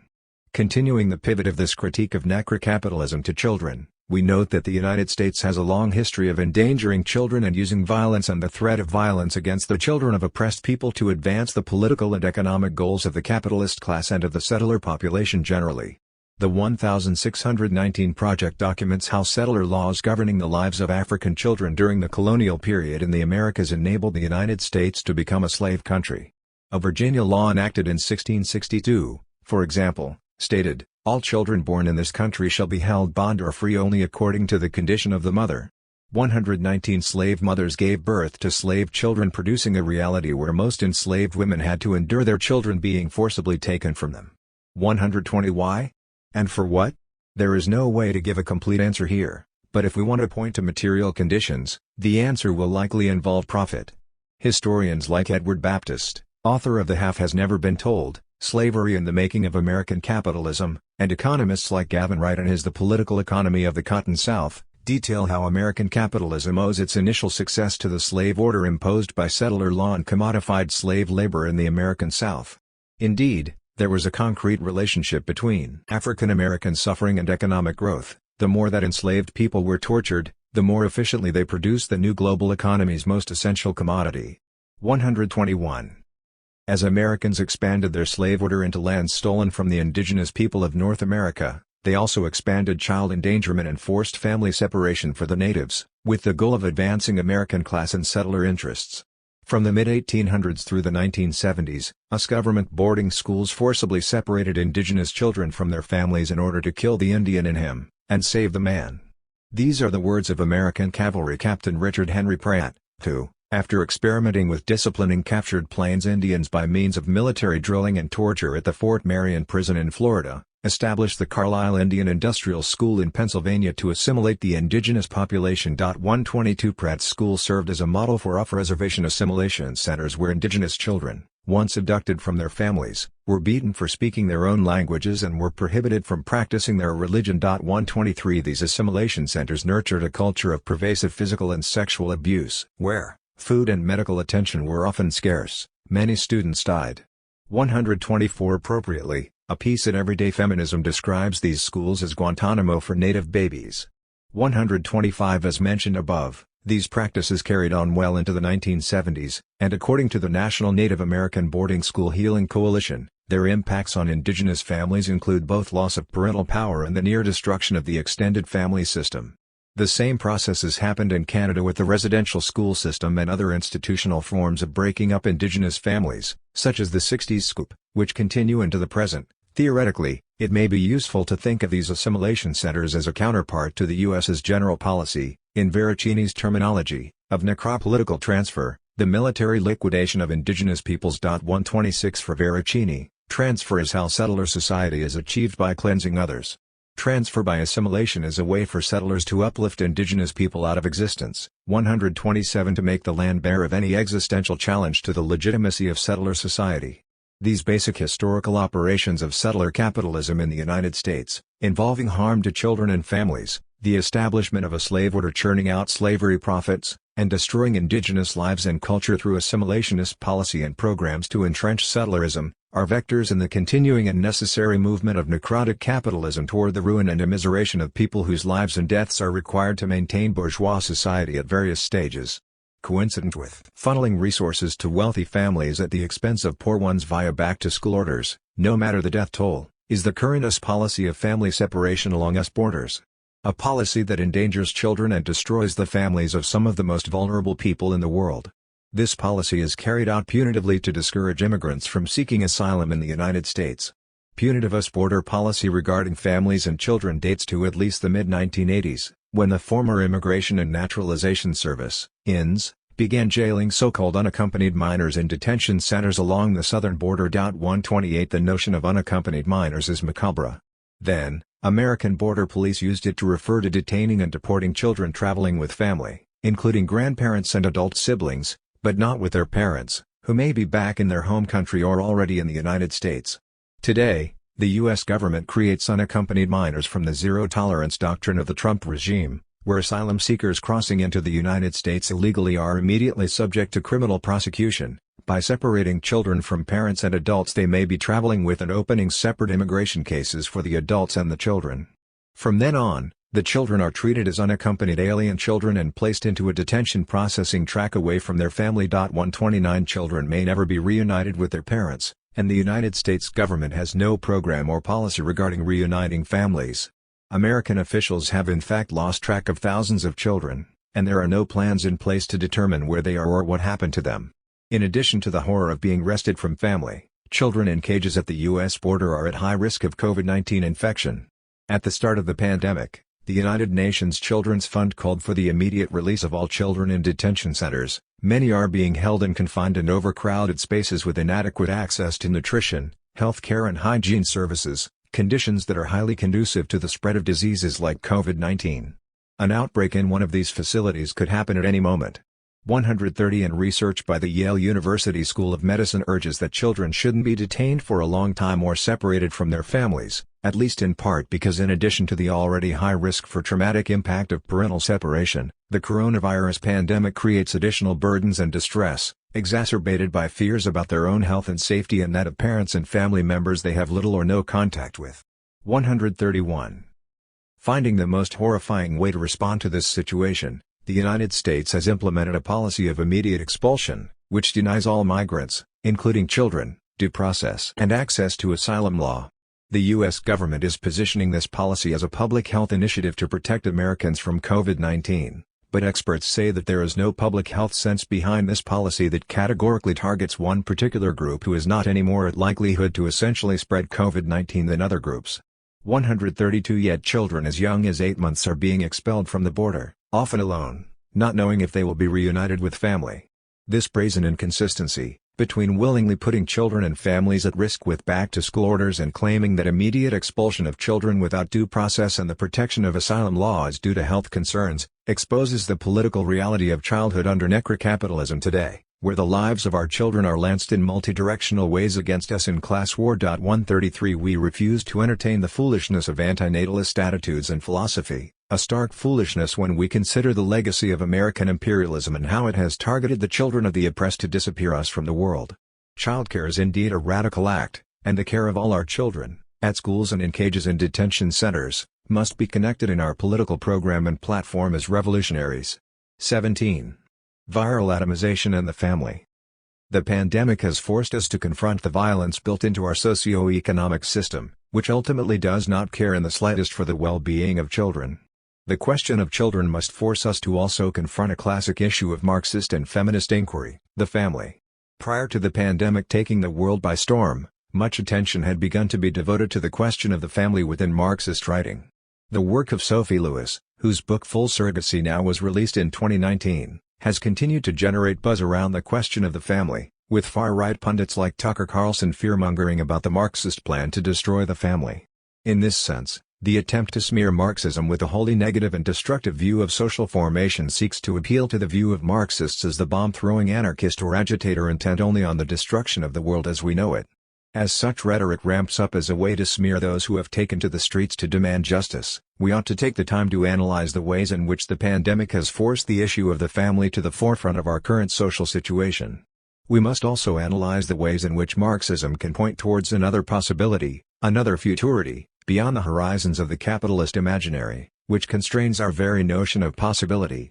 In the Communist Manifesto, Marx introduces the notion of the abolition of the family when he writes, "Abolition of the family. Even the most radical flare up at this infamous proposal of the communists. On what foundation is the present family, the bourgeois family, based? On capital, on private gain. In its completely developed form, this family exists only among the bourgeoisie." 134. Marx here notes that this claim, that the communists seek to abolish the family, is itself a way of creating derision towards the Marxist position, while also pointing out a crucial hypocrisy among those who would choose to attack Marxists for this position. Marx points out that the bourgeois ideal of the family is a reality only for the bourgeoisie themselves, and from this we can actually uncover a critique of the way in which capitalism is itself materially incompatible with the ideals of the family that it claims to defend. The conditions of proletarianization are in fact the source of the destruction of the utopian view of the bourgeois family, because the realities of proletarian life are incompatible with such a family. Marx and Engels write, "The bourgeois claptrap about the family and education, about the hallowed co-relation of parents and child, becomes all the more disgusting, the more, by the action of modern industry, all the family ties among the proletarians are torn asunder, and their children transformed into simple articles of commerce and instruments of labor." 135. It is, after all, the conditions of capitalism that would transform children from loved members of a family into economic instruments who will also sell their own labor. It is capitalism that forced parents to choose between time with their children and time laboring for a meager wage. It is capitalism that has itself chipped away at some idealized vision of the family and that has created conditions that preclude the possibility for any sort of proletarian family. While much has changed since 1848, the conditions of the present pandemic can call attention to the extent to which the capitalist construction of family relations has become a source of crisis. The problem posed by the rapidly approaching school year is a problem that is produced by a failure of capitalist social relations to construct a viable family model for the vast majority of individuals who are outside of the capitalist class itself. For working parents, there are real reasons to hope for the opening of schools. Working parents can hardly supervise children doing school from home if they are working outside of the home. Capitalism, in its attempts to give the workers the bare minimum needed to get by, has created the conditions of partially socialized education for children, allowing some of the work of education and care to be undertaken through public schools. Of course, this is not a communist socialization of care wherein the community itself shares responsibilities for care, but rather a concession that the capitalists had to make in order to ensure that they could have a captive workforce. As we approach the school year, many parents who have managed to somehow still hold on to work are faced with the prospect of choosing between work or educating their children at home. This is, of course, an impossible decision. Sending children back to school is a death sentence for many, but giving up income during this time can represent a more slow and insidious path to financial ruin. Here we see the failure of the capitalist approach to care and the family. For the rich it is possible to take time from work and oversee the home education of their children, to have only a single source of income, to have access to the idealized heterosexual vision of the nuclear family. The stable family, a calm amidst the storm of a chaotic world, is only possible for the bourgeoisie under the best of times. During a pandemic this possibility is foreclosed to the masses, and the violence of that foreclosure is brought to the surface for all to see. Once the meager forms of social care that capitalism has allowed us begin to collapse, we see how much the possibility of the bourgeois family is denied to the workers. The disruption to the school system calls our attention to a form of familial violence which precedes this pandemic and is endemic to capitalist relations overall. Capitalism has destroyed the possibility of the family for the workers, and it has not offered any real alternatives. This outbreak has also exacerbated things by creating a more intense form of social atomization, although again, such atomization predates COVID-19 and is built into the core of capitalist social relations and ideology. Social distancing has isolated us within our own homes in a rather dramatic fashion, but the capitalist notion of the family had already laid the groundwork for this arrangement long before we faced this virus. The concept of the nuclear family as the core unit of capitalist society has been tied together with a whole host of ideological appeals to familial autonomy. While the family is made up of multiple individuals, the unit itself is still regarded as an individual cell in such a way that it does not disrupt capitalist notions of individuality in the slightest, leaving the neoliberal Margaret Thatcher to declare that there is no such thing as society. There are individual men and women and there are families. Thus the forms of distancing and atomized isolation we see now have always existed and have always been built into capitalist notions of the family. This atomization becomes particularly problematic during times of acute crisis, as it ensures that the forms of communal care amongst neighbors that could be necessary for working families to weather this storm are in fact precluded, because the aforementioned ideology of familial individualism has stopped connections of care and kinship beyond the nuclear family from being formed. Now is the time that many are wishing they knew their neighbors better, that they had some sort of support system beyond the immediate family, because once again capitalism is demonstrating that this idealized vision of the family is impossible for the vast majority of people who labor for a living. The capitalist notion of the family has always been corrupt and hypocritical. Capitalism has always sought to mobilize a surface-level defense of family values from agitators and anarchists, while simultaneously eroding the possibility for such families to exist among the working class. The capitalists have always talked out of both sides of their mouth. Now here we are, in the midst of a historic crisis on a global scale, and the rot and decay of the capitalist family now confronts us head-on. We see just how minimal the socialized care allowed by capitalist society really is, and we see how once it is imperiled, proletarian families are forced to make impossible decisions that put their very existence at risk. We see the individualism of capitalism leaving us with neighborhoods where on the one hand all are trapped in their houses away from others, but on the other most would not be communally interacting even if the pandemic were not here. Pandemics are a collective sort of crisis. They confront us with the need for actions that individuals or individual families cannot possibly undertake. It is for this reason that they call our attention to the failures of a socially atomized society. And so, when reactionaries rally around the notion of getting the children back to school and of protecting family values, we can see the hypocrisy behind these appeals. When those advocating for something better are accused of wanting to destroy the family, we can insist that the only version of the family that capitalism has provided is not worth defending, and we can show that this pandemic has made that reality quite clear. We demand not merely the abolition of the present state of things, but the construction of an alternative. It is tempting, in this moment, to try to point to the resurgence of mutual aid and other forms of communal organizing as the solution to these problems. Those who defend a prefigurative approach to politics often argue that we are building the alternative to the nuclear family in the here and now when we create these forms of care that transcend the nuclear family and create a connected and collective sense of mutual responsibility. While these forms of organizing may indeed propagandistically call attention to the failures of the nuclear family and its individualized regime of care, they do not replace it or do away with it based merely on their existence. Such organizing is crucial, but it is not enough. The capitalist notion of the family, which claims to defend the needs of children while demanding that they die from a horrific virus so that the economy can keep functioning, is built into the very core of ideological understandings of society and is reinforced materially through capitalist social relations. What we need to draw attention to is not only the ways in which current organizing efforts can propagandize a new possible future, but also the extent to which truly equitable, socialized care that moves beyond the nuclear family and reactionary homophobic ideas about reproduction is incompatible with capitalist relations more broadly. Capitalism itself has made the possibility of the bourgeois family only available to the few while providing no alternative family structure for the masses, leaving them to face impossible decisions and constant states of crisis. The pandemic then forces us to see not just how children are endangered by the capitalist and settler state, but also the ways in which the very social unit tasked with the care of children functions as a complete failure. Another possibility for care is out there, somewhere beyond the horizons of the capitalist imaginary, and we must continue to struggle for it. If a futurity is possible, if the lives of the children of the most marginalized and exploited are worth fighting for, then we must fight back against every reactionary appeal to the children and the family that would seek to pacify struggle. 18. Migrant labor in the pandemic. In imperialist countries such as Canada and the United States, the entrance of bourgeois and petty bourgeois women into the paid workforce has resulted in a phenomenon that some feminists have dubbed the care deficit. In the absence of a robust welfare state that can provide child and elder care, and with the majority of unpaid household labor and care work still shouldered by women in most families, 136 women in the workforce has meant that a gap has opened up in the home. Never mind that many bourgeois women did not actually participate in the majority of the household labor during earlier iterations of capitalism or under feudalism, deferring much of the burden to maids, nannies, and house slaves, or that most working-class women have always had to labor outside of the home, as these maids and nannies as well as in the factories, mines, and fields. During the brief years of economic prosperity in imperialist countries following World War II, the privilege of staying in the home was extended to middle and upper middle class women of the working class, especially white women who were idealized as perfect wives and mothers in popular culture.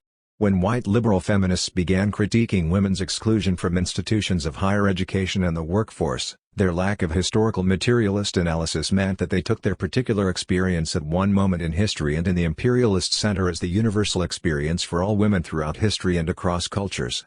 Thus, access to birth control and abortion were prioritized as the struggle for women's reproductive freedom, while issues of forced or coerced sterilization of indigenous, black, and disabled women were completely neglected, at best, and even advocated for by some feminists as a solution to broader social problems such as poverty.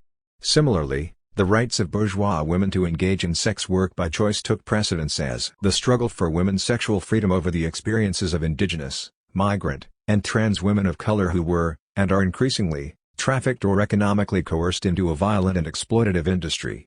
Moreover, the white and bourgeois biases of a liberal feminist analysis have meant that as increasing numbers of women made their way into the paid workforce, liberal feminism failed to provide a solution to the care deficit that did not rely upon further exploitation and oppression.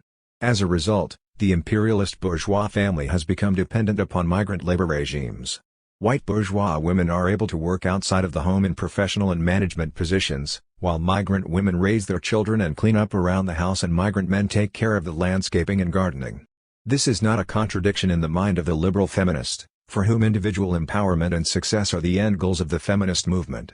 A woman in the White House or as the Minister of Finance, a female CEO or boss babe, are the symbolic victories that liberal feminists valorize over and above the collective struggle for women's emancipation. For liberal feminists, collective struggles against women's oppression and exploitation are less important than empowering individual women to live their best lives. As Sakai reminds us in Settlers, the mythology of the white proletariat, it is the absolute characteristic of settler society to be parasitic, dependent upon the super-exploitation of oppressed peoples for its styles of life. 137 What is true for settler society as a whole is also true of white settler liberal feminism, whose victories in breaking the glass ceiling have been achieved by standing on the backs of migrant and racialized women. The working conditions of the women who work in the homes of the bourgeoisie are notoriously terrible and have only gotten worse as the pandemic exposes exactly which workers are considered disposable. In the early days of COVID-19, nannies and maids working for bourgeois American families, largely racialized and migrant women, were laid off from their employment suddenly and without warning. 138 For undocumented migrant women, Working under the table means that employers were already able to pay below minimum wage and exploit them for long hours. Now pandemic layoffs mean that, in many cases, they cannot access official unemployment insurance or government relief. Furthermore, because of the relatively sudden imposition of COVID measures, many nannies were let go without the chance to say goodbye to the children they had invested so much emotional energy and labor into. Meanwhile, others were asked to continue a relationship with the children without pay, via online outlets like Skype, because they are like family and the children understandably miss them. As of June 29, The New York Times reported that over 20 nannies in New York City, mostly older migrant women from Caribbean countries, had died of the coronavirus. 139. In Canada, many nannies are in the country on temporary foreign worker visas that tie them to one particular employer and contract. That there is a separate immigration category, formerly known as the Live-in Caregiver Program, for this group of laborers is indicative of how foundational this exploitation is to the participation of bourgeois and petty bourgeois women in the Canadian economy. In early 2020, some of these Canadian families employing temporary foreign workers irresponsibly continued to travel internationally, with their nannies in tow to look after their children, despite the looming pandemic and border closures leading to several non-citizen nannies being trapped in countries like Mexico and the United Arab Emirates. Other nannies have been forced to live with their employers in times of social distancing, leading to a resurgence of the abusive and exploitative live-in conditions that migrant women's organizations in Canada fought for years to eliminate from the Live-in Caregiver Program. Trapped in their employers' homes, these women are often roped into working around the clock without overtime pay because, once again, being like family means being exploitable for unpaid labor at any time of day or night. 140 Being like family can also mean being subjected to the sexualized and patriarchal violence, harassment, and abuse that are commonplace in many families. While the entire immigration system in imperialist settler countries like Canada is based on the exploitation of labor, migrant women working as nannies and caretakers are able to be intensely exploited as temporary workers, rather than economic immigrants who are granted permanent residency, because the government has labeled this work as unskilled. This labor is seen as unskilled precisely because it has been feminized and essentialized as a natural function of women's bodies by bourgeois patriarchal ideology. Indeed, many of the Filipino women working as nannies in Canada and other imperialist countries have high levels of education and training as nurses, a situation the government authorities in Spain were happy to exploit by granting temporary permission for these women to work as nurses rather than nannies when the pandemic hit and healthcare workers were urgently needed. 141. However, in-home care work, while making up a large portion of the work performed by temporary migrants in countries like Canada, is not the only type of employment that migrant and undocumented workers are concentrated into. As noted in an earlier chapter, migrant workers are over-concentrated in nursing and personal support work in Canada and the United States, Filipino nurses making up approximately one-third of foreign-trained nurses in both countries. 142 In Canada, where the majority of COVID deaths have been associated with long-term care homes, it is also important to point out the concentration of temporary foreign workers who work in these homes. But these are not the only migrants working in long-term care. Disturbingly, asylum seekers who are in the country awaiting their hearings at the Immigration and Refugee Board are also overly concentrated as workers in these homes. One can only imagine the horrors faced by these workers who have fled war, persecution, and right-wing paramilitary violence only to end up laboring in institutions of death. After months of activist pushback, the Canadian government generously offered a pathway to citizenship for an extremely narrow portion of asylum seekers, approximately 1,000, working as personal support workers in long-term care homes, to the exclusion of those working other essential jobs, such as food processing, factory work, or even other jobs at long-term care homes such as security guards. 143. In Canada, temporary foreign workers also perform the bulk of seasonal farm labor. In both Canada and the United States, the mythology of the settler farmer who works tirelessly on his own small plot of land is deeply foundational to the national imaginary. 144 And so the labor of all the people necessary to the functioning of even a small family farm has been overshadowed and disavowed by this mythological figure.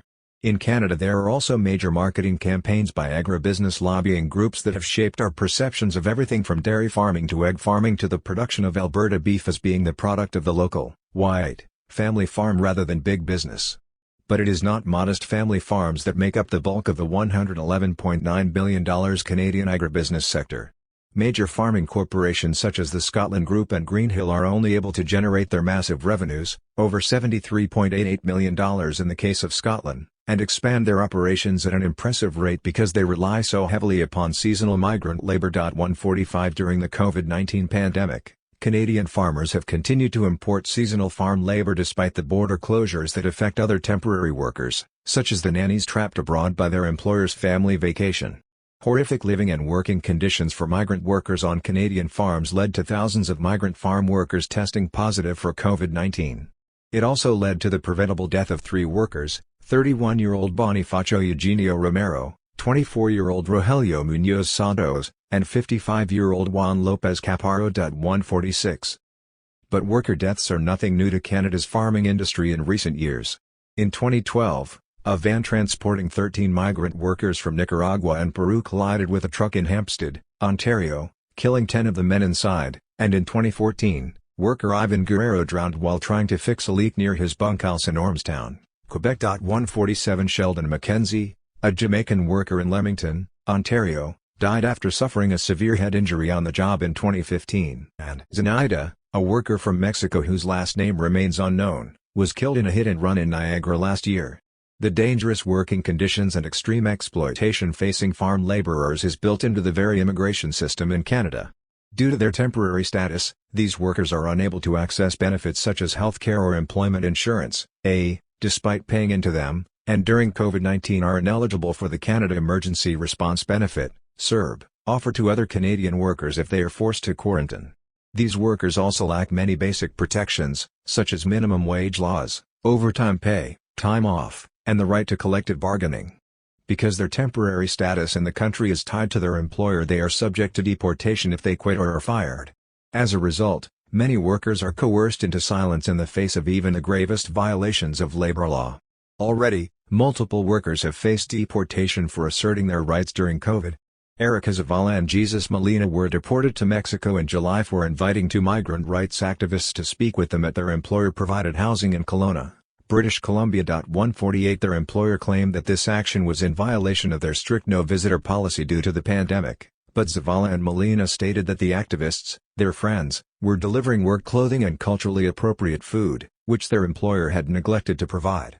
Another anonymous Mexican worker in Leamington, Ontario, was threatened with deportation after injuring his head in the bunkhouse and calling the Mexican consulate for help filling out a workplace accident report. 149 Yet another worker, Luis Gabriel Flores, was fired from his employment and threatened with deportation after he spoke to the media about his working and living conditions. 150 Flores tested positive with COVID-19 after several of his bunkmates also caught the virus and one, Caparro, died. Flores spoke out anonymously to the media and told them that the living conditions on the farm made it impossible to social distance. He also told them that even after Caparro and other workers started demonstrating symptoms of the disease, the employer continued to make them work and was slow to take action and get testing for the workers. By the time testing was granted, 199 workers on the farm run by Scotland Group had contracted COVID-19. The treatment of migrant farm workers during a pandemic has been so atrocious that even the Canadian Health Minister Patty Haydu has called it a national disgrace. 151 Rather than granting permanent status to migrant workers, however, a move that would allow them the protections to assert their rights, the Liberal government instead responded by giving $59 million directly to employers, who we are meant to trust to spend this money on proper social distancing and other safety measures for workers. The government also promised more farm inspections, but since the beginning of the pandemic, farm inspections have been virtual and always by appointment, giving the employers the discretion to show only what they want to show. What have employers done to inspire such trust? According to a report compiled by the Migrant Workers Alliance for Change, MWAC, wage theft is commonplace in the industry, and they were able to confirm reports of over $57,369.46 stolen from workers in the form of deductions and unpaid wages. 152 In particular, many workers have reported that employers have refused to pay them during the mandatory 2-week quarantine period when they enter the country. For low-wage workers, missing even 2 weeks of pay means facing starvation and mounting debt. During this same quarantine period, over 539 workers reported inadequate access to food and 160 reported an inability to social distance in the employer-provided living arrangements. Once the quarantine was completed, MWAC reports that the living conditions worsened significantly for a number of workers. Indeed, A number of YouTube videos showing inadequate living conditions on farms have been shared by migrant rights organizations such as Justicia for Migrant Workers. Those who have contracted the virus are often not paid for the time they are sick. Most egregiously, the Ontario government has released a plan for migrant farm workers that allows them to continue working even if they are COVID positive, as long as they are asymptomatic. Other employers across the country have infringed on the basic rights of their workers by pressuring them into signing agreements where they agree not to leave the farm and to allow their employer to use their wages to provide food and other provisions for them. The option for migrant workers is to sign the document or to face firing and thus deportation. The same restrictions, including the restrictions on visitors that led to Zavala and Molina's deportation, are not being placed on Canadian workers. Other egregious cases of differential treatment have been reported to MWUC, such as the case of migrant workers at Ontario Plants Propagation, who were asked to unpack a major shipment of plants from an American farm with a confirmed COVID outbreak while their Canadian co-workers were given the day off. For this risky work the laborers were paid an extra $2 per hour, bringing their wages for the day to a generous total of $8 per hour. Within a few days, cases of COVID-19 were present at Ontario Plants Propagation. Workers have also reported increased surveillance, intimidation, and threats from employers, and some have even had private security guards placed at their bunkhouses to control and monitor their movements. These facts make it obvious that the COVID measures put in place on Canadian farms are meant to protect Canadians from contracting the virus from migrant workers but not to protect the workers themselves. Temporary migrant workers are also concentrated in meat and fish plants across the country. Cargill and JBS meatpacking plants in Alberta have been responsible for major outbreaks, comprising up to 30%. 1,400 cases, of total cases in the province. 153 It is also estimated that between half and three-quarters of their employees are migrant workers. In April, Bui T. Hayap, a Cargill worker originally from Vietnam, died of COVID-19, and 2 more deaths have been linked to the JBS plant. In New Brunswick, fisheries owners afraid they would not have access to their usual seasonal migrant workers hired children as young as 13 to work in their plants processing fish and lobsters. 154 By resorting to child labor the employers here have exposed the true function of the temporary foreign worker program. Although there are many adult workers out of work due to COVID-19, the plants are unable to attract them because the wages are below the measly rate offered by employment insurance and the CERB benefit. In the first volume of Capital, Marx spends a considerable amount of time elucidating the ways in which child labor is used by the bourgeoisie to drive down wages and to maintain a relatively docile workforce. 155 Similarly, the temporary foreign worker program, with its lack of rights and protections as well as the constant threat of deportation hanging over workers' heads, is designed to keep wages low and the rate of exploitation high. In Settlers, Sakai details the multiple ways in which the white American working class has been treated as privileged over and above migrant, racialized, and indigenous workers, who have in turn been relegated to the most dangerous, lowest-paying jobs. By standing on the backs of this third world workforce, the white working class has been able to form a labor aristocracy and has at times achieved wages and working conditions impossible for most workers in other parts of the world. 156 The privileges of belonging to the oppressor nation. 157 have often been enough to encourage a petty bourgeois consciousness that was unable to rise above reformism in the white working class. 158 As Sakai writes, it was only possible for settler society to afford the best paid, most burgessified white workforce because they had also obtained the least paid, most proletarian African colony to support it. 159 And while many things have changed since the times of the slave economy, slavery has been reformed into the for-profit prison industrial complex. Globalization and imperialism have exported many of the most dangerous and lowest-paid jobs to the global south, and the multiple recessions of recent decades have meant the shrinking of the middle class and the impoverishment of some segments of the white working class in the United States and Canada. It remains true that the worst-paying, most dangerous, most precarious work in these countries is reserved for racialized workers who are often migrants, undocumented people, or asylum seekers. Furthermore, the immigration system in imperialist countries like Canada has been deliberately designed to respond to the labor market by creating entire groups of workers who lack access to the legal rights and protections granted to citizens. It is imperative then that communist efforts to organize the working class in settler countries like Canada and the United States focus extensive attention on this group of ultra-exploited and oppressed workers. As J. moufwaud Paul is apt to point out in A Critique of Maoist Reason, these efforts necessitate the leadership of a revolutionary proletarian party. 160 The ultra-precarious, and by design temporary, Position of temporary migrant workers means that organizing must often take place clandestinely 161 and not through a traditional union drive, since temporary foreign workers lack access to collective bargaining rights in Canada anyway. As moufwaud Paul goes on to explain, because this and other sectors of the working class are made precarious, and because their work is often temporary even if they are citizens, the politically advanced elements of the working class will necessarily be drawn from disparate industries and job sites. 162 It is only through the revolutionary proletarian party, then, that the working class can find political unity in this context. As the COVID-19 pandemic intensifies this pre-existing exploitation and leads inevitably to the death and illness of countless workers who lack even basic protection under the law, the necessity for this type of mass organizing led by a revolutionary party is more urgent than ever. 19. The irreconcilable. And so, the protracted civil war that characterizes class society, particularly the general antagonism of capitalism, continues unabated even in times of pandemic. This moment of emergency, as we have seen, simply changes the intensity of the general antagonism. In some regions, in some countries, at some levels within countries, policy functions to mute the antagonism through an appeal to nationalism and health. In other spaces the civil war becomes more acute, as the rebellions demonstrated. The situation of migrant labor, which we just discussed, is evidence of how this type of labor, essential to imperial capitalism, continues to demonstrate that class struggle is ongoing. The depredations migrant workers already face are only exacerbated by the pandemic, just as the conditions faced by illegal immigrants and refugees have been exacerbated. As we noted, it was not as if the condition of migrant labor was particularly humane before the pandemic, rather, the fact of the pandemic revealed the already existing predatory and necrocapitalist characteristics of migrant labor. As we asserted at the outset, every capitalist state's necrotic underbelly is being exposed. Despite this exposure, however, what makes capitalism thoroughly necrotic is its ability to continue to profit even when its violence is exposed and to weather the crisis by reshuffling the economy so as. Imperialist countries like Canada has been deliberately designed to respond to the labor market by creating entire groups of workers who lack access to the legal rights and protections granted to citizens. It is imperative then that communist efforts to organize the working class in settler countries like Canada and the United States focus extensive attention on this group of ultra-exploited and oppressed workers.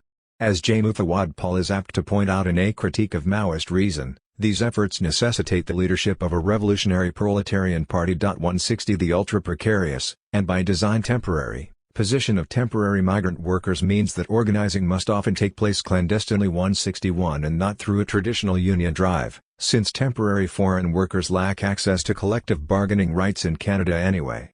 As moufwaud Paul goes on to explain, because this and other sectors of the working class are made precarious, and because their work is often temporary even if they are citizens, the politically advanced elements of the working class will necessarily be drawn from disparate industries and job sites. 162 It is only through the revolutionary proletarian party, then, that the working class can find political unity in this context. As the COVID-19 pandemic intensifies this pre-existing exploitation and leads inevitably to the death and illness of countless workers who lack even basic protection under the law, the necessity for this type of mass organizing led by a revolutionary party is more urgent than ever. 19. The irreconcilable. And so, the protracted civil war that characterizes class society, particularly the general antagonism of capitalism, continues unabated even in times of pandemic. This moment of emergency, as we have seen, simply changes the intensity of the general antagonism. In some regions, in some countries, at some levels within countries, policy functions to mute the antagonism through an appeal to nationalism and health. In other spaces the civil war becomes more acute, as the rebellions demonstrated. The situation of migrant labor, which we just discussed, is evidence of how this type of labor, essential to imperial capitalism, continues to demonstrate that class struggle is ongoing. The depredations migrant workers already face are only exacerbated by the pandemic, just as the conditions faced by illegal immigrants and refugees have been exacerbated. As we noted, it was not as if the condition of migrant labor was particularly humane before the pandemic, rather, the fact of the pandemic revealed the already existing predatory and necrocapitalist characteristics of migrant labor. As we asserted at the outset, every capitalist state's necrotic underbelly is being exposed. Despite this exposure, however, what makes capitalism thoroughly necrotic is its ability to continue to profit even when its violence is exposed and to weather the crisis by reshuffling the economy so as. Moreover, the economy is being reshuffled. Large corporations that can afford to persist throughout the crisis are instituting new austerity measures while preparing to take over the spaces lost by the small capitalists crushed by pandemic measures. Agribusiness continues unabated as migrants are still shipped in, safety concerns waived since these workers, not white and or not citizens, have never been worthy of rights to health and equal pay. New security measures for the police are being rushed in, and neoliberal plans for job discipline are becoming normalized. Imperialist warfare and neo-colonial extraction continue unabated, generating super profits. At the beginning of July 2020 the stock market was higher than it had been for 20 years. The adage that COVID-19 has been a social equalizer oft repeated by liberals, based on the abstraction that anyone can potentially contract the virus, is about as meaningful as claiming everyone has a fair chance to make it under capitalism.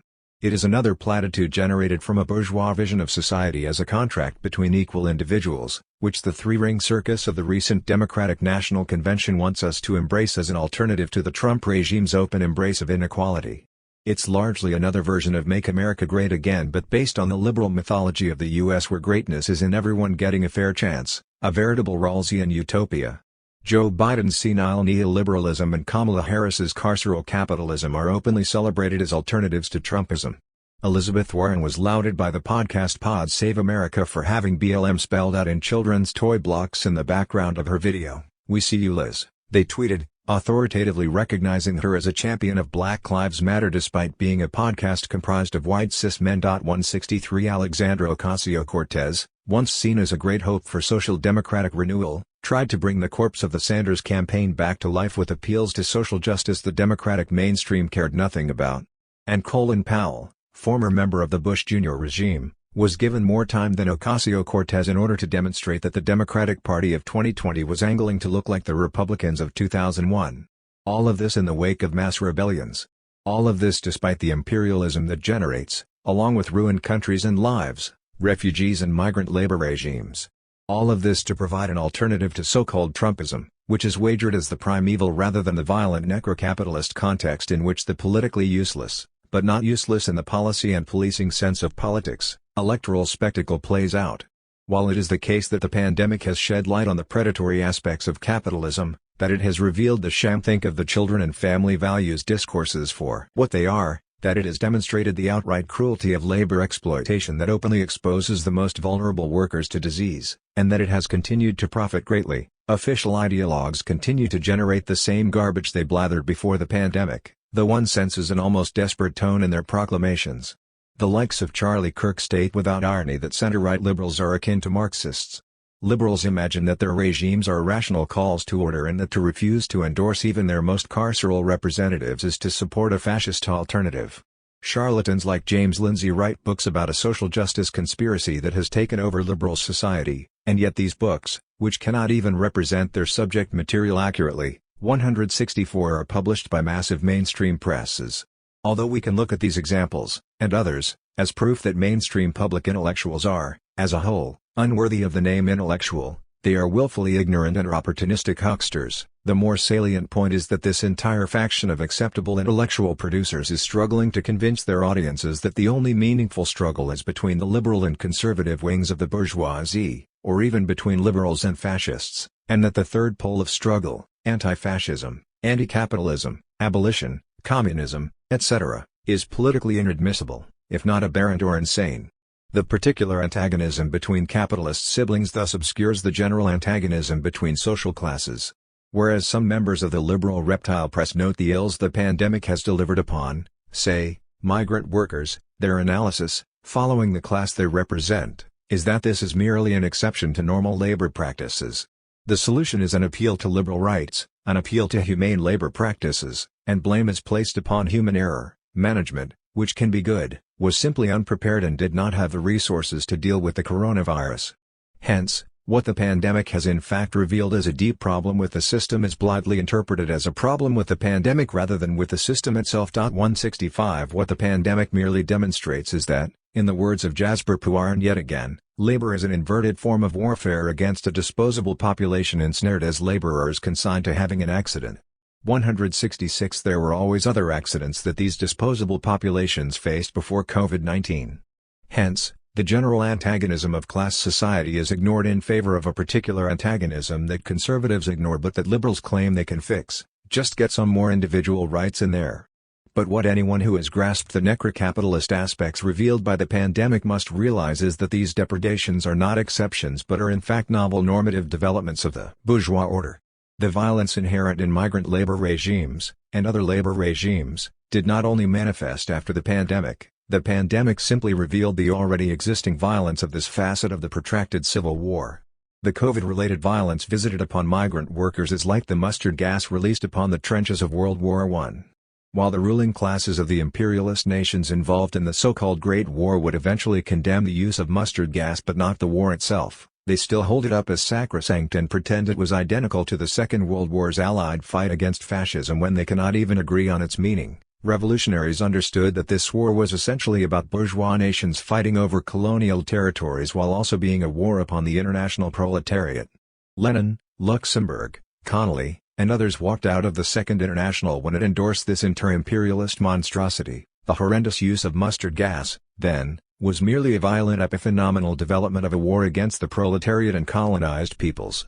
Violent COVID measures, meaning lack of protective measures, in these days of pandemic are thus the mustard gas that factions of the bourgeoisie roll out upon the hardcore of the proletariat. Liberal ideology thus approaches the pandemic as a problem that can be solved with individual responsibility, liberty and formal equality, and the rational agency of the bourgeois subject.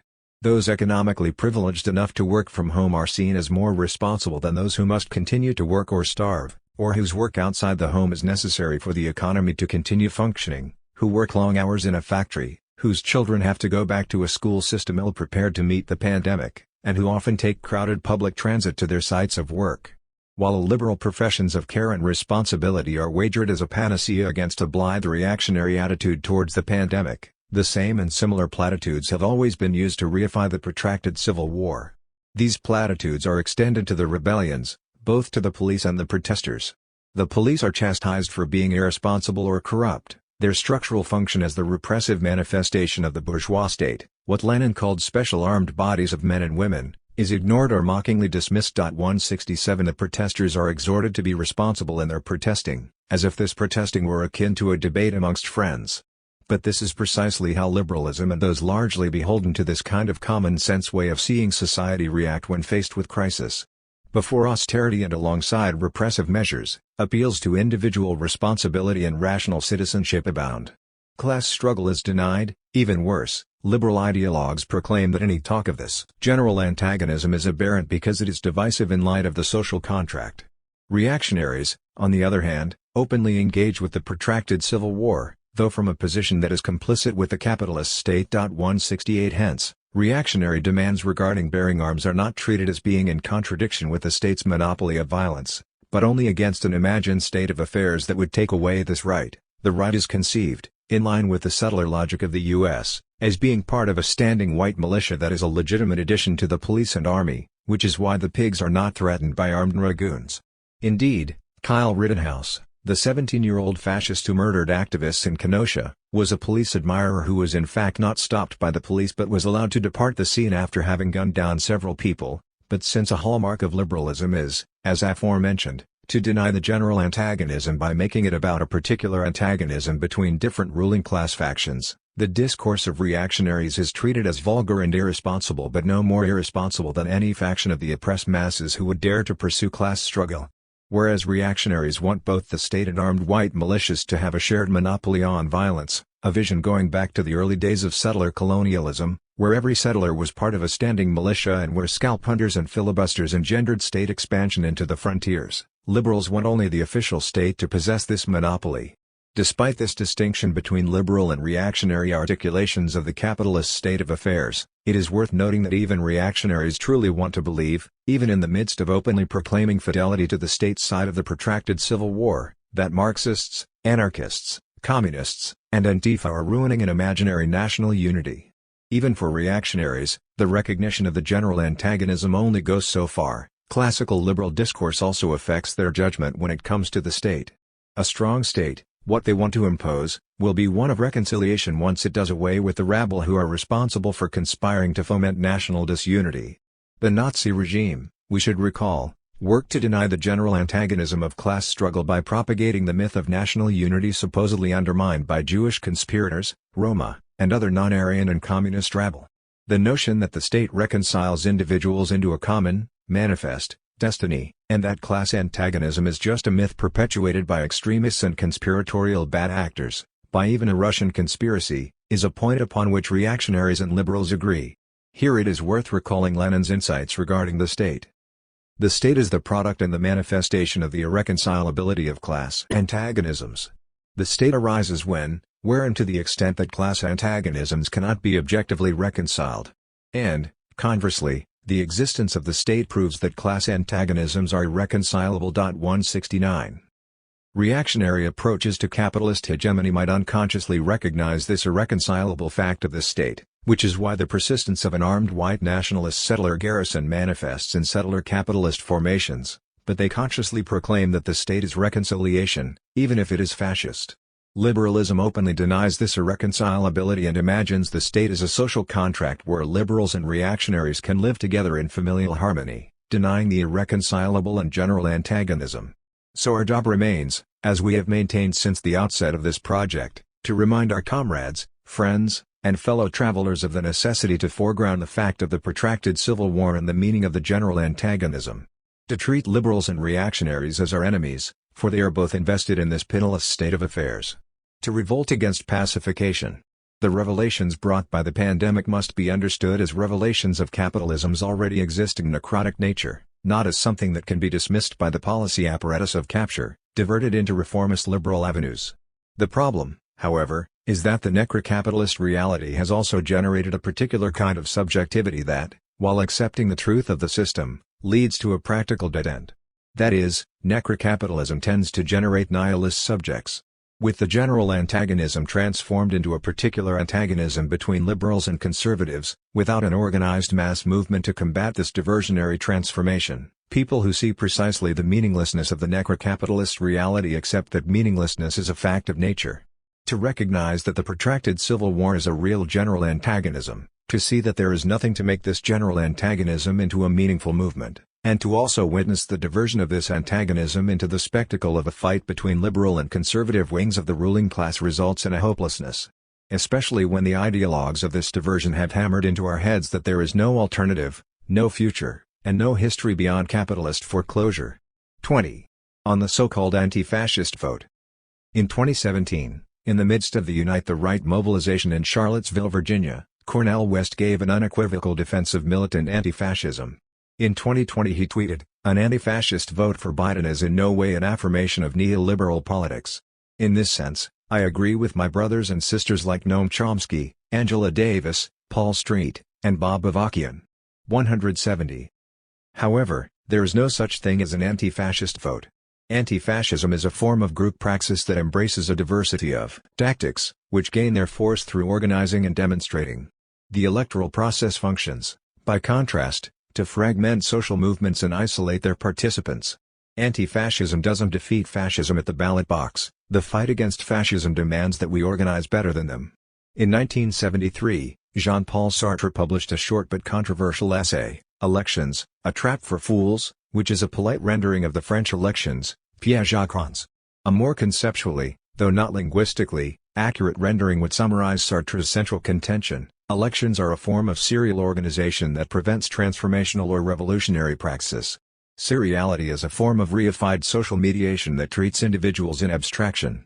We would argue, in terms momentarily borrowed from Harney and Modin, that fugitive forms of social life are serialized when, as Sartre writes, large social forces, work conditions under the capitalist regime, private property, institutions, and so forth, bring pressure to bear upon groups they belong to, breaking them up and reducing them to the units which supposedly compose them. 171 These autonomous groups are recomposed in serial forms of social organization within a practico-inert field, that is, social relationships are mediated by inert collectivities. We have discussed throughout the many ways that necrocapitalism whittles down our imaginary to accept its narrow political possibilities. In this way, the general antagonism of necrocapitalism is reduced to the particular antagonism between liberals and conservatives. In this way, the systemic features of class domination appear as accidents of the rule of a particular party. The young Marx observed that where there are political parties, each finds the cause of every evil in the fact that its opponent instead of itself, is at the helm of state. Even radical and revolutionary politicians seek the cause of the evil not in the nature of the state but in a specific form of it which they want to replace by another form. 172 When I enter into this serial structure my choices are already set by the terms of the institution. In the electoral process, the party might change, but the state as a form of class domination remains the same. In fact, its explicitly socio-political character is occluded. At the present conjuncture, as both US parties rally around law and order, voters are presented with a choice between two different forms of implementing police and state power. Voting is, for Sartre, a form of serialization. The liberal dogma holds that voting grants legitimacy to political rule. Voting uses indirect democracy to delegate popular legitimacy and power to the representatives in power, and their parties. By contrast, Sartre argues that the voting system reifies the power of parties and the party system, which voters confront as individuals rather than groups. Furthermore, Sartre maintains that serial social forms mediate between individuals as others. So, were I to vote, as an individual abstracted from group praxis I don't vote as a practical subject but rather as another whose interests are already mediated by oppressive institutional perimeters. In a typical American election year, immense amounts of political energy are funneled toward strategies of influencing the Democratic Party, despite the fact that repeated attempts to move the party to the left have failed and party leadership has continued to tack to the center-right. Although the pandemic interrupted this process, it was quickly set back in motion during the Democratic National Convention. Unlike recent election cycles, however, the convention began amidst a widespread anti-police uprising and a growing white supremacist reaction, which Trump sought to both foment and commandeer. Trump both celebrated right-wing vigilantism and attacked the Democratic Party as, in terms borrowed from conspiracy theories, the electoral representative of radical Marxists and Antifa. The caps weren't scare quotes. Trump made a play to pull the far right into a system-loyal coalition with the Republican Party. In typical election cycles, the Democrats present themselves as representatives of leftist social movements. As the story goes, an electoral victory offers an opportunity for the demands of these movements to be implemented in policy. The movement to defund or abolish the police demonstrates the actual antagonism between Democrats and social movements. Once the convention wrapped up, Biden, Harris, and their acolytes went on the offensive, attacking militant groups and delegitimizing militant tactics. As we argued in Chapter 8, at the conceptual level, setting aside moral and pragmatic concerns, for anti-police protest to be internally consistent it must demonstrate the antagonism between police and community. By contrast, the parliamentary left has largely fallen in line, attributing violence either to pathology or outside infiltrators. The possibility that property damage and the diversity of tactics have a significant meaning is flatly denied. The present conjuncture lends support to Sartre's thesis that electoral politics is a process of serialization. By drawing a false dichotomy between legitimate and illegitimate protest, the parliamentarian left attempted to splinter the group praxis of these anti-systemic, anti-police mobilizations. With demobilization, the anti-police uprising is sapped of its political force and its members will end up serialized and isolated. Far from representing the movement, the parliamentarian left will be its undoing. To what end? To elect key cogs in solidifying and maintaining neoliberal carceral policy in the United States? It is clear that Trump staked his political fortune on far-right social forces. But we must keep in mind that in city after city, defund/abolition protests have broken out and have been sustained, some now for over 3 months, in cities with Democratic mayors, in states with Democratic governors. These are places where, in the typical picture of grassroots political pressure, those in power are supposedly responsive to leftist social movements, and yet in broad outline, these politicians have done little beyond symbolic gestures that hardly approach the demands articulated by protesters and organizers. At best, Biden's victory stabilizes neoliberal policy without explicit far-right social characteristics. But there's very little chance that any faction of the ruling class curbs the present extension of an increasingly locally militarized police power and the infiltration of federal police powers throughout the United States, unless the continued strength of the uprising makes them curb this power. Therefore, we must reject the thesis, maintained by the parliamentarian left, that there is a continuity between leftist social, and, in particular, anti-systemic abolitionist, movements and electoral politics. The electoral process is antagonistic to maintaining the power of the movement. The anti-police movement, therefore, doesn't owe anything to electoral parties. 21. On abstention, infantilism, and organizing.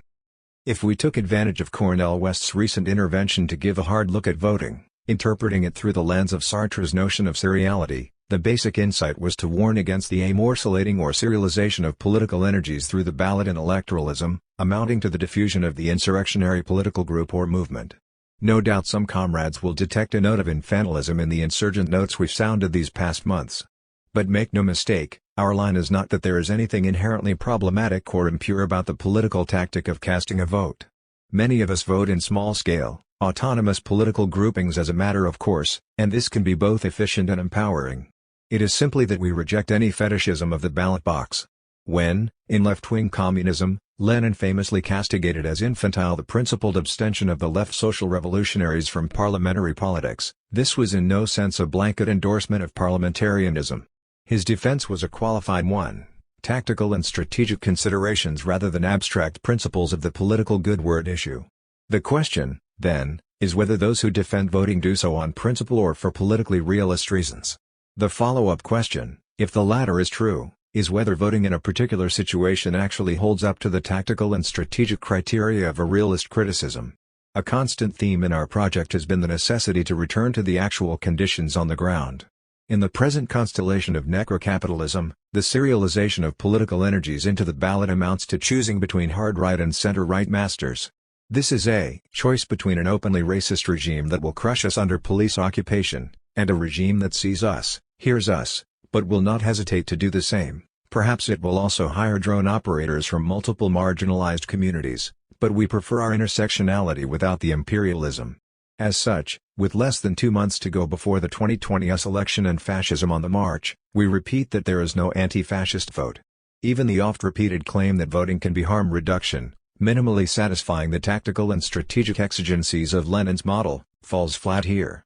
Bailing out a boat that is sinking so that it can stay afloat a little while longer, or so that a small number of privileged passengers can scramble for lifeboats, is hardly harm reduction in any meaningful sense of the term.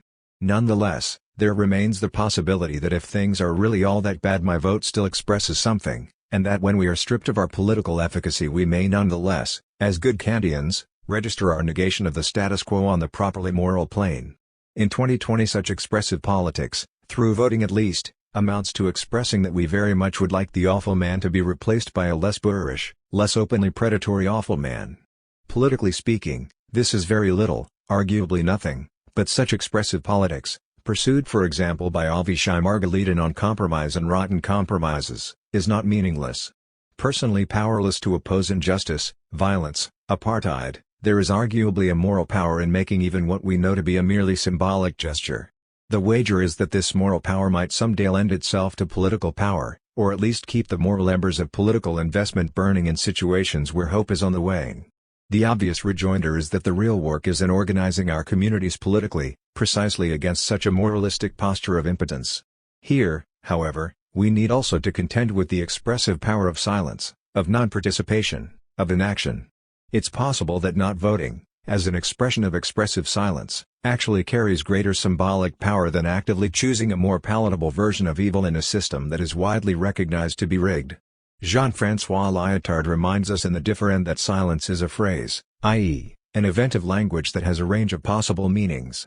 It's not like the message sent by not voting will always be heard, or heard unambiguously, or have any kind of power, moral or otherwise. But it takes very little effort not to vote, and unlike voting for the perceived lesser of two evils, it does not entail an expressive endorsement of the very system that is killing us.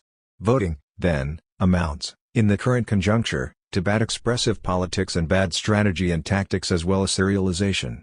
It is worth saying a final word on serialization. The pandemic has sharpened certain contradictions and has helped bring them to light. But it has also drawn attention to serialization, both as ambient reality and as a broadly leveled recuperation strategy by those in power. What are schools, long-term care homes, workplaces, all privileged zones of tension in the pandemic, if not also serialization mechanisms? Seeming to bring us together, don't they end by disciplining us as atomized, neoliberal subjects? This they do by intention, by design. But the classic Marxist insight that capitalism produces its own gravediggers is apposite. Any system that brings us together by way of breaking us apart has a built-in contradiction that can be exploited. If we are capable, in spite of everything, of coming together and working for a better future, Then why would we waste that precious chance on electoralism? 22. Down girl imperialism. To die for the people is weightier than Mount Tai, Mao Zedong once wrote, but to work for fascists and die for the exploiters is lighter than a feather. In September 2020, J. Moufwaud Paul commented on the connection between capitalist electoral dogma and the performative mourning of us liberals over the death of Supreme Court Justice Ruth Bader Ginsburg. 173 The mourning is performative because it entreats us into accepting a liberating role for Ginsburg that, from the standpoint of the oppressed, she simply does not have. The piece refers to two cases motivating this view: Ginsburg's opposition to indigenous sovereignty in the case of Sherrill versus Oneida Indian Nation, 2005, as well as Ginsburg's coming down on the side of white supremacy and ableism, when she referred to Colin Kaepernick and other professional athletes taking a knee during the American national anthem as dumb and disrespectful. But there are other cases, such as Daimler AG v. Baumann, where Ginsburg prohibited relatives of victims and the survivors from bringing legal charges against Daimler AG when they conspired with the government of Argentina to torture workers at local Mercedes-Benz factories during Operation Condor, the U.S.-sponsored campaign of political repression and state terror in Argentina. And there's also Homeland Security versus THIRD-WORLDISM, which, in addition to condemning unknown numbers of asylum seekers to death, allows the fast-track deportations that enable Trump's administration to separate families at the border by denying all immigrants, including children, access to asylum law under the pretext of protecting Americans from COVID-19. 174 Restating the point made in Moufwaud Paul's piece, Ginsburg was not a friend of the oppressed, she was their enemy. The connection of performative mourning to electoral dogma in Moufwaud Paul's piece is the idea that without Ginsburg, Biden's election to the presidency would be at risk, bolstering the dead-end liberal narrative that voting under necrocapitalism can fend off fascism. We've been examining these and related ideas in the last couple of chapters, focusing on the role of voting in necrocapitalism and its disarming, serializing effect on revolutionary groups and movements that are fighting for systemic change, even its failure as progressive expressive politics when compared to not voting. In this chapter, we continue to think about the pitfalls of putting stock in the political systems of necrocapitalism and turn to a particular intervention on the death of Ruth Ginsburg coming from the liberal petty bourgeoisie of the imperialist countries claiming the banner of feminism. This is the intervention of bourgeois philosopher Kate Manne in a series of tweets anticipating a misogynist response to Ginsburg's death and absolving her of blame for the current situation in US politics. 175. The situation in question is a vacant seat in the United States Supreme Court and Donald Trump poised to fill that seat with an imperialist politician of his choosing, resulting in a 6-3 Republican majority. From the standpoint of the non-revolutionary, parliamentary left represented by the liberal bourgeoisie in the United States, this situation threatens existing and future laws serving the interests of a certain class of Euro-American women in this country. The reason some people might think that Ginsburg is to blame for this situation is that she refused to retire during the Obama administration when Obama was in a position to appoint an imperialist politician to the chair occupied by Ginsburg, one with more appeal to liberals than once elected by Trump. To the liberal bourgeoisie in the United States, these are multidimensional and weighty issues, which involve interpreting Ginsburg's choice to stay on rather than retire during the Obama presidency as a heroic and hard choice limited by Senate leader and right-wing imperialist stooge Mitch McConnell's blocking of Obama's nominations to the Supreme Court. This is in contrast to the view opposed by Manne, which interprets Ginsburg's choice to not retire as a bad calculation on Ginsburg's part based on optimism that Hillary Clinton would be elected president in 2016, enabling her to retire in 2017 and have her chair filled by another imperialist politician, viewed favorably of course, because of selection by Hillary Clinton. Manne's focus, however, is misogyny in the evaluation of Ginsburg's death and the political situation described above. Manne is the author of a bourgeois philosophy book on misogyny, Down Girl, The Logic of Misogyny, influential among Euro-American liberals, white feminists, bourgeois philosophers, and those who aspire to and share the social identity of the imperialist country non-revolutionary left. 176 In it, she defines misogyny as the law enforcement branch of a patriarchal social order, 177 and claims to propose an account of misogyny that situates patriarchy at the intersection of other systems of social control and that outstrips the naive notion that misogyny is a type of subjective hatred of women and girls in the minds of misogynists. Manne is correct to conceptually connect misogyny to patriarchy and to recognize that patriarchy intersects with other forms of oppression. However, in the same way that the American Declaration of Independence claims that all men, are created equal, while American liberalism in practice is white supremacy born out of the political and economic ambitions of Euro-American settlers against the colonial powers of Europe through the genocide and dispossession of the native peoples of the Americas. Mann's philosophical work mentions the intersection of different strands of oppression but is born out of the political and economic ambitions of petty bourgeois settler women whose material life sets them against the interests of women and persons generally oppressed by imperialism. Nowhere is this more evident than in Mann's consistent and plentiful defense of us imperialist politician Hillary Clinton in the pages of Down Girl, drawing on the narrow space of debate between American politicians, Democrats and Republicans, to produce examples of misogyny as petty bourgeois settler women conceive it. Mann builds the case that Hillary Clinton was the target of hostilities by men involved in imperialist politics during her presidential campaign because she is a woman and because she violated the social norms of this group. In doing so, she cites examples of gender bias, expressions of disgust directed at Clinton, demands that Clinton be more warm and caring than male imperialist politicians, attributions of insincerity to her, and suspicion directed at her regarding behaviors that go unnoticed by the class of people involved when a male imperialist carries them out. In Mann's view, misogyny was a major contributing factor to Clinton losing the American election to Trump, upholding the view that Clinton was a better presidential candidate than Trump and that misogyny kept the voting public in the United States from recognizing it. 178. Mann's general claim is that powerful women, and women generally who seek the autonomy to exist according to non-patriarchal rules, are troublemakers and that patriarchy leverages misogyny point-blank to prohibit that. What is missing from this formulation is the intersection, or the recognition that women, and powerful women, exist only in gender, power, relations mediated by class, nation, and ability. To go beyond toothless academic declarations of commitment to intersectional analysis, we ought to ask, what is the political and economic content of Clinton's power and how does it relate to the powerless? Spoiler alert, the power in question is the political and economic power of settler capitalism in its imperialist, necrotic form. Hillary Clinton has effectively wielded this power, so admired by Mann as disruptive of patriarchy, to implement measures that have spread a particularly virulent strand of carceral feminism, 179 expanding state repression of men, women, and people who don't fit patriarchal notions of abuse victims through the Violence Against Women Act, a piece of legislation that ignores the roots of patriarchy as a system in connection to capitalism and instead builds upon it by increasing policing, prosecution, and imprisonment as the primary solution to violence against women. Taking this thinking internationally, in her capacity as Secretary of State for American Imperialism, Hillary Clinton in 2011 threatened to cut off humanitarian aid to African countries that did not adopt American prescriptions on gay rights. 180 This action was prompted by Uganda's 2009 bill criminalizing homosexuality, a bill revealed to have been created by Ugandan lawmakers in connection with evangelical Christians from the United States.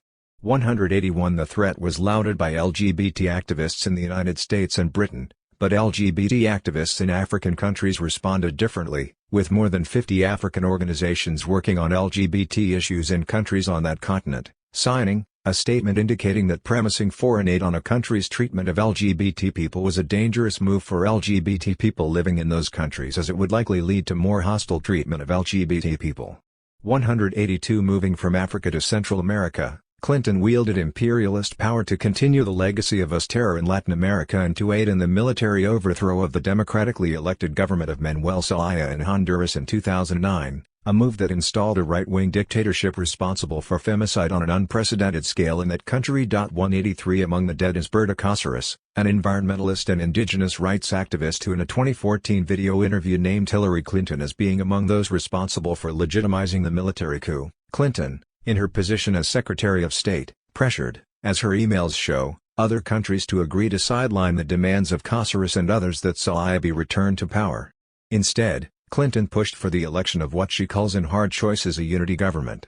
But Cáceres said, "We warned that this would be very dangerous." The elections took place under intense militarism and enormous fraud. 184. Closer to home, I voted numerous times when I was a senator to spend money to build a barrier to try to prevent illegal immigrants from coming in, Clinton said while campaigning in 2015. Specifically, she called for the use of satellites and drones in addition to low-intensity warfare checkpoints at the border. This is the power, the class power of the bourgeoisie and the national power of Euro-American settlers, including the privileged women who belong to those groups, that enables talk of Hillary Clinton being a powerful woman. The reality is that to be better qualified than Donald Trump at directing American imperialism is not a feminist goal, and neither is holding the office of president. As we discussed in the previous chapter, there is no meaningful way to conceive of voting as harm reduction at this stage in the necrotic development of American capitalism. And if the history of American leadership teaches us anything, it is that imperialism is a total harm, a la total war, and that the relative incompetence and/or preparation of its leadership is a compass for political maneuvering for classes of people with more of a stake in perpetuating that harm than they have in reducing it. The United States has had a black president. If the Democrats and people like man have their way, it can have a woman president. It can have a gay president. It can fill this office in every which way but those that affect most of the people oppressed by the necrocapitalist system where that office exists. In other words, there will never be an anti-patriarchy, anti-capitalist, anti-imperialist, and anti-racist president of the United States.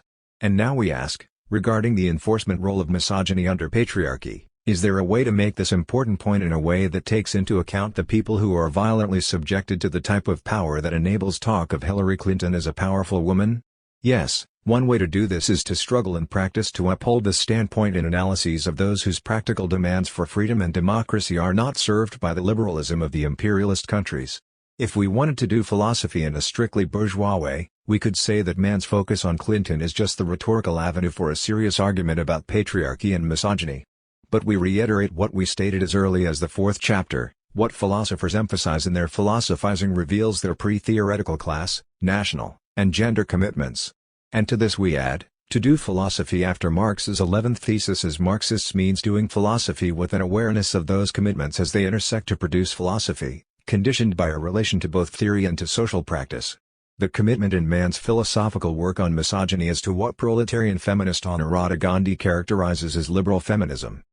It tends to be mechanical in its support for formal equality without a concrete understanding of the condition of different sections/classes of women and their specific problems.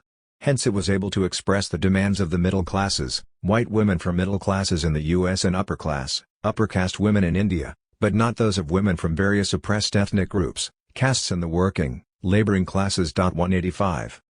Consistent with liberal discourse, man cautiously refers to the experience of black women in the United States, granting the privileged status of white women and their complicity in misogynoir, but she stops short of the concrete understanding that Gandhi writes about because the specific problems facing black women are coextensive with the content of the power that enables talk of Hillary Clinton as a powerful woman.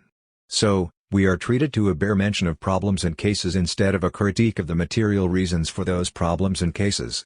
Many of the features of Gandhi's account of liberal feminism are unfortunately exhibited in Man's Down Girl. It does not question the economic and political structures of the society which give rise to patriarchal discrimination.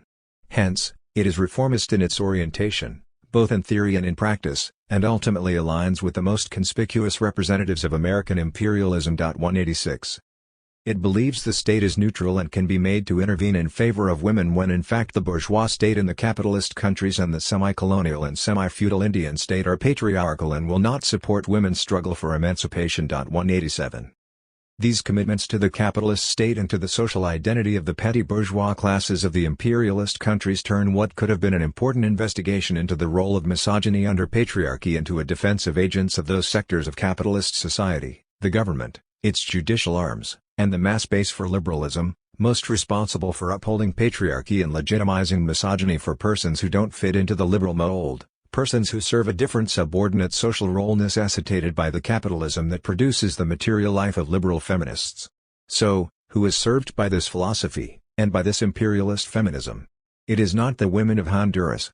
It is not the LGBT people of Uganda and other African nations.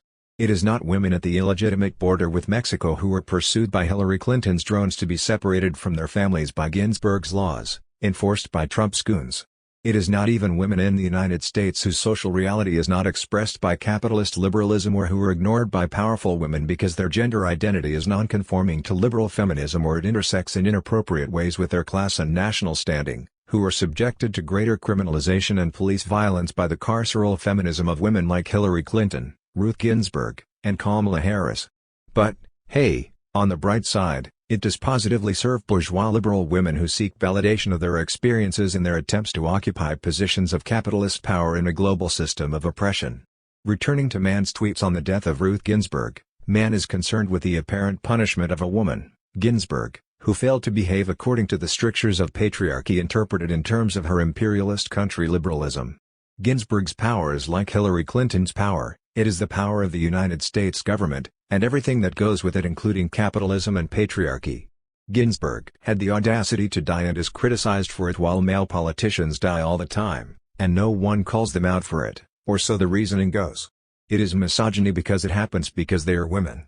In the case of a proletarian feminist critique of liberal feminism, this reasoning fails to apply because proletarian feminists are seeking political and economic power for women and people whose gender intersects with strands of oppression not recognized by liberal feminism.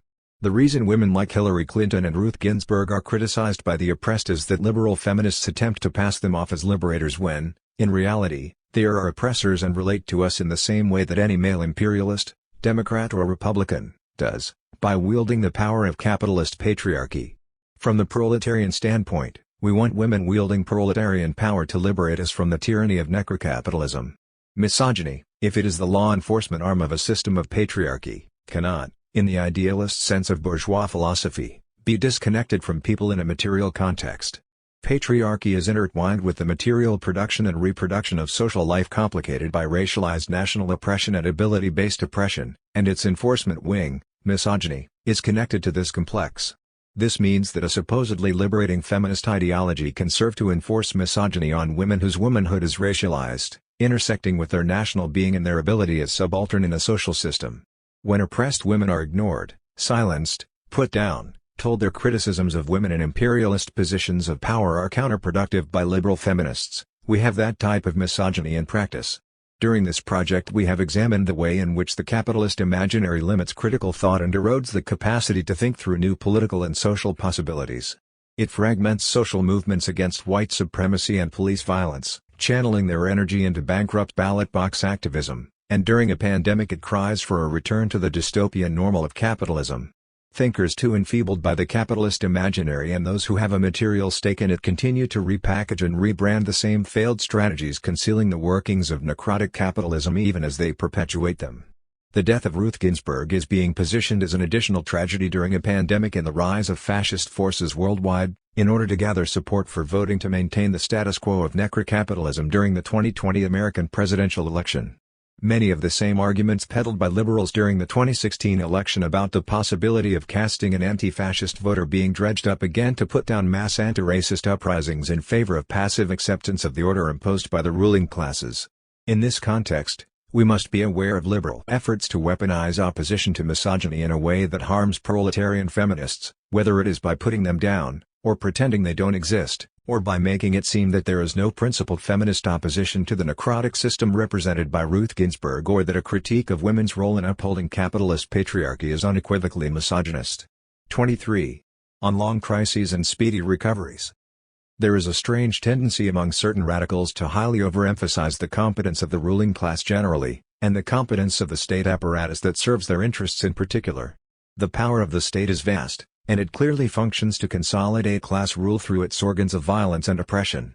Daily we are reminded of this violence through extrajudicial executions at the hands of police and through the life-destroying effects of the criminal justice system. And yet, despite all this power, we also know that capitalism is prone to crisis.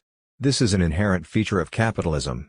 This is the reason why we insist that necrocapitalism is not some new form of capitalism, rather, it is an analytic for understanding the decay that is built into the very nature of capitalism in all class societies.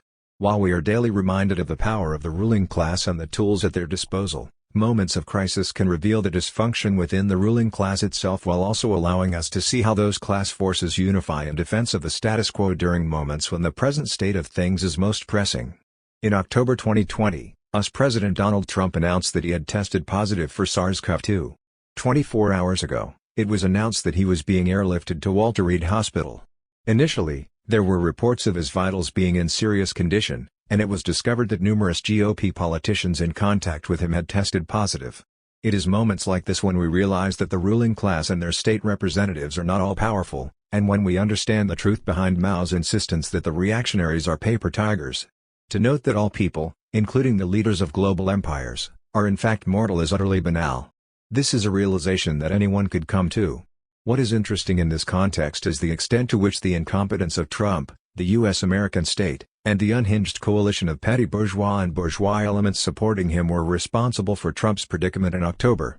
The state response to the crisis of COVID-19 varied from at best acknowledging its existence while failing to take systemic action to stop it, to at worst denying the reality of the pandemic and intentionally endangering the populace.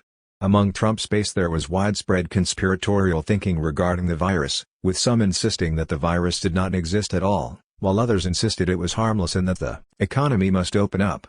The U.S.-American right rallied around reopening, insisting that the costs of an expanded pandemic were justified in order to save the economy. The lens of necrocapitalism analysis enables us to see the extent to which the reactionary political forces revert back to the most base forms of Moloch worship during times of crisis. Furthermore, we now see how this frenzied drive towards irrationality and human sacrifice as a response to capitalism's own inevitable crisis has failed entirely as a strategy. The leader of this crazy cult temporarily ended up in a hospital bed while more and more of his close confidants and political allies tested positive for this deadly virus. Paper tigers indeed. And yet, despite this obvious testament to the incompetence of the most reactionary aspects of the capitalist state, that moment revealed something about the unity of the capitalist class in times of crisis. In recent chapters we discussed both the liberal mobilization of performative grief in the face of the death of political figures, as well as the limits of voting for achieving any actual change. Our current rather acute moment of crisis overlaps with these concepts in a few fascinating ways. Liberal claims that Trump represents a uniquely fascist and uniquely dangerous aberration within the realm of bourgeois politics have been central to the vote-shaming strategy employed to pull more radical forces in line with the Democratic Party. As happens every 4 years, we hear constant demands that we fall in line and cast a vote for yet another moderate neoliberal Democrat because the alternative poses an existential threat to the norms of democracy. While it is true that Trump has eroded liberal norms at a particularly rapid pace, it does not follow from this that a bourgeois electoral strategy would be sufficient to repair the erosion of these norms. As communists, we understand that the erosion of liberal norms is a result of reactionary defense mechanisms that occur within capitalism during moments of particularly distinct crises. Regardless of whether Trump is an instance of this fascist reaction crisis, we must insist that the conditions that allow the emergence of such a fascist reaction are themselves found within the very conditions that produce the norms and political order of liberal republicanism that the Democrats claim to hold in such high regard. Liberals, of course, remain blind to this reality and to the extent to which their own politics are inseparably intertwined with the conditions that allow for the emergence of fascism. Thus we find ourselves endlessly shamed for being unwilling to compromise in the name of practicality or national unity in the face of a supposedly unique threat.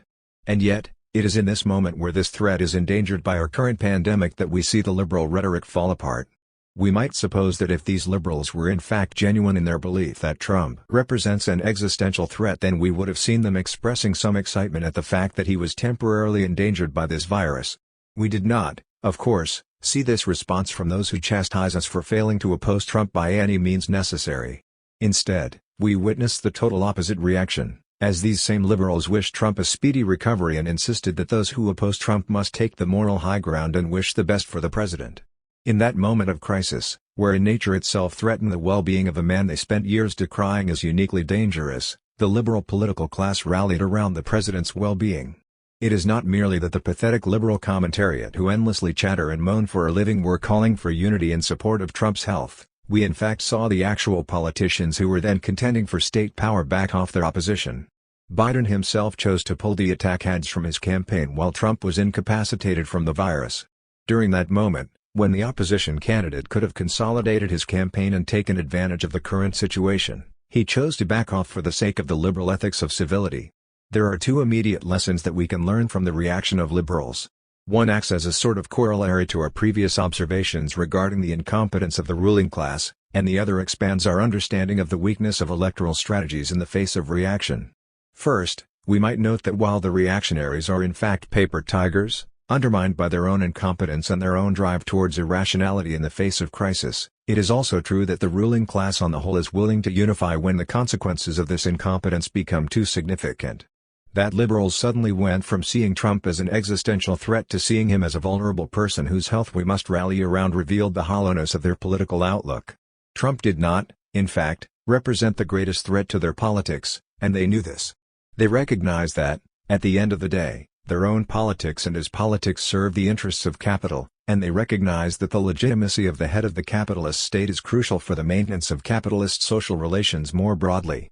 What is more dangerous than Trump, according to the liberals? The possibility that the masses might come to celebrate the downfall of the leader of the American empire, regardless of who that leader is. In their calls for unity and civility, they undermine their own rhetoric and endless ideological banter in order to defend a man who would happily have seen them die from the very same virus. It is tempting to misdiagnose this weakness of liberals as a sort of pathetic overcommitment to principles of civility, but this would be a mistake. It is not that liberals are weak or cowardly in the face of reaction, it is rather that they are on the same side as the reactionaries themselves. Our present moment brings this into clear focus. The second lesson to learn from this moment relates again to the question of voting. If the liberals were correct that voting was the only way to oppose the fascism of the Trump administration, surely we would hope that the candidate we were told we must vote for would actually take every step within his power, which far exceeds our own, to overcome Trump. And yet, there we were with Biden refusing to take the actions necessary to secure the election. We saw, once again and for the millionth fucking time, that bourgeois politicians are not and cannot be held accountable to the masses and cannot be used as a tool for fighting off the most violent aspects of capitalist decay. Biden himself cannot be seen as a tool for fighting off the necrocapitalist decay that marks our time, as his current regime post-electoral victory demonstrates. In a sense, that moment of Trump's temporary infection is profoundly useful because it demystifies so much of liberal political ideology. It lays bare a hypocrisy that many radicals have failed to see beyond, and it draws our attention to a certain dual nature of the ruling class, a simultaneous weakness as a result of sheer incompetence, and a horrifying willingness for consolidation of political forces that are supposedly at odds with each other. At the same time, we also witnessed a certain pathetic reaction from the radical left in response to Trump's infection. The chorus of social media voices unable to contain their excitement at the current situation speaks ultimately to the weakness of the organized left. A movement so weak that it has to cheer on the role the virus plays in the political struggle is a movement that must seriously self-reflect on the meaning of power and the means of attaining it. If Trump had succumbed to the virus, it would not have been a victory for the left. It would have surely spurred on violent reaction, as a host of assassination conspiracies would have cropped up amongst the reactionary right to explain the situation. These people already believe the virus is a manufactured bioweapon. They are poised to engage in political violence should things turn badly. Furthermore, the elation of the radical left at Trump's current predicament played into the liberal hyperfocus on the uniqueness of Trump as a threat to progressive politics. True radicals ought to understand that Trump as an individual was in many ways insignificant. He was a chosen figure who represented forces and interests that will continue on even now that he is no longer president. What is at play is much more systemic than the life of a single person. So let us look at that moment, a moment when the most morbid and stunning aspects of capitalist decay threatened the official representatives of the capitalist class, and recognize both that our enemies are often utter fools but also that they are willing and ready to set aside differences in defense of the status quo. Let us also realize that we gain nothing from cheering on the fall of our enemies to a virus, other than momentary catharsis. When that catharsis subsides, however, we are left recognizing the weakness that led us to seek out such a release of frustration in the first place. Power is found in organization and in the masses, not in lifeless virus particles, which are utterly indifferent towards the world around them. Power is built. There is much work to be done. 24. Nihilist reconciliation. If the political power necessary for changing the world is not to be found in lifeless virus particles, which are utterly indifferent towards the world around them, and if it is not to be found in the U.S. electoral machine or useless political figures like Ruth Bader Ginsburg, who are also utterly indifferent to the world, then where is it to be found and how is it to be built? Although we have a lot of thoughts on the answer to that question, many of which have been revealed or are implicit throughout this project, to even ask it is to also recognize a kind of thinking that needs to break from the capitalist imaginary. In some ways, we have come to think like an indifferent virus.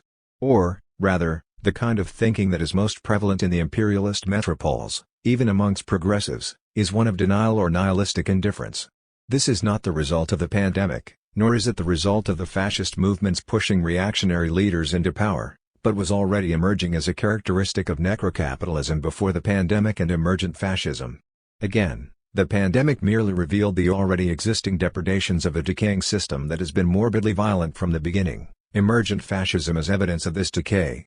As these depredations came more and more to resemble the death throes of the system itself, and as coherent and sustainable revolutionary organizing vanished from the imperialist metropoles, The proclamation of the end of history became a proclamation of no alternative and even no hope for those who could not see beyond the boundaries of the imperialist strongholds in which they resided. Within this cancerous and necrotic capitalist reality, denial or nihilism manifest as the only possible attitudes, as long as we think within its confines. Denial might take multiple forms, but these forms are overdetermined by fascist and liberal perspectives, both of which are invested, in their own ways, in saving capitalism from collapse. Inordinate focus on the U.S. elections is a form of denialism, specifically, a denial of our ability to organize and create another world. But such focus also demonstrates a nihilist attitude, an indifference to organizing political power because it has been drained of meaning. Nihilism also takes multiple forms. 1. Its own fascist variant as the nadir where collapse is embraced as judgment against those deemed weak, who let the virus, to cite one example, dominate them rather than dominating it. 2. A liberal individualism of giving up and accepting, with a pseudo-Zen magnanimity, that Armageddon is fait accompli, and, 3. An anti-capitalist variant of loss, mourning, raging in the face of inevitable environmental and social collapse. It is this last species of nihilism that should concern us most, since it represents the power of contemporary crisis capitalism to infect the imagination of the left. Indeed, nihilism is an attitude that is harder and harder for anti-capitalists in the imperialist metropoles to avoid. We have witnessed multiple failures and have been socialized to forget or dismiss any success. We lived through the trauma of the collapse of the great revolutionary projects. We were fed the false hopes of movementism and were incapable of recognizing that these fragmented projects were doomed from the outset. We witness a world crawling towards the edge of destruction, maniacally pursuing mechanics of species suicide. We understand that everything about capitalism is a lie. We know that it cannot save itself from itself because of its logic. But our imagination is such that the possibility of rupturing from this necrotic sequence is unthinkable. Within the reality demarcated and described by the capitalist imaginary, another world is impossible, and it is very difficult to pursue the revolutionary slogan, famously proclaimed in May 1968, that the revolutionary imaginary is about demanding the impossible. Faced with the vast graveyard that the world has become, nihilism, when judged within the constraints imposed by capitalism's vision of reality, certainly feels like a viable option. According to the capitalist imaginary, resistance is impossible or, as the Orwellian discourse coupled with Cold War ideology has promoted, will result in a more horrific state of affairs. Hopelessness becomes normative amongst would-be militants who are separated from the world-building projects of revolutionary communist parties. Even militants who join such partisan projects might drop out and give up when events do not proceed as quickly and as smoothly as they would like. While there is indeed a petty bourgeois variant of this hopeless nihilism, nothing matters, so I might as well enjoy what little time I have while complaining that capitalism has pushed the world into a death drive. It is common amongst the exploited and oppressed masses as well. The working class is taught that there is no future but drudgery and meaningless labor, that workers' failure to rise above their circumstances is their fault alone, because they are not creative enough, because they lack the incentive, because they are not thinking enough positive thoughts. But it is the pseudo-progressive strain of left nihilism that attempts to push this sentiment enforced by capitalist ideology as a viable anti-capitalist option. Lee Edelman's No Future is a perfect example of the petty bourgeois wallowing in capitalism's death drive, presented as radical. So-called queer nihilism, along with nihilist communism and anarchist nihilism, emerges from Edelman's morbid acceptance of the capitalist imaginary. Nihilism is the common sense of necrocapitalism, even when it presents itself as critique.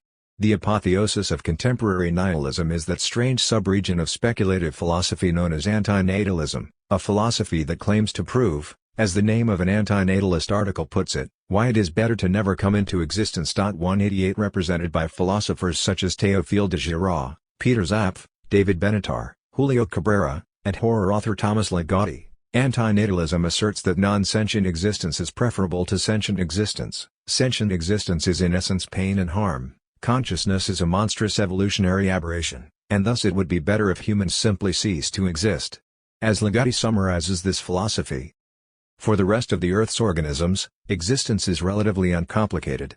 Their lives are about three things: survival, reproduction, death, and nothing else.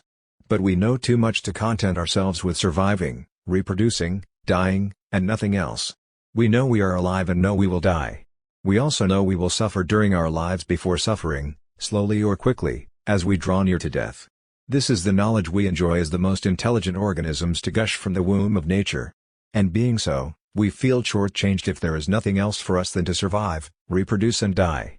We want there to be more to it than that, or to think there is. This is the tragedy. Consciousness has forced us into the paradoxical position of striving to be unself-conscious of what we are, hunks of spoiling flesh on disintegrating bones. 189. On the speculative level, this philosophy is influenced by a materialist understanding that the history of conscious human existence, as well as the history of any form of sentient life, is both a tiny blip in the long ancestral history of matter and takes up minuscule space in a massive unthinking universe. The upshot of this very large materialist insight is that we should not think that humans possess an especial destiny, that they are better than other forms of life, or that we are the center of existence. Antinatalism, however, adds a warped ethical injunction to the insight that non-sentient existence is older and larger than sentient existence, namely, it asserts that the former is preferable to the latter. Such an assertion, though, confirms the anthropocentric conceit, since its reversal merely reaffirms what the initial insight attempted to undermine: the centrality of human consciousness. Human consciousness again becomes a central focus, the one that is problematized rather than being exhorted to be de-emphasized. Hence, to assert that we come from nothing and exist for nothing is not enough for antinatalism. These assertions again become puzzles. Ligotti complains that, no philosopher has ever satisfactorily answered the following question: why should there be something rather than nothing? And then asserts that such a question suggests our uneasiness with something. 190. And yet, if we reject the privileging of anthropocentrism, we should recognize that from nothing and for nothing 191 are answers to this question, answers that allow us to think an existence broader than human consciousness. The only reason that this age-old question is a puzzle is because it emerges from an anthropocentric framework. Such a framework is precisely what allows antinatalists to focus on the monstrousness of human consciousness, the claim that existence is pain, and to move on to privileging the non-existence of humanity over its existence. By focusing on a utilitarian calculus of pain and pleasure, and claiming that pain, and harm, is normative to human existence, David Benatar asserts that there is nothing bad about never coming into existence, but there is something bad about coming into existence. All things considered, non-existence is preferable. 192. On the speculative level, it is an exercise in futility to argue against those dedicated to the axiom that the non-existence of humanity, and indeed all sentient life, is preferable to its existence. Charges that antinatalists should simply commit suicide if they truly believe in what they argue are usually met with scorn, due to the programming of human consciousness, and in the words of the character Rustin Cole from True Detective, which was based on antinatalist philosophy, they lack the constitution for suicide. Besides, what do the suicides of a handful of misanthropic philosophers matter when the problem they feel like they are diagnosing concerns all of sentient existence? Hence, following Zapf's so-called last messiah, antinatalists can simply argue that they work to bear witness, again, as Rustin Cole puts it, to argue this truth to the rest of ignorant, conscious humanity, and to struggle for the solution of mass sterilization where all of humanity will agree to eradicate itself. Nihilist utopianism. It cannot be denied, after all, that reality is horrendous and that, even if we sidestep David Benatar's argument about asymmetry and argue that some pains and harms are simply part of life, not an insurmountable category of being, psychological and emotional pain, the fact that we will become ill and experience various level of distress simply because we are mortal and fragile, there is still the fact that the vast majority of the world does experience extreme harm and pain. Natural disasters, famines, wars, genocides, vicious labor conditions, immiseration, and multiple forms of pain and harm characterize the living conditions for the majority of humanity. Moreover, the unfolding facts of environmental devastation and a pandemic attenuate all of the above problems, resulting in a very bleak-looking future that is drawing nearer every day. But these terrible facts of material existence are facts that multiple radical social theorists have grappled with, have agonized over, but they have concluded that the solution is to struggle against them and change society so that such predations and their effects can no longer exist. Many of these social theorists were and are not starry-eyed utopians unaware of pain and thus deceived, as antinatalists would have it, into thinking such pain and harm was not a big deal. Many of them either originated from, or embedded themselves in, those marginalized populations that have experienced the worst aspects of social historical violence. For example, Christina Sharp writes about the ways our individual lives, meaning individual black lives, are always swept up in the wake produced and determined, though not absolutely, by the afterlives of slavery. 193. According to Sharp, this wake inheritance continues to globally affect black lives into the present, where the trauma of the past persists as a material memory upon the body of the present. Racialization and colonization have worked simultaneously to other and abject entire peoples so they can be enslaved, excluded, removed, and killed in the name of capitalism, writes indigenous scholar Jody Bird. These historical and political processes have secured white property, citizenship, and privilege, creating a racial contract, as Charles W. Mills argues. 194 Sharp and Bird are just two contemporary scholars, each occupying a position of social marginalization, amongst a litany of radical social theorists who have experienced and explored the multiple horrors of capitalism and its colonial roots, whose response to a visceral experience of marginalization is to demand an end to the mechanics of oppression, exploitation, and predation. Indeed, the vast majority of social theorists and organizers who originate from populations that have experienced the most abject pain and harm do not argue for the obliteration of sentient life even though they understand, intimately and viscerally, what this pain and harm actually means. Therefore, what is truly monstrous about antinatalism is not the supposedly profound truths it reveals, it is that it is an ontological confirmation of the imaginary of necrocapitalism.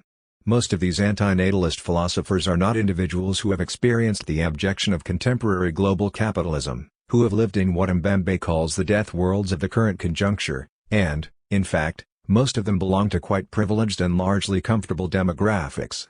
To demand that humanity embrace extinction, when those who have been historically threatened with extinction have always struggled against it, is worse than cynical. In the context of the pandemic, an antinatalist might argue that we are merely dealing with the non-sentient planet wiping out sentience and that this is a good thing. Or perhaps they would take it as evidence of the pain and harm that is a normative part of existence, confirmation that we should cease to exist rather than struggle against it. Past nihilisms functioned as confirmations of the dominant orders of meaning by assuming that all meaning was lost with the loss of these orders. They rarely attempted, outside of polemical and aesthetic statements, to be conscious and theoretical celebrations of nihilism. Nietzsche described these past nihilisms as ressentiment or self-hatred. Of course, being the 19th century dirtbag philosopher 195 that he was, Nietzsche's answer to nihilism was an occulted bourgeois triumphalism. But he was correct insofar as all forms of nihilism are produced by melancholia, ressentiment, and cynicism.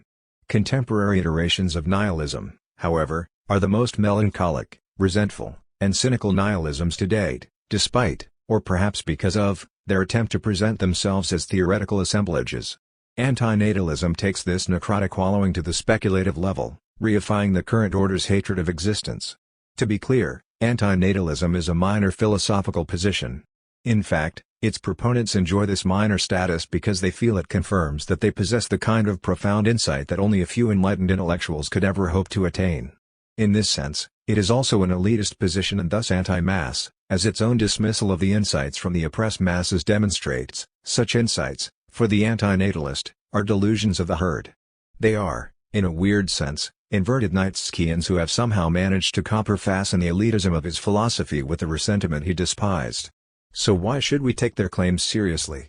Largely because, as noted above, antinatalism is the apotheosis of contemporary necrocapitalist nihilism. It represents a kind of trope in contemporary thinking, a trajectory of the thought of the necrocapitalist subject. It is where the thinking encouraged by this conjuncture leads, an indifference that is so far gone it celebrates its indifference by imagining it as profound. Although proponents of the bourgeois electoral circus argue that refusing to participate in the spectacle of elections is callous indifference, and thus evidence of a nihilist attitude, might it in fact be the opposite? After all, once we examine these electoral systems with even the smallest amount of critical thought we are presented with an avalanche of absurdity. Aside from the limited options, aside from Lenin's joke that they are conventions where the bourgeoisie competes amongst itself to best misrepresent the people, aside from the fact that any and every elected regime has done nothing to make the world better but has in fact continued exploiting, oppressing, and straight-out murdering the majority of humanity, aside from all this, they are always compromised by the bounds of bourgeois democracy. They cannot even guarantee the limited grounds of bourgeois reason. Legitimized political parties court the most powerful members of society and demand that the marginalized just get on board, refusing to listen to any of their demands. People wait in line for hours to vote only to discover their vote won't be counted. Entire populations have their democratic rights suppressed. Rumors are spread of illegitimate non-citizen voting while nobody cares about those citizens who are barred from voting. And all of this happens while imperialist states disparage and destabilize the conventions of voting in other nations. To find meaning in such a concatenation is impossible, and everyone who even thinks about it for more than a few minutes is forced to realize how meaningless it is. We would have to be nihilists regarding everything else about social existence to care about the electoral system. Nothing really matters, and nothing will change, but we might as well vote since there is nothing better to do. Meanwhile, the government of Alberta defunded and privatized its provincial medical system right in the midst of a pandemic. 196 Meanwhile, Joyce Occoquan died live streaming the abuse she endured in a Quebec hospital because she was an Indigenous woman. 197 And the only result was a dialogue about reconciliation and a debate about whether systemic racism actually existed. The death tolls continue and, in the face of this death, there is denial, such as the absurd Barrington Declaration, and there is nihilism. But there is also outrage, and maybe this outrage can generate something productive. Something that goes beyond collaboration with the electoral circus, something beyond necrocapitalist thinking. 25. The misleading nature of Trumpism. Writing about the American presidential election from a militant perspective has many pitfalls. One, that Marx long ago pilloried, would be to present all social ills as the product of the opposing party, for this is the deliberate myopia of all bourgeois electoral campaigns.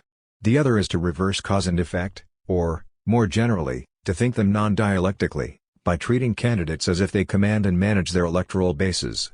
Instead, we should consider elections as a snapshot that captures the momentum or motion of social tendencies and forces.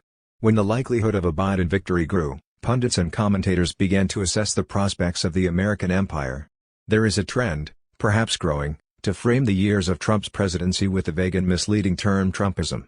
The term certainly preceded the 2020 elections, it has already found its way into academic discussions, but it might serve a particular purpose now that Trump was deposed from power by electoral means. 198. At present, Trumpism is said to designate a particular type of political style, demagogical nationalism, divisiveness, perhaps an explicit taste for cruelty, which could potentially affect American politics for decades to come. The upshot of this analysis is that liberal and social democratic anti-fascists cannot merely declare that something they decried during the fall as authoritarianism, totalitarianism, or fascism was defeated by voting alone. This was a common error among Canadian critics and some activists after the electoral defeat of Maxime Bernier's People's Party of Canada in 2019. Far-right groups quietly regrouped elsewhere. But what looks like the mainstream recognition of the ongoing threat of far-right tendencies in the United States turns out to be the opposite. The use of Trumpism, though it might not demarcate the Trump regime as an aberration in American politics, severs these far-right tendencies from their roots in American history, indeed, even from recent history. First, Democrats become able to treat the far right as the fault of the Republicans, rather than as predicated on the conditions of American power that Democratic politicians have for decades tolerated, abetted, or supported. Second, the usage of Trumpism reverses cause and effect. Trump's political rise and fall is faulted for the rise of the far right, rather than being seen as part of a broader set of social tendencies and forces. Though he attempted to court some factions of the far right, as entries on the Three-Way Fight blog show, 199 we cannot consider the relationship between Trump and these factions to be one of simple top-down command of leader and base. Nor can we consider them to be merely reliably system-loyal. At the same time, this courtship should not be given undue weight at the expense of considering his popular appeal. It must be noted that in the midst of the pandemic, which his administration failed to manage, and the anti-police uprising, which Trump opposed but never managed, to use his own term, to dominate, that he received at least 6 million more votes than in 2016.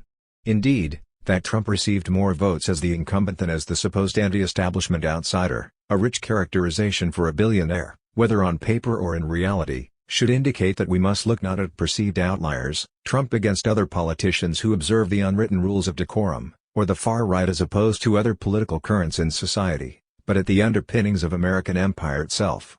The basic premise of our project on necrocapitalism is not that necrocapitalism is a departure from capitalism but that we are in a moment that brings capitalism's contradictions into sharper focus, if not intensifying the contradictions. One would think that as the United States reported over 9 million cases of COVID-19 and 200,000 deaths therefrom in the fall of 2020, that Trump's candidacy would be more imperiled than it was. The raw numbers simplify a complex story. Of course, Trump drove misinformation about the pandemic, and after his own recovery, extolled a kind of voluntarist will to dominate the virus. But again, these are features of a broader right-wing response to the pandemic, with appeals to herd immunity, and the cultivation of a sense that the petty bourgeoisie are entitled to services and goods from the before times despite the pandemic.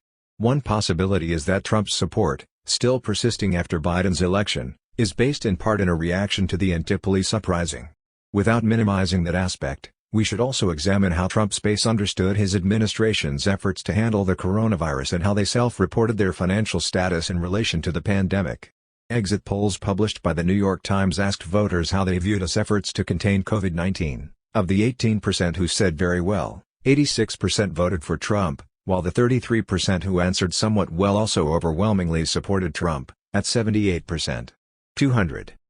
Before we rush to judgment, there's no need to act like liberal critics of the far right who treat it as merely a manifestation of atavism or ignorance. Let us consider two passages from Angela Metropoulos's recent Pandemonium, Proliferating Borders of Capital and the Pandemic Swerve.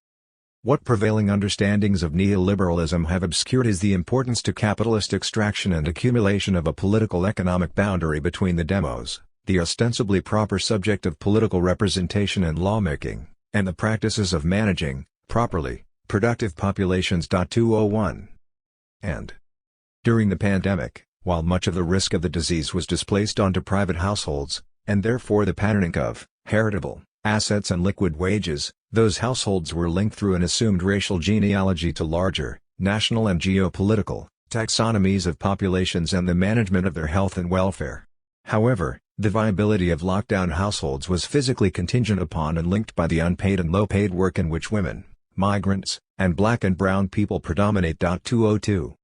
Rather than dismiss those who incorrectly believed that the U.S. efforts at containing COVID-19 were going well, to some degree, as ignorant Trump voters, given their overwhelming support for him, we ought to attempt to understand their significance in light of Metropoulos's work. If neoliberalism is premised upon a political-economic boundary between the demos and a broader class of productive populations, and if pandemic management has functioned through buttressing those differences under Trump's administration, then for this group the system was and is indeed working well. To reflect upon these exit polls from another angle, 44% of the electorate reported no financial hardship due to the pandemic, and a majority voted for Trump, 56%. The other 55% trended more strongly in the other direction. Associating social division or divisiveness with Trumpism is making Trump take the weight for vast social inequalities produced by neoliberal policy. Pin it on Trumpism and alibi the conditions that enable it. We don't want to make too much of exit polling. It does not include the disenfranchised parts of the working classes and those who refuse to participate in electoral politics. It presumes to discern political trends from the unsound premise that political decisions are made from the perspective of the potential legislator voter. We merely wanted to provide a different look at data, one that doesn't indulge in divining auguries of the mythological white working class everyman's demands or demonize some particular minority group for its perceived atavistic tendencies, though we must highlight the fact that white voters as a group play some serious white identity politics, and this is normalized as the supposedly neutral attitude of the universal legislator. As critics of Trump have noted, his administration consistently worked to curb or remove the rights of large parts of the workforce. It might be, though, that some critics were more irked by the spectacular forms of disenfranchisement of voters and the willfully malicious use of detention and deportation. For, if Metropoulos is correct, the Trump administration's policy was a particular, though relatively more explicitly white nationalist, implementation of neoliberal ideological and institutional infrastructure. Biden didn't run as an alternative to the underlying neoliberal policies, but rather as the candidate who would maintain neoliberal policy, to adopt his comments about police violence, in forms more likely to maim rather than kill. California, which overwhelmingly favored Biden, also passed Proposition 22, which classifies app-based drivers as independent contractors rather than employees, a huge setback for workers' rights. We must not allow liberal critics to isolate, in a kind of ideological cordon sanitaire, only some uses and abuses of neoliberal policy as Trumpism, when Biden is now working to shore up neoliberal hegemony through the prolonged crisis, supposedly of COVID-19. The crisis is part of capitalism itself. 26. Slavering in the outer dark. Despite the charges of electoral fraud, it was widely recognized that Joe Biden became the President of the United States in 2021. He received sufficient electoral college votes and a wide margin in the popular vote. Trump and his enablers took a hard anti-democratic line in response. They still refused to concede defeat, having launched a preposterous barrage of legal challenges intended to change the outcome of the election, encouraged reactionaries to storm the Capitol, and endured another impeachment process. Trump also made some characteristically lurching, inept moves, which were being interpreted as preludes to a coup even without the events of January 6, 2021. It is now unlikely that Trump will succeed in any of this, though much is being made of his attack on American democracy itself, and the lasting damage he can do by further debasing the Republican Party and poisoning public trust in the electoral system. Many people, particularly among the most vulnerable, may feel a sense of relief that the open authoritarian drift of the presidency seems to have been halted by a Biden win. But the spectacle of thousands of people worldwide dancing in the streets over Biden's victory was sobering.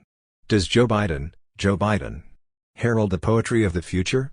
A key lesson of the 2020 election is how, structurally speaking, neoliberal centrism currently plays the erstwhile role of fascism in the management of capitalist crisis. As we have insisted throughout, crisis indexes the normal functioning of capitalism rather than being an aberration. Historically, fascism steps in as a contender when the crisis becomes acute. In this sense, fascism is birthed by capitalism. Though much is made of its populist roots, the backbone of fascism is arguably a mass of small and middle business owners who demand a version of capitalism without capitalism. This is to say that while ostensibly supporting free competition and bootstrapping, they default to authoritarianism to avoid being crushed between organized labor and monopoly capital. To be clear, fascism manages the crisis in a way that must be loudly repudiated and fought to the death. But in its own way, it is embraced by segments of the population as a stabilizer. Are we to conclude that Trump and his administration, displaying obvious fascist tendencies, played this historical role? Not at all.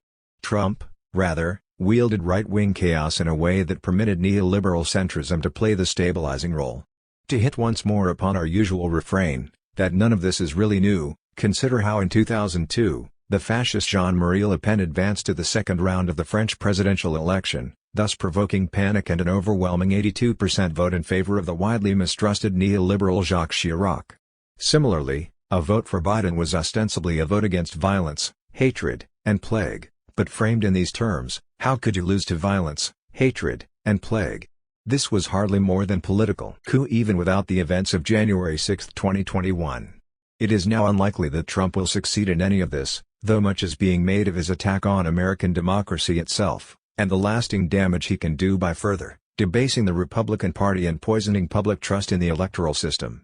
Many people, particularly among the most vulnerable, may feel a sense of relief that the open authoritarian drift of the presidency seems to have been halted by a Biden win.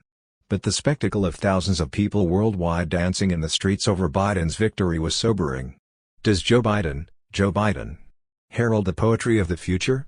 A key lesson of the 2020 election is how, structurally speaking, neoliberal centrism currently plays the erstwhile role of fascism in the management of capitalist crisis. As we have insisted throughout, crisis indexes the normal functioning of capitalism rather than being an aberration. Historically, fascism steps in as a contender when the crisis becomes acute. In this sense, fascism is birthed by capitalism. Though much is made of its populist roots, the backbone of fascism is arguably a mass of small and middle business owners who demand a version of capitalism without capitalism. This is to say that while ostensibly supporting free competition and bootstrapping, they default to authoritarianism to avoid being crushed between organized labor and monopoly capital. To be clear, fascism manages the crisis in a way that must be loudly repudiated and fought to the death. But in its own way, it is embraced by segments of the population as a stabilizer.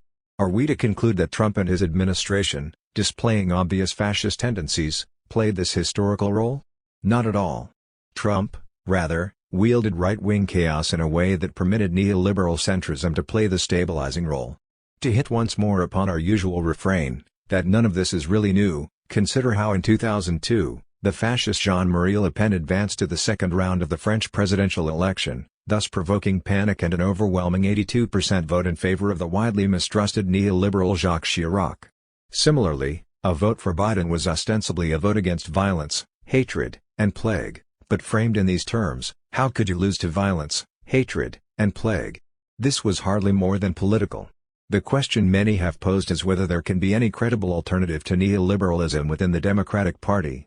Here the mainstream media has muddied the waters, having steadily drubbed us with lazy and dishonest analyses of populism, full of false equivalencies, for several years.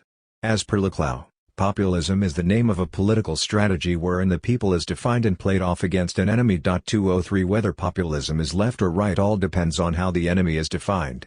To hear liberals tell it, It is the naming of an enemy, and the struggle against that enemy, that is dangerous in itself. But despite the media and the DNC's massive efforts to block him and paint him as such, Bernie Sanders is simply not some left-wing version of Trump. True, the strategy is formally similar, but it is in laughable bad faith to pretend that Bernie's demonizing of the 1% is morally equivalent to Trump's racism, ableism, misogyny, and contempt for the very lives of the masses. The liberal discourse around populism reveals itself for what it is, an invitation to abandon the very notion of the enemy.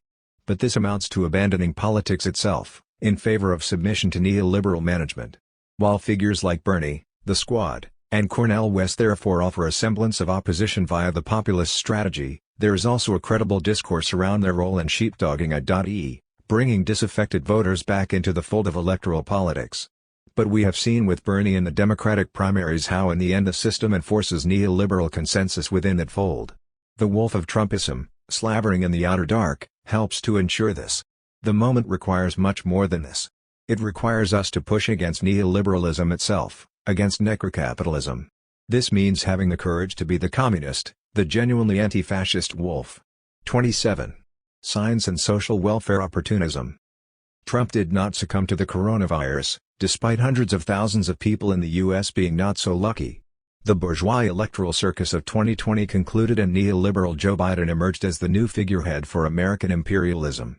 Of course, Trump and the majority of the Republican Party continued to push conspiracy theories about the election, having squandered countless resources promoting them, but the collective attention of American pundits and commentators generally shifted focus to the Biden administration. Biden and the Democrats wasted no time making it clear that Trumpism was generally inseparable from the neoliberalism of the contemporary imperialist order. In December 2020 the Biden transition team announced a who's who of architects and ideologues of imperialist war, policy, and institutions that would make up part of Biden's presidential cabinet. Tony Blinken and Jake Sullivan respectively filled the positions of Secretary of State and National Security Advisor. These are classic American warmongers, instrumental in promoting Biden's vote for the invasion of Iraq and Hillary Clinton's support for a war in Syria and Libya. Avril Haines, ex-deputy CIA director under Obama, filled the role of National Intelligence Director, bringing to bear against the world's people her experience in designing Obama's drone program for illegal political killings and her support for Trump's CIA director pick, Gina Haspel, famous for implementing American black site torture facilities and destroying videotape evidence of CIA torture. Alejandro Mayorkas was Biden's pick to serve as Secretary of Homeland Security. The imperialist media made much ado about Mayorkas being the first Latino to hold this dystopian office, but we must remember that he served as Deputy Secretary of the Department of Homeland Security under Obama and helped him earn the title Deporter-in-Chief by expanding deportations and family detentions.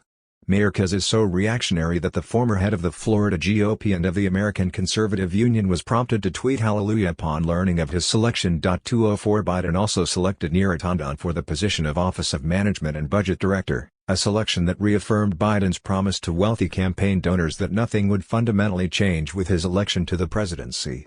Tandon is famous for comments she made via leaked email echoing the Trump administration's suggestion that the United States consider further military intervention in Libya solely to exploit Libya's oil resources. Tandon said, "We have a giant deficit.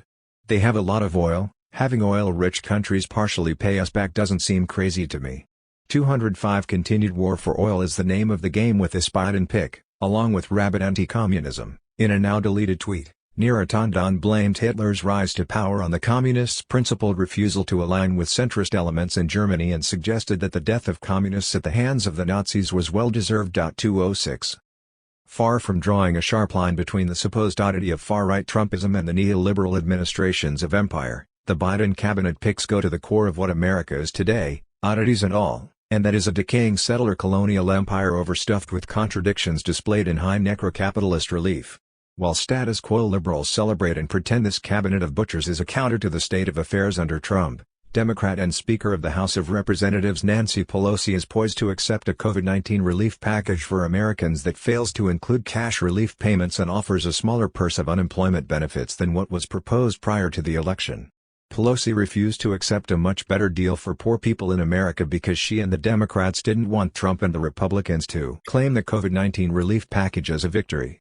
When challenged about this ghoulish bit of electioneering, Pelosi ignored the issue of relief for the poor who have endured 10 months of the pandemic, soaring unemployment, and homelessness, saying that what matters is that there's a new president who recognizes we need to depend on science, as well as the development of several new vaccines. 207 But vaccines for ordinary citizens in the United States would not be available until late spring in 2021, while the pandemic restrictions resulting in unemployment and homelessness continued in spite of vaccination.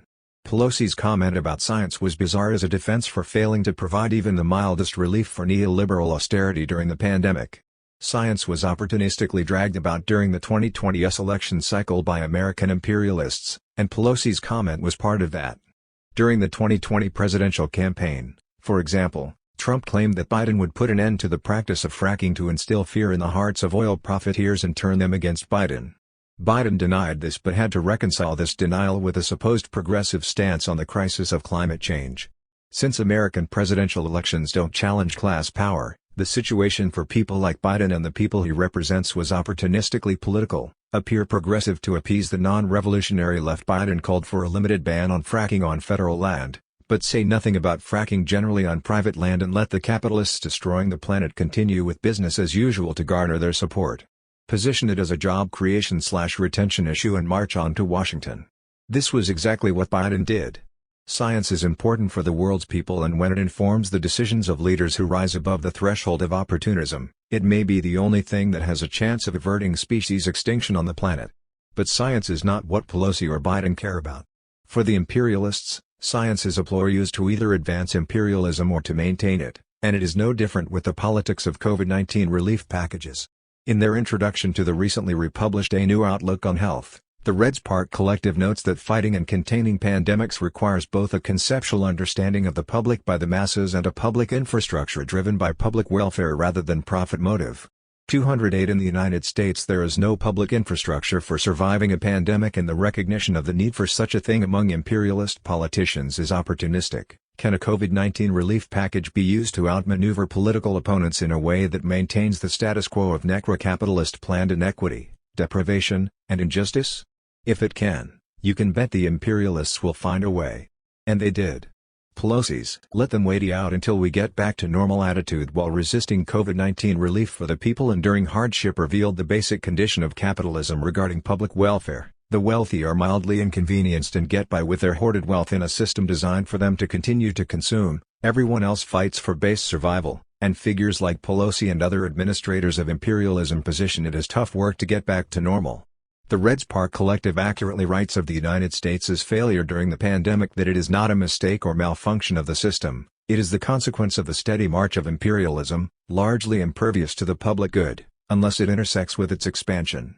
209 Nancy Pelosi and the Democrats did not make a mistake in failing to secure a more robust COVID-19 relief package. They merely acted in accordance with the predictable workings of necrocapitalism and sided once again with death and deprivation.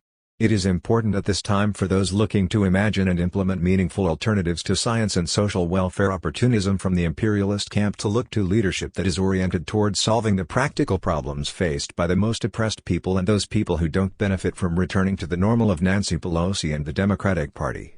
We need solutions to homelessness, unemployment, poverty, environmental destruction, disease, patriarchy, racialized national oppression, ableism, and war. And there is none of that forthcoming from Joe Biden and his team of imperialist running dogs.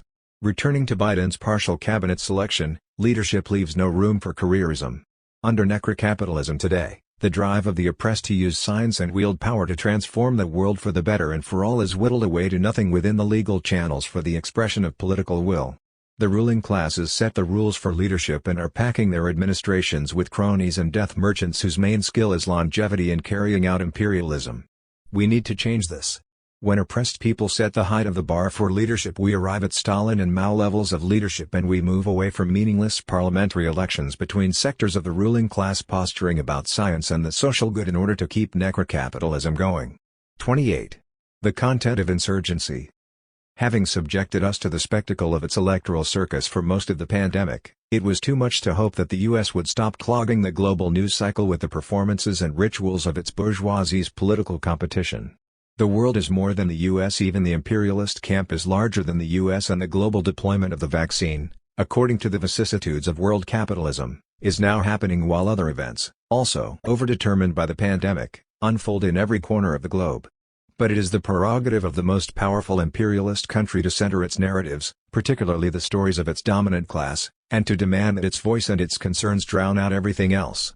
Such was the case with the British Empire when it was the preeminent imperialist nation. Such will be the case if and when the US is replaced by another leading imperialist power.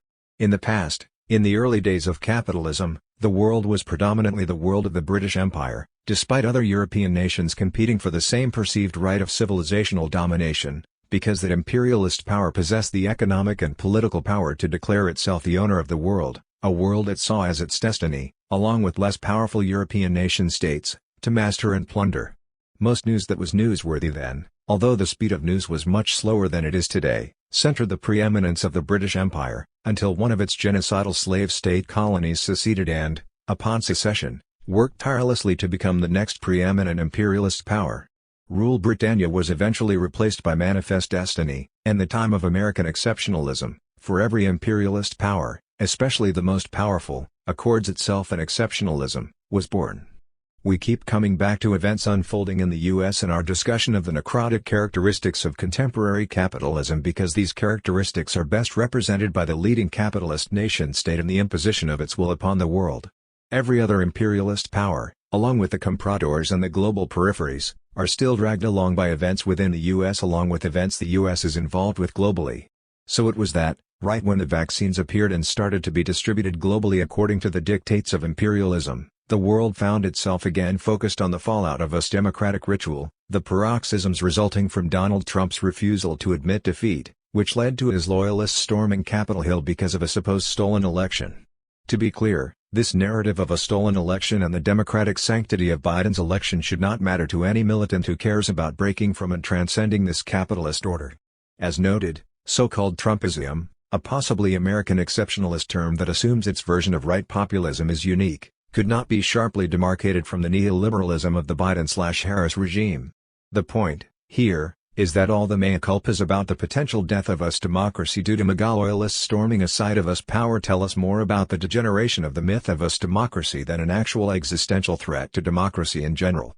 What we actually observed was committed settlers, the backbone of a settler capitalist society, just doing what the US has always done in every space in the world it has involved itself.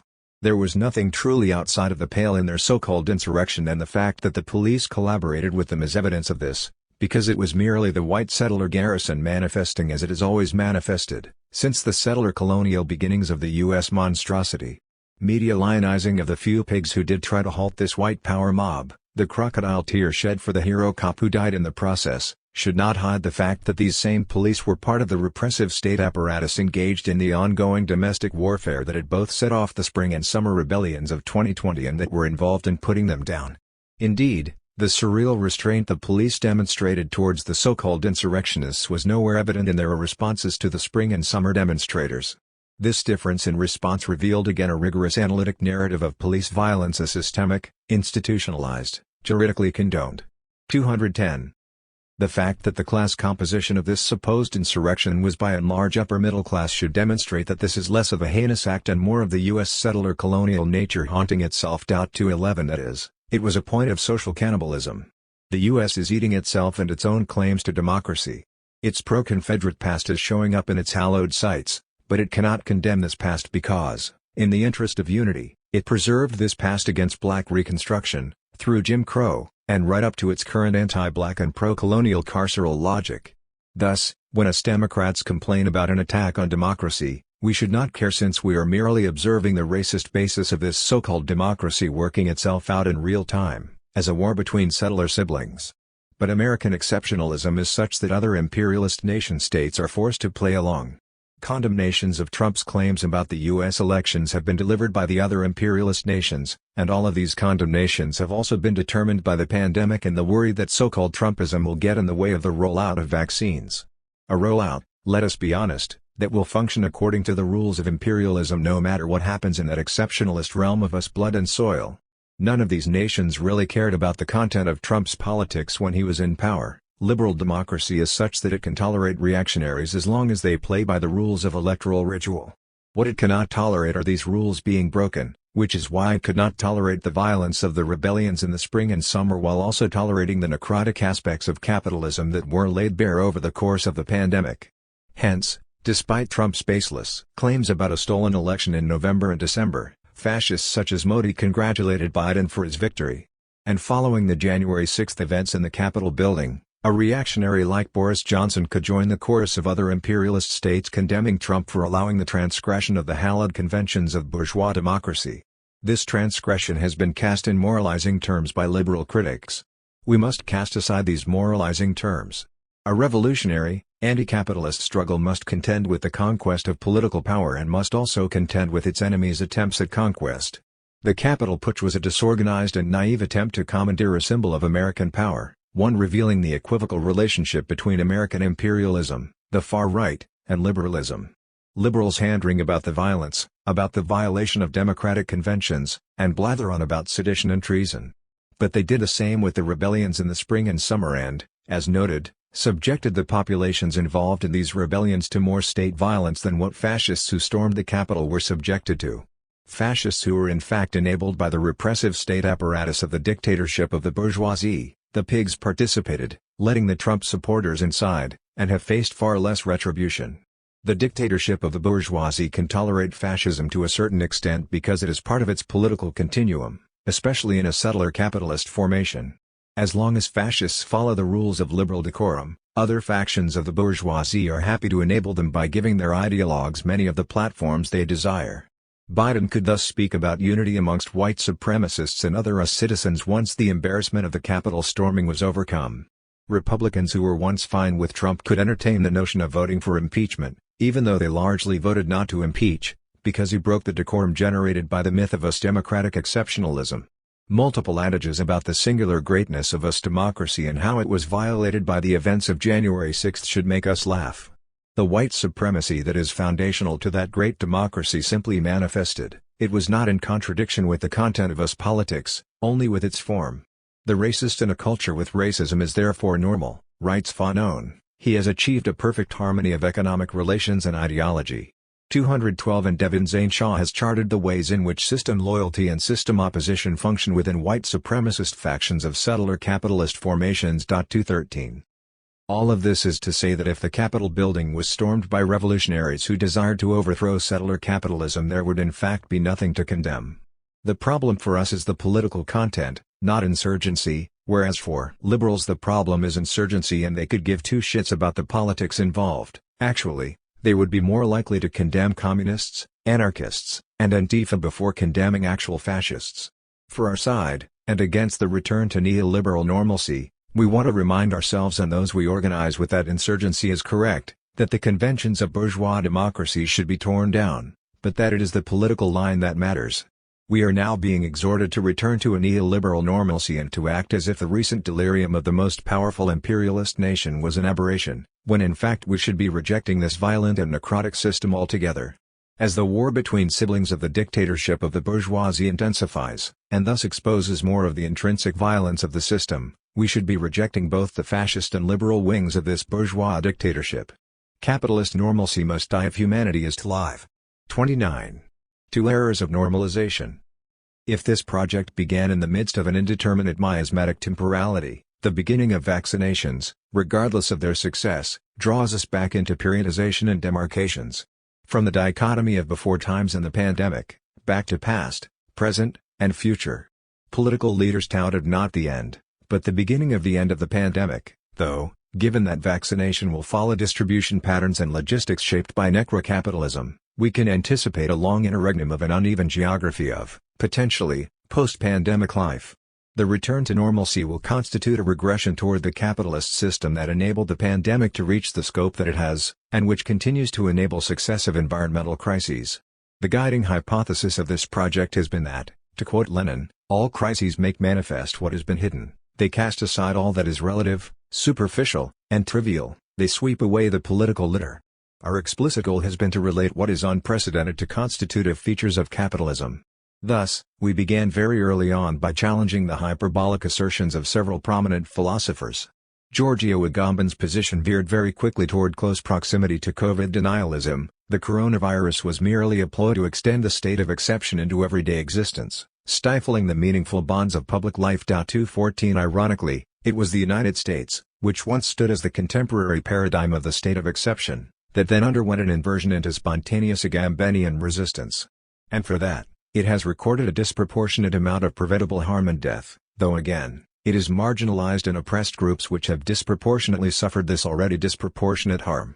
Slavoj Žižek, by contrast, grasped that the COVID-19 pandemic would occasion a capitalist crisis, but he hoped that capitalist states and non-governmental institutions would suddenly impose the communist social relations they've so brutally suppressed over the last century. Again, the concept of necrocapitalism does not constitute a radical rupture with the supposedly normal, smooth functioning of capital. In our view, what the pandemic casts in relief is the fact that capital accumulation is premised on exposing and subjecting the poor, the oppressed, the dispossessed, and the wretched of the earth to environmental harm and premature death. Crisis focuses the intensity of this exposure and subjection. If public health officials are correct and vaccination heralds the beginning of the end of the pandemic, then revolutionary and leftist theorists and organizers must move forward while avoiding two errors. First, we must refuse the widespread appeals to a return to normalcy. In what follows we will draw examples from North America. The implementation of neoliberal policy in the United States and Canada resulted in drastic cuts and or privatization in public health care and disease control infrastructure.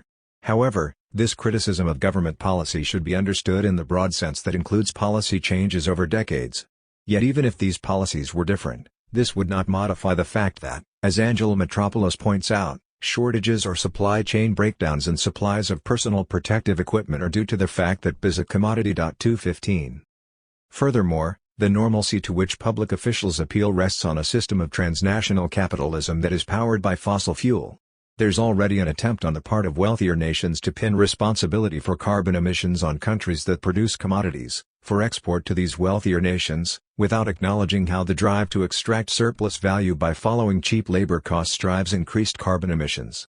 As Andreas Malm shows in Fossil Capital, globally mobile capital will speed up the consumption of fossil energy through its perpetual drive to maximize surplus value. 216 More recently, Malm has expanded the scope of his analysis to examine how, beyond the concern of carbon emissions, ecologically unequal exchange between a global north and global south, enabled by fossil capital, is a deep driver of deforestation, hence of biodiversity loss, hence of zoonotic spillover, meaning that the present system of producing products such as coffee, beef, tea, sugar, and palm oil exercises more and more pressure on biodiverse ecosystems. 217 As Malm notes, according to a 2012 study, the top 7 importers of biodiversity threats were the United States, Japan, Germany, France, UK, Italy, and Spain. Measured per capita, the variations in consumptive claims on biodiversity are even more skewed, with rich but sparsely populated countries like Canada and Finland shooting up to the top. The forces reaching out to forests and pulling out pathogens are nowhere as strong as in the central nodes of capital. 218. Once we consider, to take a local example for some of us, that the Canadian economy remains tied to bitumen extraction, normalcy portends more environmental degradation, the continued expansion of fossil capital, the intensified threat to biodiversity, and pathogenic zoonotic spillover. In short, normalcy involves returning back to the material conditions which have enabled climate emergency and the present pandemic, despite however many so-called moral lessons we exchange in our edifying post-pandemic discourses. Second, we must not confuse the deployment of equitable, or perhaps more accurately, aspirationally equitable, patterns of vaccination with underlying transformations of social, political, or economic relations. The electoral left tends to organize for forms of economic and political reform and mitigation rather than revolution, and thus social democratic parties and organizations will push for half measures of so-called New Deals, despite the fact that reformism lacks the scope to confront global, systemic capitalist crises.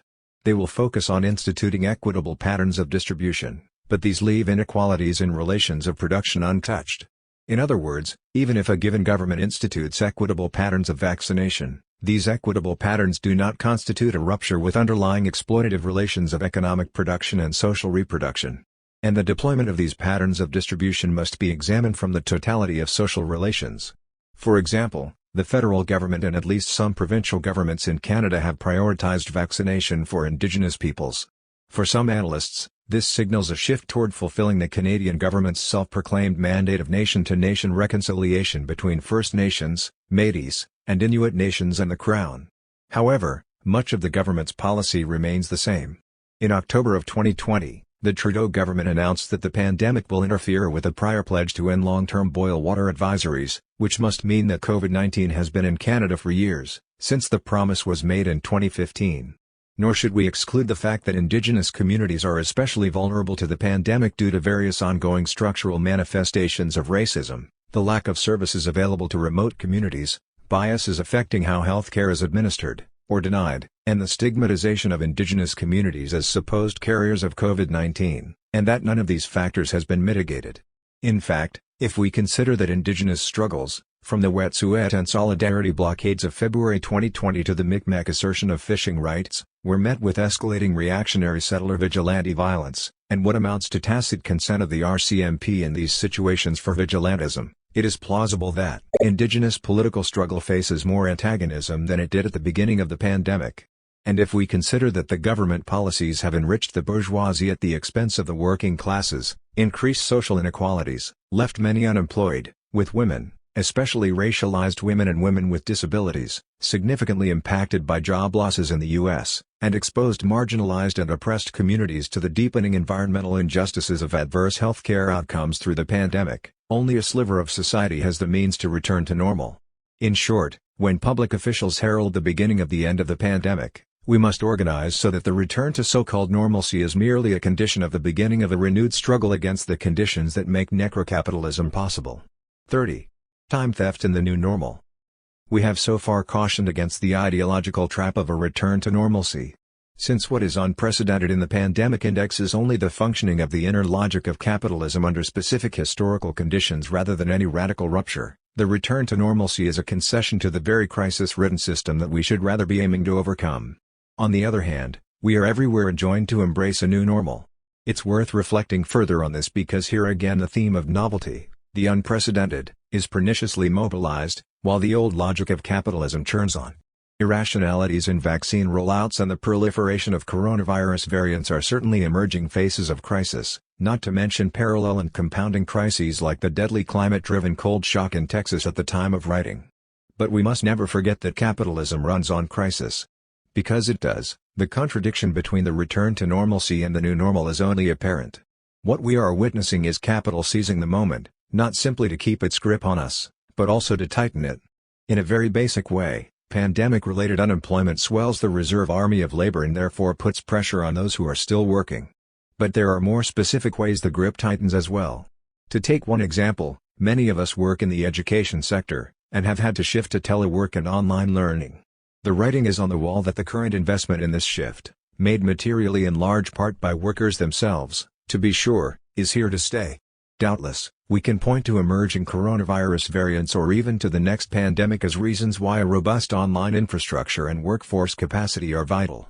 But such work also offloads infrastructure costs onto workers, and potentially increases the pace and volume of their labor through the modification of spatial and temporal limits to teaching, grading, research, administrative tasks, and meetings.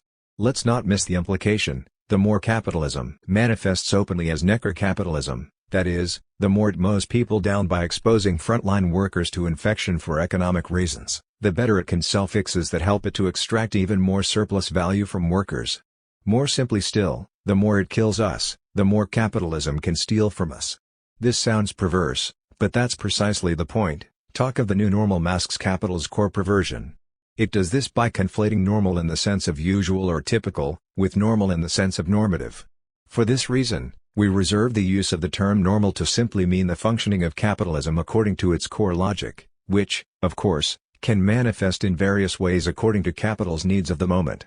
Two of David Harvey's concepts are helpful here. 219 First, he often refers to accumulation by dispossession, basically Marx's primitive accumulation but more forthright in name and further differentiated beyond the baseline examples of colonialism and plunder.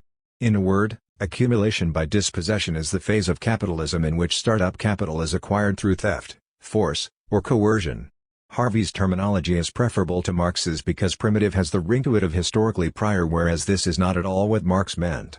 Primitive accumulation, basically stealing, Therefore accumulation by dispossession can occur in any historical period and is likely to happen during crises of capital, when the market as such can no longer maintain the farce that it is capable of ironing out capitalist contradictions.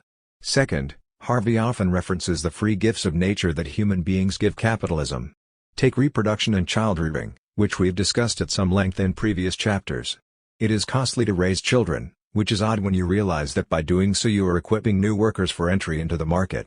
Basically, parents subsidize capital when they care for their children.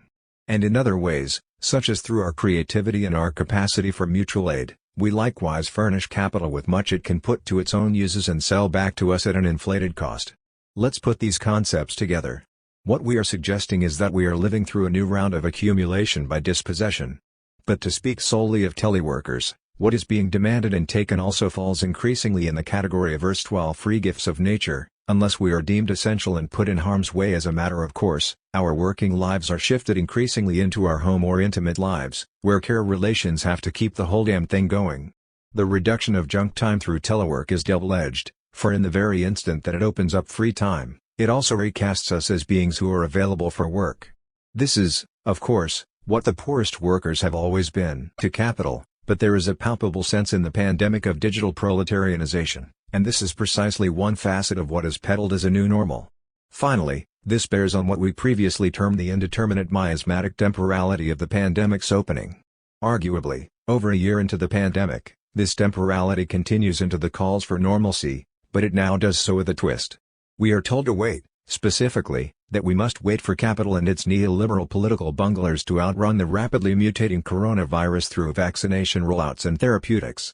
But, simultaneously, we are also told that we can no longer wait, however grudgingly, we must accept the new normal, which is after all a return to the old normal but now with more of an employment blackmail hanging over us and more of our free gifts demanded as tribute to capital. Our call here is therefore simple: we must fight the imposed miasmatic temporality of waiting while working, of being made more and more available for work, with an active temporality of resistance and organizing. At a minimum, if telework imposes a broader span of time where we are available for work, then our watchword must be to practice so-called time theft whenever and as often as we can. But beyond this minimum, we must also form links in an organized chain of workers capable of constituting a genuine rupture, a break beyond the wildest dreams of capital's impoverished, stagnant, and utterly normal imagination. 31. Rampage and rollout. Necrocapitalism is on a rampage. But if all you did was listen to the official media organs and figureheads, you would think that capitalist society was making progress toward justice and that things are getting better. But they are not. Necrocapitalism is on a rampage. On April 21 of 2021, one of George Floyd's killers, the pig Derek Chauvin, was found guilty of second-degree murder, third-degree murder, and second-degree manslaughter. That same day, figurehead for the U.S. empire, President Joe Biden, said in a statement that the verdict was a step forward, while claiming that systemic racism is a stain on our nation's soul. 220 Systemic racism, a term in long currency among oppressed people critical of the United States, its justice system, and all the structures of capitalist oppression, is today a talking point for people like Joe Biden who are responsible for legitimizing and carrying out that oppression. Minnesota Attorney General Keith Ellison, a person who has made it his life's work to uphold systemic racism as part of America's justice system, also said, "I would not call today's verdict justice, however, because justice implies true restoration. But it is accountability, which is the first step toward justice." 221 Ellison's comment, drawing a distinction between justice and accountability, resembles something that oppressed people fighting for the abolition of capitalism and its police have also long emphasized, that the repressive institutions of capitalism, the prisons, the courts, and the police, are not vehicles for justice. We have emphasized in previous chapters that the revolutionary left must refuse the call to return to the normalcy of capitalism. And that we must also refuse to be conned into believing that the rolling out of vaccination in the imperialist countries is guided by anything more benevolent or equitable than the distribution patterns and logistics of necrocapitalism. We raise the same warning flag about the use of revolutionary-sounding language by the representatives of capitalism. After the conviction of the pig Derek Chauvin, will Joe Biden and Keith Ellison and all the other politicians making claims about justice and first steps towards it become committed fighters against the systems and institutions that brought about the murder of George Floyd? No. What Biden and Ellison and so many other figureheads of imperialism are committed to is the continuation of the normalcy and the return to normalcy which, as we've noted time and again, is founded on the material conditions that produce all of the nightmarish features of necrocapitalism, including the current pandemic and the continued mass incarceration and murder of oppressed people at the hands of the police and the justice systems of capitalism. In the very same statement quoted above, Ellison went whole hog as an agent of capitalist repression and demanded that the oppressed carry out any further expressions of rage against injustice calmly, legally, and peacefully. A scornful reference to the year-long, global, mass actions of oppressed people who took to the streets to protest the police murder of George Floyd, which was indispensable for pressuring the capitalist justice system to bring charges against and convict Chauvin. Meanwhile, it is business as usual, on the same day that the pig Derek Chauvin was found guilty of murder. Indeed, only a few minutes after the verdict was announced, Ma'Khia Bryant, a black girl who called the police because she was being jumped, was shot dead by the pigs in Columbus, Ohio. Bystanders at the scene after Ma'Khia Bryant's murder began shouting "No racist police!" and "Enough is enough." The pigs on site began yelling the racist slogan "Blue Lives Matter" at the crowd. 222. Capitalism is not only incapable of producing justice for black people and the oppressed, it is not only incapable of stopping the death of black people and the oppressed at the hands of the police, it is also a state of affairs where even the possibility of stopping the mass death of the oppressed due to COVID-19 is controversial. Take, for instance, the global deployment of COVID-19 vaccines. According to Abby Maxman of Oxfam America, 1 in 4 citizens of rich countries have been vaccinated, and just 1 in 500 in poorer countries have done so.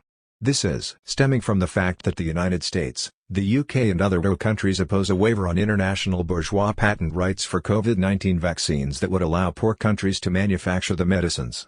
The consequence of this profits before people approach that is the status quo of capitalism is the increased spread of the COVID-19 virus, new variations of the virus, and the countless deaths of people from poorer countries. The imperialist class and the ruling classes in the imperialist countries are vehemently opposed to this waiver. Bill Gates, poster boy for philanthropic capitalism and a parasite who thrives solely because of the existence of bourgeois intellectual property rights, recently said that rich countries should not share vaccine recipes with poor countries. His argument, which he gave no support for other than chauvinism against the poor, is that only by maintaining this inequitable status quo can the quality of vaccines be guaranteed. 223 Of course, we can ask who cares about the opinions of a billionaire completely removed from global health concerns, and move on. But there are other interests involved in the inequitable distribution of vaccines that also oppose patent rights waivers. Lobbyists for vaccine manufacturers have instructed the United States that patent rights waivers for COVID-19 vaccines could have the unthinkable, catastrophic result of other countries developing not only vaccines for COVID-19, but also cancer and heart disease, and as such should be opposed. 224. The position of the pharmaceutical industry reminds us of what Lenin described as the parasitism and decay of capitalism in its imperialist stage. 225 The decay of capitalism refers to the tendency of advanced capitalism to halt technical progress and innovation by limiting production to what can produce monopoly profits. Lenin notes that it is the same in imperialism's relationship to the neo-colonies. 226 In the case of the manufacture of COVID-19 vaccines, pharmaceutical companies have little interest in producing life-saving vaccines if they are unable to profit from them. So they pressure their lackeys in the imperialist governments to secure their monopoly on vaccine manufacture, no matter how many people die in the poor countries. While keeping Lenin in mind, we recall that in The State and Revolution Lenin tells us that the exploiting classes need political rule to maintain exploitation. 227 What we see happening right now is the rich imperialist countries condemning poor people all over the world to death while squeezing neo-colonial governments for profit. Joe Biden and the representatives of imperialism provide that political rule. On the one hand, Biden talks about taking steps to achieve justice after the Derek Chauvin verdict, but on the other, his government colludes with the pharmaceutical companies to carry out injustice on a global scale, resulting in mass death. This situation is endemic to necrocapitalism and is a powerful reminder that there is no return to normalcy that does not carry a death toll for the poor and exploited. No matter what the figureheads of imperialism say about justice, and no matter how many times they project a faux optimism about things getting better, only the political rule of the proletariat can stop the rampage of necrocapitalism. 32. Disease poetics. As the vaccine rollout continues, unevenly and according to capitalist and imperialist logics, it is worth briefly returning our attention to the logics of family and the private sphere, and their connection to politics and economics, what Angela Metropoulos has called the oikos and the connection between this space and the state and economy oikonomia. 228 We know very well the ways in which capitalism maintains an ideological fiction about the private and public divide, pretending that the state is restrained from the household when in fact it intervenes upon the households of the most marginalized, and when the normative households promulgate dominant ideology, sometimes the most reactionary, as part of their foundational oikos. Domestic labor, domestic abuse, and the family as a state apparatus function smoothly as part of the familial private. These patterns complement the public state, the latter interfering in domiciles it finds threatening, the black households in the U.S., the indigenous reserve homesteads in every settler colonial formation, the migrant households where illegals are hidden. But the appeal to the exceptional realm of the domicile, the oikos, has taken on an interesting characteristic during the pandemic, particularly during its latter half. As new variants of the plague spread, as the vaccine rollout is poorly managed, invectives regarding household and individual responsibility are being circulated. During an early 2021 lockdown, the Ontario government circulated an advertisement where the spreading of the plague was blamed solely on individuals who didn't follow safety procedures.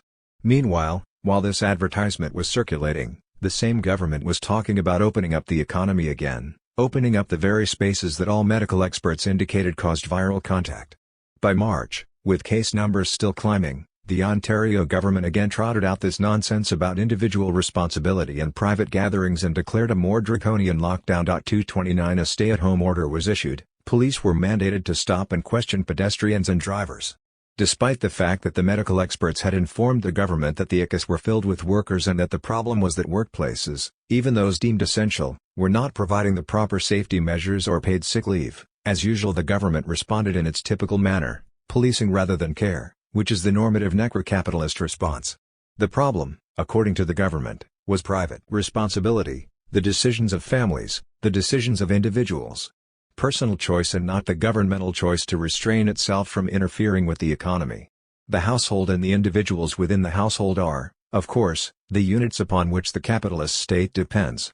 The economic nexus of family, nation and race delivers up the gift of free labor in its most forceful senses through the interrelated boundaries of the wage contract and those of citizenship, that is, the social contract, writes Metropolos.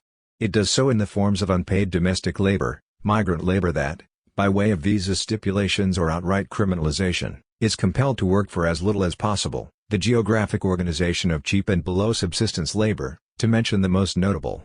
230 Despite this fact, these private spaces are treated as the capitalist state's exceptions, its scapegoats, as if they are outside of the economy even though they are part of this economy's totality. The oikos is the realm of reproductive labor. The liberal fiction of the private/public divide is in fact maintained and legislated by the state, intersecting with and paralleling the fictive division between the free market and the state. The economics of present-day organizations of the economy deliver a labor that has effective purchase, circulating as an extension of, rather than refusal of or indifference toward, caregiving domestic labor that significantly must appear as if it is not work at all, but freely and naturally given. Far from being marginal to the extraction of surplus labor, this expectation of a labor freely given has always been central to capitalist production. 231. Just as deregulation is a misnomer since the capitalist state has consistently enforced such deregulation by setting up multiple institutions to make the market into a Friedman-esque fever dream, the private sphere is equally regulated. It remains conveniently beyond the state in instances of domestic violence and the promulgation of reactionary ideology. That's the private business of families, as well as in instances of poverty and desperation. It's the business of families to work out their home economy. At the same time, it is conveniently open to state interference, or, more accurately, what Dylan Rodriguez and White Reconstruction has rightly characterized as domestic warfare if these families are from colonized or migrant backgrounds. Let us not forget how, in the opening months of the pandemic, Regis Korchinski-Piquet was thrown from her balcony by Toronto pigs. Moreover, the household is potentially an ideological state apparatus, in that it is a space where reproductive labor might intersect with the reproduction of dominant social norms, where children are taught the ruling ideas of the ruling class by their parents and the media their parents allow them to consume. We say potentially and might, here, because not all homesteads are loyal, especially those that are exposed to domestic warfare, which is why the state interferes with those homes that do not conform to a proper oikonomia. Look at the snitch phone lines set up by various governments during the pandemic, encouraging proper households to call the police on neighbors who appeared to be violating the rules of lockdown. Never mind the fact that poor immigrant households often contain more than 10 people, due to the fact that they need to care for their elders and cousins. Suddenly these households brimming with foreigners become suspect and primed for state intervention. Writing a few years before the pandemic, Metropolis noted that contagion seems to be as much a hermeneutics of everything as it is a biological model of generation, transmission and course of various diseases. Politics has become epidemiological. 232 An Epidemic Empire, on Julie Fatima Rossi-Colbeck's Metropolis. The infectious spaces of the global south, hot, dirty, and teeming with illiterate and unhygienic bodies, have been represented by many health experts, policymakers, and popular science writers as out of sync with the supposed hyper-smooth, sanitary space of the Western metropolis. 233. Within the imperialist metropoles, these spaces are represented as the homesteads of the migrant and racialized poor. Within those imperialist metropoles that are also settler capitalist formations, these homesteads are also those that are located in the reserves. Indeed, every reserve, as a whole, is treated as a collection of infectious domiciles. Rossi-Kolb's point was that these tropes of infection, epidemic, and contagion have been common ways in which imperialism has conceived of its other. Her historiography traces these tropes from the early 19th century to the present, and so even before a pandemic these spaces were already conceptualized, and overrepresented, according to the language of contagion, as a priori infections of the imperial body politic. Then, it is only logical that they would be conceived as the most frightening vectors of contagion during an actual pandemic. The general population has learned to suspect those households that represent these infectious spaces and to suspect that they are the ones responsible for spreading the virus rather than, as is actually the case, those economic spaces reopened during the pandemic, since the capitalist economy must go on, where many more bodies are in contact with each other in restaurants, shopping malls, and big box stores. Again, the fault is the individual and their households, not the economic reopenings or the failure to safeguard workers in essential workplaces, and especially those individuals and households that are deemed by racist ideology to be, in Fanon's words, insensible to ethics. 234. There is an irony here that requires attention. While it is indeed the case that the greatest spread of COVID has always occurred when the economy is reopened, when restaurants, malls, and multiple stores open their doors to customers, thus making the notion of waves an artificial conception. 235 It is also the case that the most socially marginalized populations have experienced greater rates of infection than their non-marginalized counterparts. This fact, at first glance, appears to justify the racist assumption that these other spaces, and these suspect families, require surveillance and state intervention. But this perspective fails to grasp that marginalized populations possess less social assets than non-marginalized populations and are thus exposed to death. 236 And disease at a greater rate than those who can work from home, largely avoid disease transmission, and have better access to health care. The reality is that those populations who are a priori conceptualized as being an infection to the body politic have been made vulnerable and thus are always exposed to actual disease. They are made into the very vectors they were already conceptualized as being. They are overwhelmingly the ones working in the factories and other labor spaces that remain open during every lockdown. They are the ones who are not given paid sick leave and so are forced to hide whatever symptom they might experience so as to feed themselves and their families. This irony, that those vulnerable populations conceived of as a disease are simultaneously those who are made most vulnerable to actual disease, affects the practice of inoculation.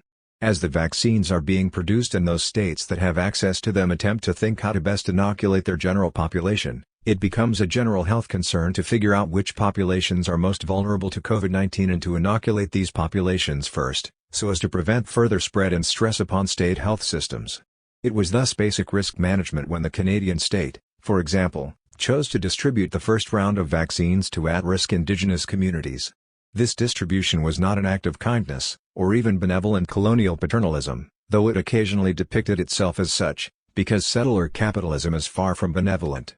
Rather, it was simple cost-benefit logistics. If you inoculate those most likely to contract the virus due to their social vulnerability, you end up saving money in the long run by preventing these populations from overburdening intensive care units. But when the CBC reported on this phase of the vaccine rollout, 237 a video on its YouTube channel was flooded with thousands of comments by settlers upset about Indigenous privilege. 238. Settler ideology is such, after all, that any prioritization of Indigenous populations over the proper Canadian citizen, no matter how logistically sound, will be seen as privilege and even the contamination of the normative rights of the white settler, citizen. The colonized domicile ought to be exposed to death and disease, according to Empire's Disease Poetics, 239 because the colonized, along with other racially marginalized populations, contaminate the stability of the settler capitalist state. The notion that settler families and individuals are more deserving of state assets than their colonized counterparts is a well-worn trope that cuts against basic cost-benefit logistics. The settler domicile, the garrison building block of every settler colonialist society, must always be prioritized, lest the body politic be contaminated. And those settler families who possess the economic means will defy the pandemic logistics of their own state if and when they can. Echoing the settler couple who traveled to a remote indigenous community to escape COVID in the first months of the pandemic, the wealthy Baker family traveled to the Yukon and posed as members of the community so as to receive early inoculation. 240 Despite the fact that the Bakers were publicly castigated as selfish by a general population that has no tolerance for millionaires jumping the queue, 241 The truth is that many settler families and individuals would jump this queue if they possessed the resources. The antipathy towards the Bakers was less acrimonious than the antipathy towards these indigenous populations.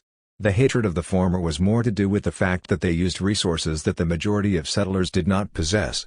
The hatred of the latter concerned their very right, as humans, to receive anything from the settler state. Besides, let us be clear, this simple cost-benefit analysis was always paltry. While some marginalized communities were able to be inoculated first, others were ignored if and when it directly interfered with the economic sphere. Aside from the instance cited above, vaccine rollout has largely benefited the bourgeois and petty bourgeois who have the time to book an appointment and the training to navigate the labyrinth of state bureaucracy. The households containing individuals who work from home, possess negotiable work schedules, might even hire domestic labor to look after their kids, and are acclimatized citizens, are the households whose members are better able to get their shots. Hence, the ways in which even the vaccine rollout is understood are determined by an economic reasoning that brushes up against the state's logistics. And every time state representatives emphasize the responsibility of the private household or individual, they valorize this already politicized space, because, as discussed, it is an ideological state apparatus, so that an idea of proper social contract mediates inoculation logistics. Presuming that safety in the pandemic is primarily the business of the private sphere, individuals and private households also exist under the assumption that inoculation is also primarily their business. Such an assumption not only pits individual against individual and private home against private home in a bid to get vaccinated first, like selfish, serialized teenagers jostling for a place at the front of a bus or movie queue, it also functions according to those dominant ideologies that are transmitted within these economic spaces. This is why the multiple biopolitical analyses are incomplete. After all, it makes perfect biopolitical sense to manage populations according to the aforementioned logistical analysis, to manage health and hygiene during a biological emergency in a way that protects state resources. There is nothing intrinsically nefarious in such management, despite the Agambants telling us otherwise, because the actual problem is pre-existing, the capitalist, imperialist, and settlerist ideology that precedes and determines biopolitical, and necropolitical, pandemic management. What Metropolos calls the oikos, that private sphere that among other things is also an ideological state apparatus, is indeed one space that predetermines so-called biopolitical management. Whereas epidemics and pandemics, by definition, presume an extrinsic risk, Metropolos writes, the contagion that appears from outside the body, politic, the endemic posits uncertain economic arrangements as an intrinsic pathology of, simultaneously, territory and population. 242. Hence, biopolitical management is mediated by pre-existing ideology that takes root within the ideological state apparatus of the family and blossoms out from this private sphere into the schools and other state institutions/structures. Perhaps one of the reasons why Foucault's understanding of race/racism was so impoverished was because he located it on the level of biopolitical management rather than a pre-existing ideological effect that, having developed through colonial warfare and the plantation system, sunk itself within the dominant oikos of the capitalist imperialist states that it also generated. As noted above, the logistical management of the pandemic, which is paradigmatically what has been called biopolitical, was overdetermined by pre-existing racist ideology. Indeed, the violence of colonial conquest marked modernity and thus the rise of the tropes that would be designated as biopolitical. This violence is the inheritance of capitalism and has affected all of actually existing capitalism's characteristics and mechanisms, whether we call them biopolitical, necropolitical, economical, or whatever other label is useful to describe the day-to-day functioning of global capitalism. Again, capitalism comes into existence dripping from head to foot, from every pore, with blood and dirt. 243 While a pandemic, with its management and its tropes, is taken by some to be evidence of a foundational biopolitical logic, This logic is in fact epiphenomenal. Born out in the capitalist oikos that was generated by the period of mercantilism and so-called primitive accumulation. The conceptualization and epistemological framing first of world health and later of global health emerged from the immunological crisis of colonial contact. The management of global and potentially global epidemics is not just a figure for competing immunities, a metaphor for the struggle over the robustness and survival of state forms. It is as central to the praxis of colonialism as is the extraction of raw materials, the conscription of labor in various forms, the annexation of markets, and cultural hegemony. 244. Hence, both the biopolitical management of pandemic and the economics of contagion are secondary to the brutal material reality of capitalism coming into being through modern colonialism. All of the tropes and language existed ahead of time, derived from what capitalism actually was at its rosy dawn despite early bourgeois ideologues' vision of a utopian anti-aristocratic society, despite the republican dreams of the Jacobins, that is, a horrendously genocidal reality. In a word, necrocapitalism, the permanent characteristic of capitalism. As a final point in this chapter, we would be remiss not to mention that the ideological conception of othered households and colonial populations as figures of contagion is, in a very important sense, capitalist projection. Centuries before the conceptualization and epistemological framing of the immunological crisis of colonial contact, colonial conquest generated epidemics as biological warfare. The intentional spread of smallpox in South America that decimated the Mexico was echoed in the spread of smallpox blankets in North America by the colonial formations that would become the US and Canada. Hence, imagining that the colonized and their rebellions were akin to contagion was an actual inversion of the contagions intentionally spread by the colonizers. Today's conspiracy theory imaginary that COVID-19 was created and spread by a Chinese military facility is thus a white supremacist projection of what European colonial powers actually did from the 16th century onwards. Moreover, this colonial use of contagion has been naturalized so that there is, in Rosekolb's terms, a depoliticization of conflict. 245 That is, despite the fact that there is much empirical evidence that the colonizers intentionally created these epidemics as biological warfare, there is also the ideological narrative that it was not intentional, that disease just happened to appear, and that the colonized necessarily succumbed to the forces of nature, which nobody could predict. The memory of these intentional contagions, which dominant ideology refuses to recognize as biological warfare, are thus projected onto an actual pandemic, and this projection comes from a history of projecting contagion upon the global peripheries. With this final point in mind, it is worth noting that the analogy and metaphor of pandemic does not have to be colonialist or imperialist. Although this disease poetics has a long history of imperialist deployment, in Epidemic Empire Rosekolb also notes how it has been requisitioned by revolutionary movements to conceptualize the ill health generated by colonial occupation. 246 While it is indeed the case that imperialism has used the figure of contagion in a violent manner, it is also the case that modern colonialism has literally generated contagion. More importantly, in response to the actual contagions generated by capitalism and imperialism, revolutionary movements capable of setting up dual power have drawn on the function of their proto-state as a giver of care and have thus launched themselves into the realm of believable governance, an organized authority that can replace the oppressive state. 247. As this pandemic has made clear, capitalism is incapable of caring for people in a meaningful manner, thoroughly necrotic, it ultimately exposes them to disease and death.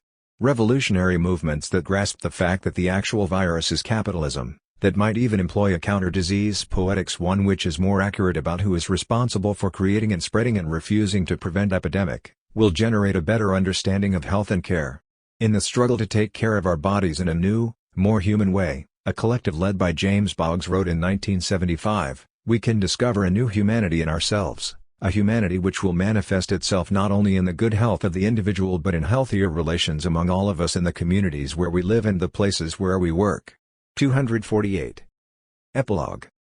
At the end of May 2021, when the imperialist countries were proclaiming the beginning of the end of pandemic, for them at least, and a return to business as usual, a mass grave was discovered at the site of a former Indian residential school in Kamloops, one of Canada's largest residential schools, which closed in 1978.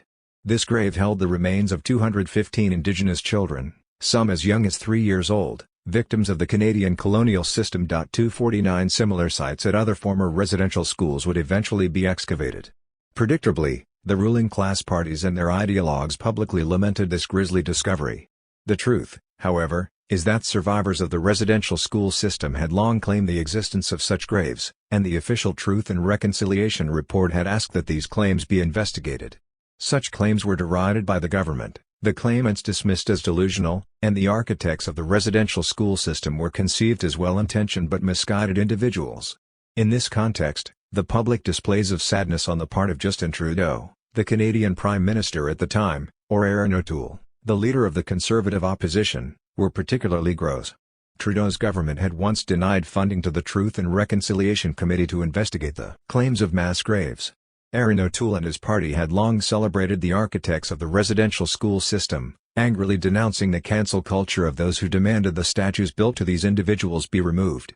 All of the official political parties of the Canadian bourgeoisie were recently united in building the pipeline that dispossessed Indigenous people, and they saw no reason to apologize for, let alone reverse, the same colonial mechanisms responsible for a mass grave filled with the corpses of colonized children. As one of us wrote elsewhere during the early stages of the pandemic, it is likely that the Canadian settler state will intensify resource extraction, and thus Indigenous dispossession, under the pretense of funding economic recovery and paying back the cost of concessions won during the pandemic. 250 Then the performatively mournful statement of the RCMP, Canada's FBI, whose official Twitter account lamented this horror, partially acknowledged its role in this monstrosity. It was, after all, instrumental in the maintenance of the residential school system, arresting runaways as truant and returning them to these violent sites of colonial capture, but acted as if there was a great chasm between its present activities and the past. The same RCMP has not only been active in violently policing every moment of Indigenous resistance up into the present, it has also quite recently been revealed, in an independent inquest, to have intentionally mishandled the death of Colton Bushy by siding with Bushy's settler murderer, harassing Bushy's mother, allowing the crime scene to be contaminated, destroying records, and doing everything possible to prevent any form of justice in a situation where Gerald Stanley, a white settler farmer in Manitoba, had executed Colton Bushy simply for being an Indigenous teenager. 251. The necrotic aspect of capitalism is such that another of its mass graves can be unearthed and the system's ideologues can react with horror while failing to recognize that this is simply business as usual. This is a business it has carried out since its emergence and right into the present. A business emphasized by the deployment of violence throughout a pandemic that, though starkly illustrating how capitalist states will always place profit and imperialist power above life itself, will persist into the unevenly vaccinated new normal. While the living memory of the intergenerationally traumatized attests to the hatred and spirit of sacrifice, nourished by the image of enslaved ancestors, 252 The capitalist imaginary responds by demanding we see this as an aberration and ignore that, despite all its talk of human dignity and civilization, it is in fact engaged in murdering people everywhere they find them, at every one of their own streets, in all the corners of the globe. 253 The liberal ideologues of this imaginary manifest every time there is a revelation of capitalism's intrinsic horror, to reassure those who are still captivated by this imaginary that these horrors are just an aberration, that they too are appalled, while continuing to pursue and justify present and future horrors. Just weeks before this discovery in Kamloops, Israel's ongoing ethnic cleansing of Palestine erupted yet again.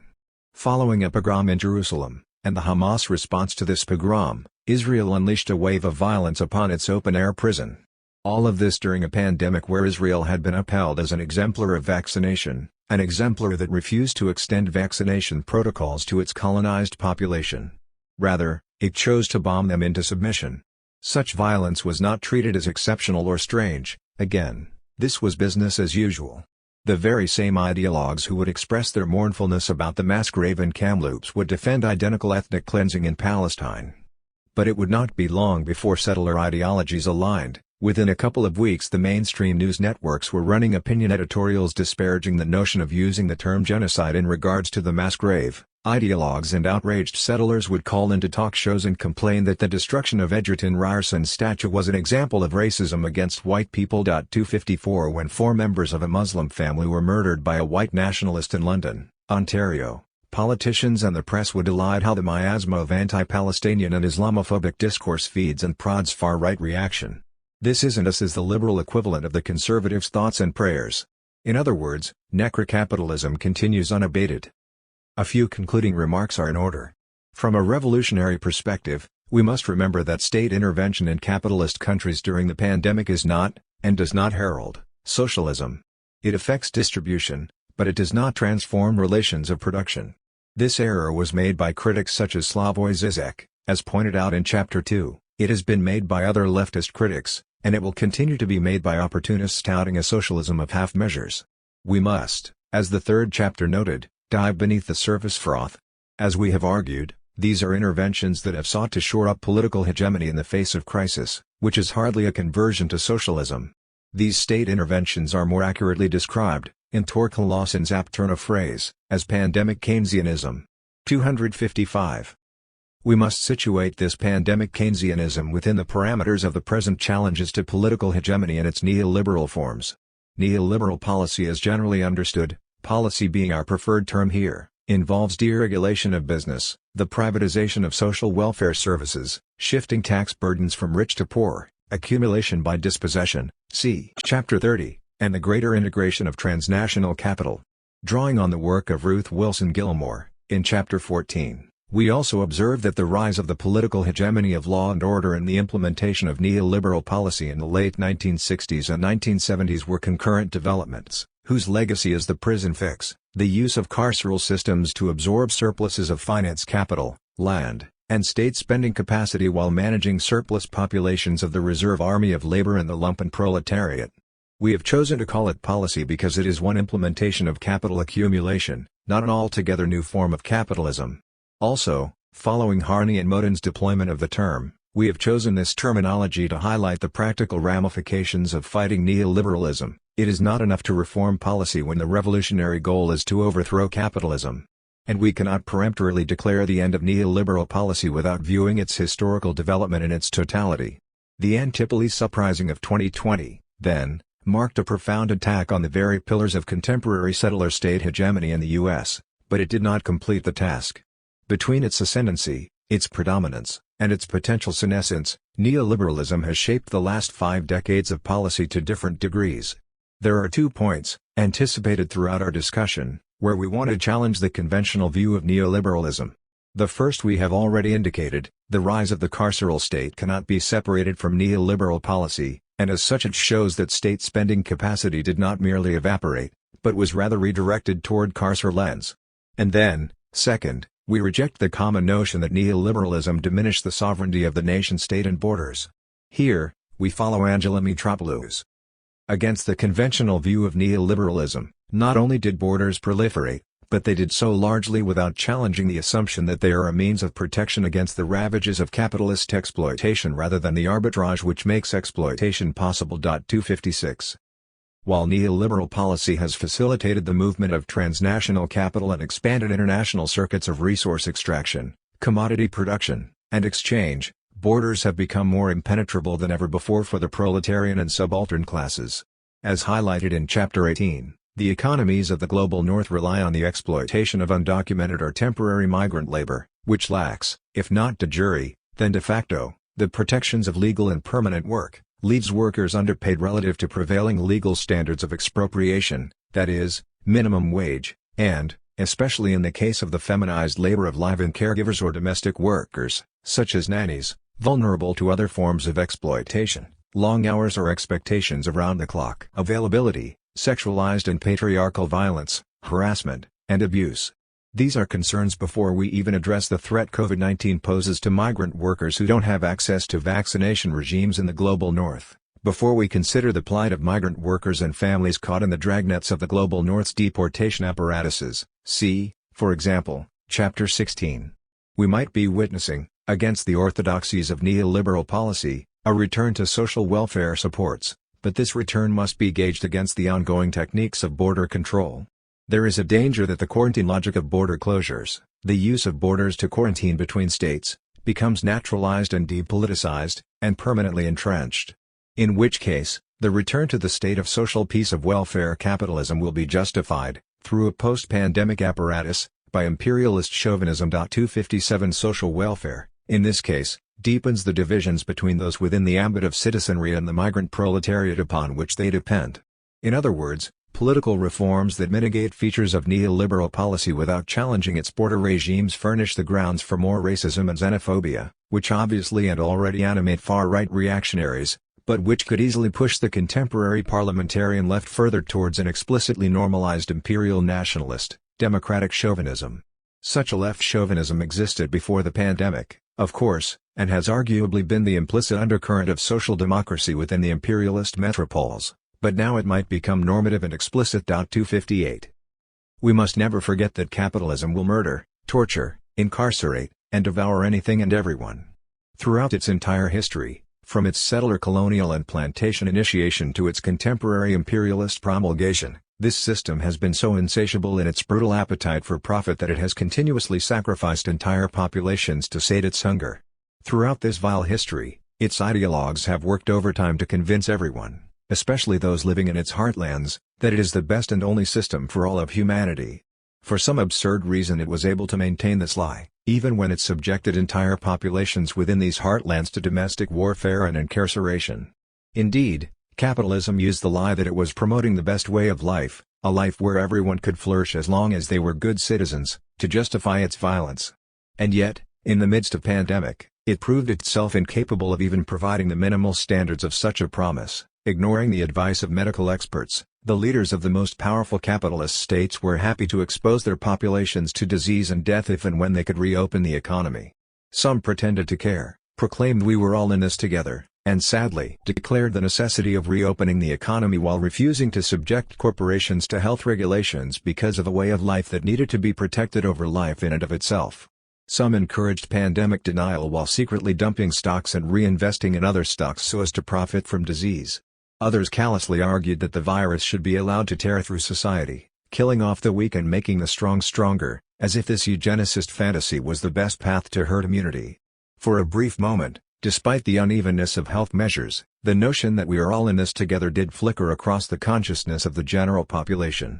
And many even began to realize that this we was compromised, as it always has been, due to the disparate treatment and care different populations received. For at the same time, the grossest continuation of imperialism persisted, the war on terror was not interrupted, vaccine apartheid was brutally enforced, despite the shock of variants in India, the pro-imperialist government of Colombia violently suppressed workers demanding economic and health security, Bolsonaro's fascist government in Brazil hunted down the League of Poor Peasants, Israel unleashed another wave of genocidal violence upon the Palestinians, with every imperialist nation and their ideologues cheering it on. Transnational capital plunged deeper into natural habitats for resource extraction. We could go on and on. The point is that capitalism is essentially incapable of responding to human needs because, by its very nature, it is parasitic upon these needs. The pandemic ought to have revealed this nature to global capitalism's most housebroken citizens, but many were domesticated further as marginalized and recalcitrant populations were brutalized. By the time the vaccines were being produced and disseminated, it was clear that there was no universal we that mattered. Loyal citizens in imperialist countries opposed the very idea of donating vaccines to India and other nations hit hard by the pandemic. Regardless of the medical evidence indicating that it would be better for everyone if the pandemic were treated globally since, by definition, it was a global problem, those living within the imperial strongholds demanded that they be treated first and, in some cases, exclusively.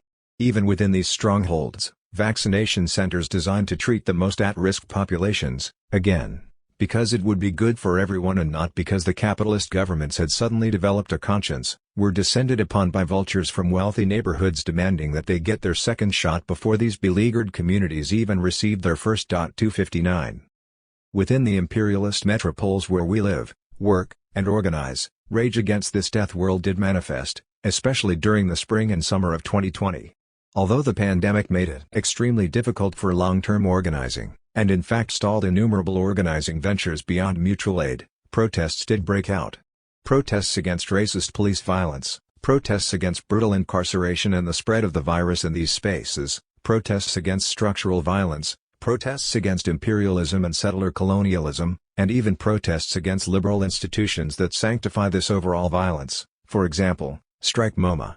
We need to examine, though, how much of this protest energy was sapped by the electoral process that brought Biden into power, both in the U.S. and in those imperialist states that still look to the U.S. as the leader of their camp, so that the energy of radical planning, of the possibility of organizing against capitalism with all the hatred of the general antagonism, was sapped by official state policy. We also need to examine how the reactionary wing of capitalism has been organizing during the pandemic, There have been fascist insurgencies, the March on the Michigan Capitol in April 2020, the March on the United States Capitol in January 2021, there have been anti-vaxxer demonstrations, and there is also the current weaponization of a discourse around cancel culture and critical race theory, designed to denigrate all attempts to challenge white supremacy and settler capitalism. Such an overall examination immediately reveals a weakness in our movements, here in the imperialist metropoles, which is largely due to their location and history, disunification and impoverishment from decades of anti-communism and a labor aristocracy built upon the living corpse of settler capitalism. There is no unified movement, historical memory has been obliterated, and the search for multiple panaceas abounds. The lack of a unified and comprehensive revolutionary movement capable of responding to this violence and the ideological justification of this violence means the lack of a historical counter-memory where the oppressed class can become the depository of historical knowledge. 260 Without such a movement and the depository it can become, every visceral reminder of capitalism's necrotic nature will be either ephemeral or fragmented, and every image of the past that is not recognized by the present as one of its own concerns threatens to disappear irretrievably. 261 When such a movement is absent, as it is in the imperialist metropoles, multiple theoretical diagnostics that are largely epiphenomenal will circulate. Indeed, biopolitical diagnostics circulated at the beginning of the pandemic because, on the level of metaphor, they seemed quite apt. There was a medical state of emergency and so a theoretical constellation embedded in medicalized topoi appeared appropriate. Its theorists were absorbed by the very metaphor they sought to critique, society as a body, the biopolitical theorist as the doctor performing a proper diagnosis. But when the execution of George Floyd yet again exposed the deeper material facts of life, specifically black life, specifically the heritage of settler capitalism, within the imperialist belly of the beast, the primacy of biopolitical analysis was replaced by the primacy of abolitionist analyses. For the pandemic itself was epiphenomenal, and if we are to remember the politics it revealed then we need much more than these cosmetic diagnostics. This project's analysis is not enough, which is why it has not pretended to be a replacement for these fragmentary diagnostics but, instead, a reminder of the living theory of struggle. A reminder of what capitalism has always been, a recovery of counter-hegemonic memory in the face of wholesale denial and the appeal to chic academic theorizations. An appeal to a communist alternative and an attempt to place our theoretical interventions in the service of organizational possibilities pursuing this alternative. A refusal to obliterate the memory of past interventions, based on the hatred of capitalism and imperialism, which cannot be silenced. An injunction that this is not about playing theory as a game or hobby, it's about understanding the ongoing civil war in the hope of victory.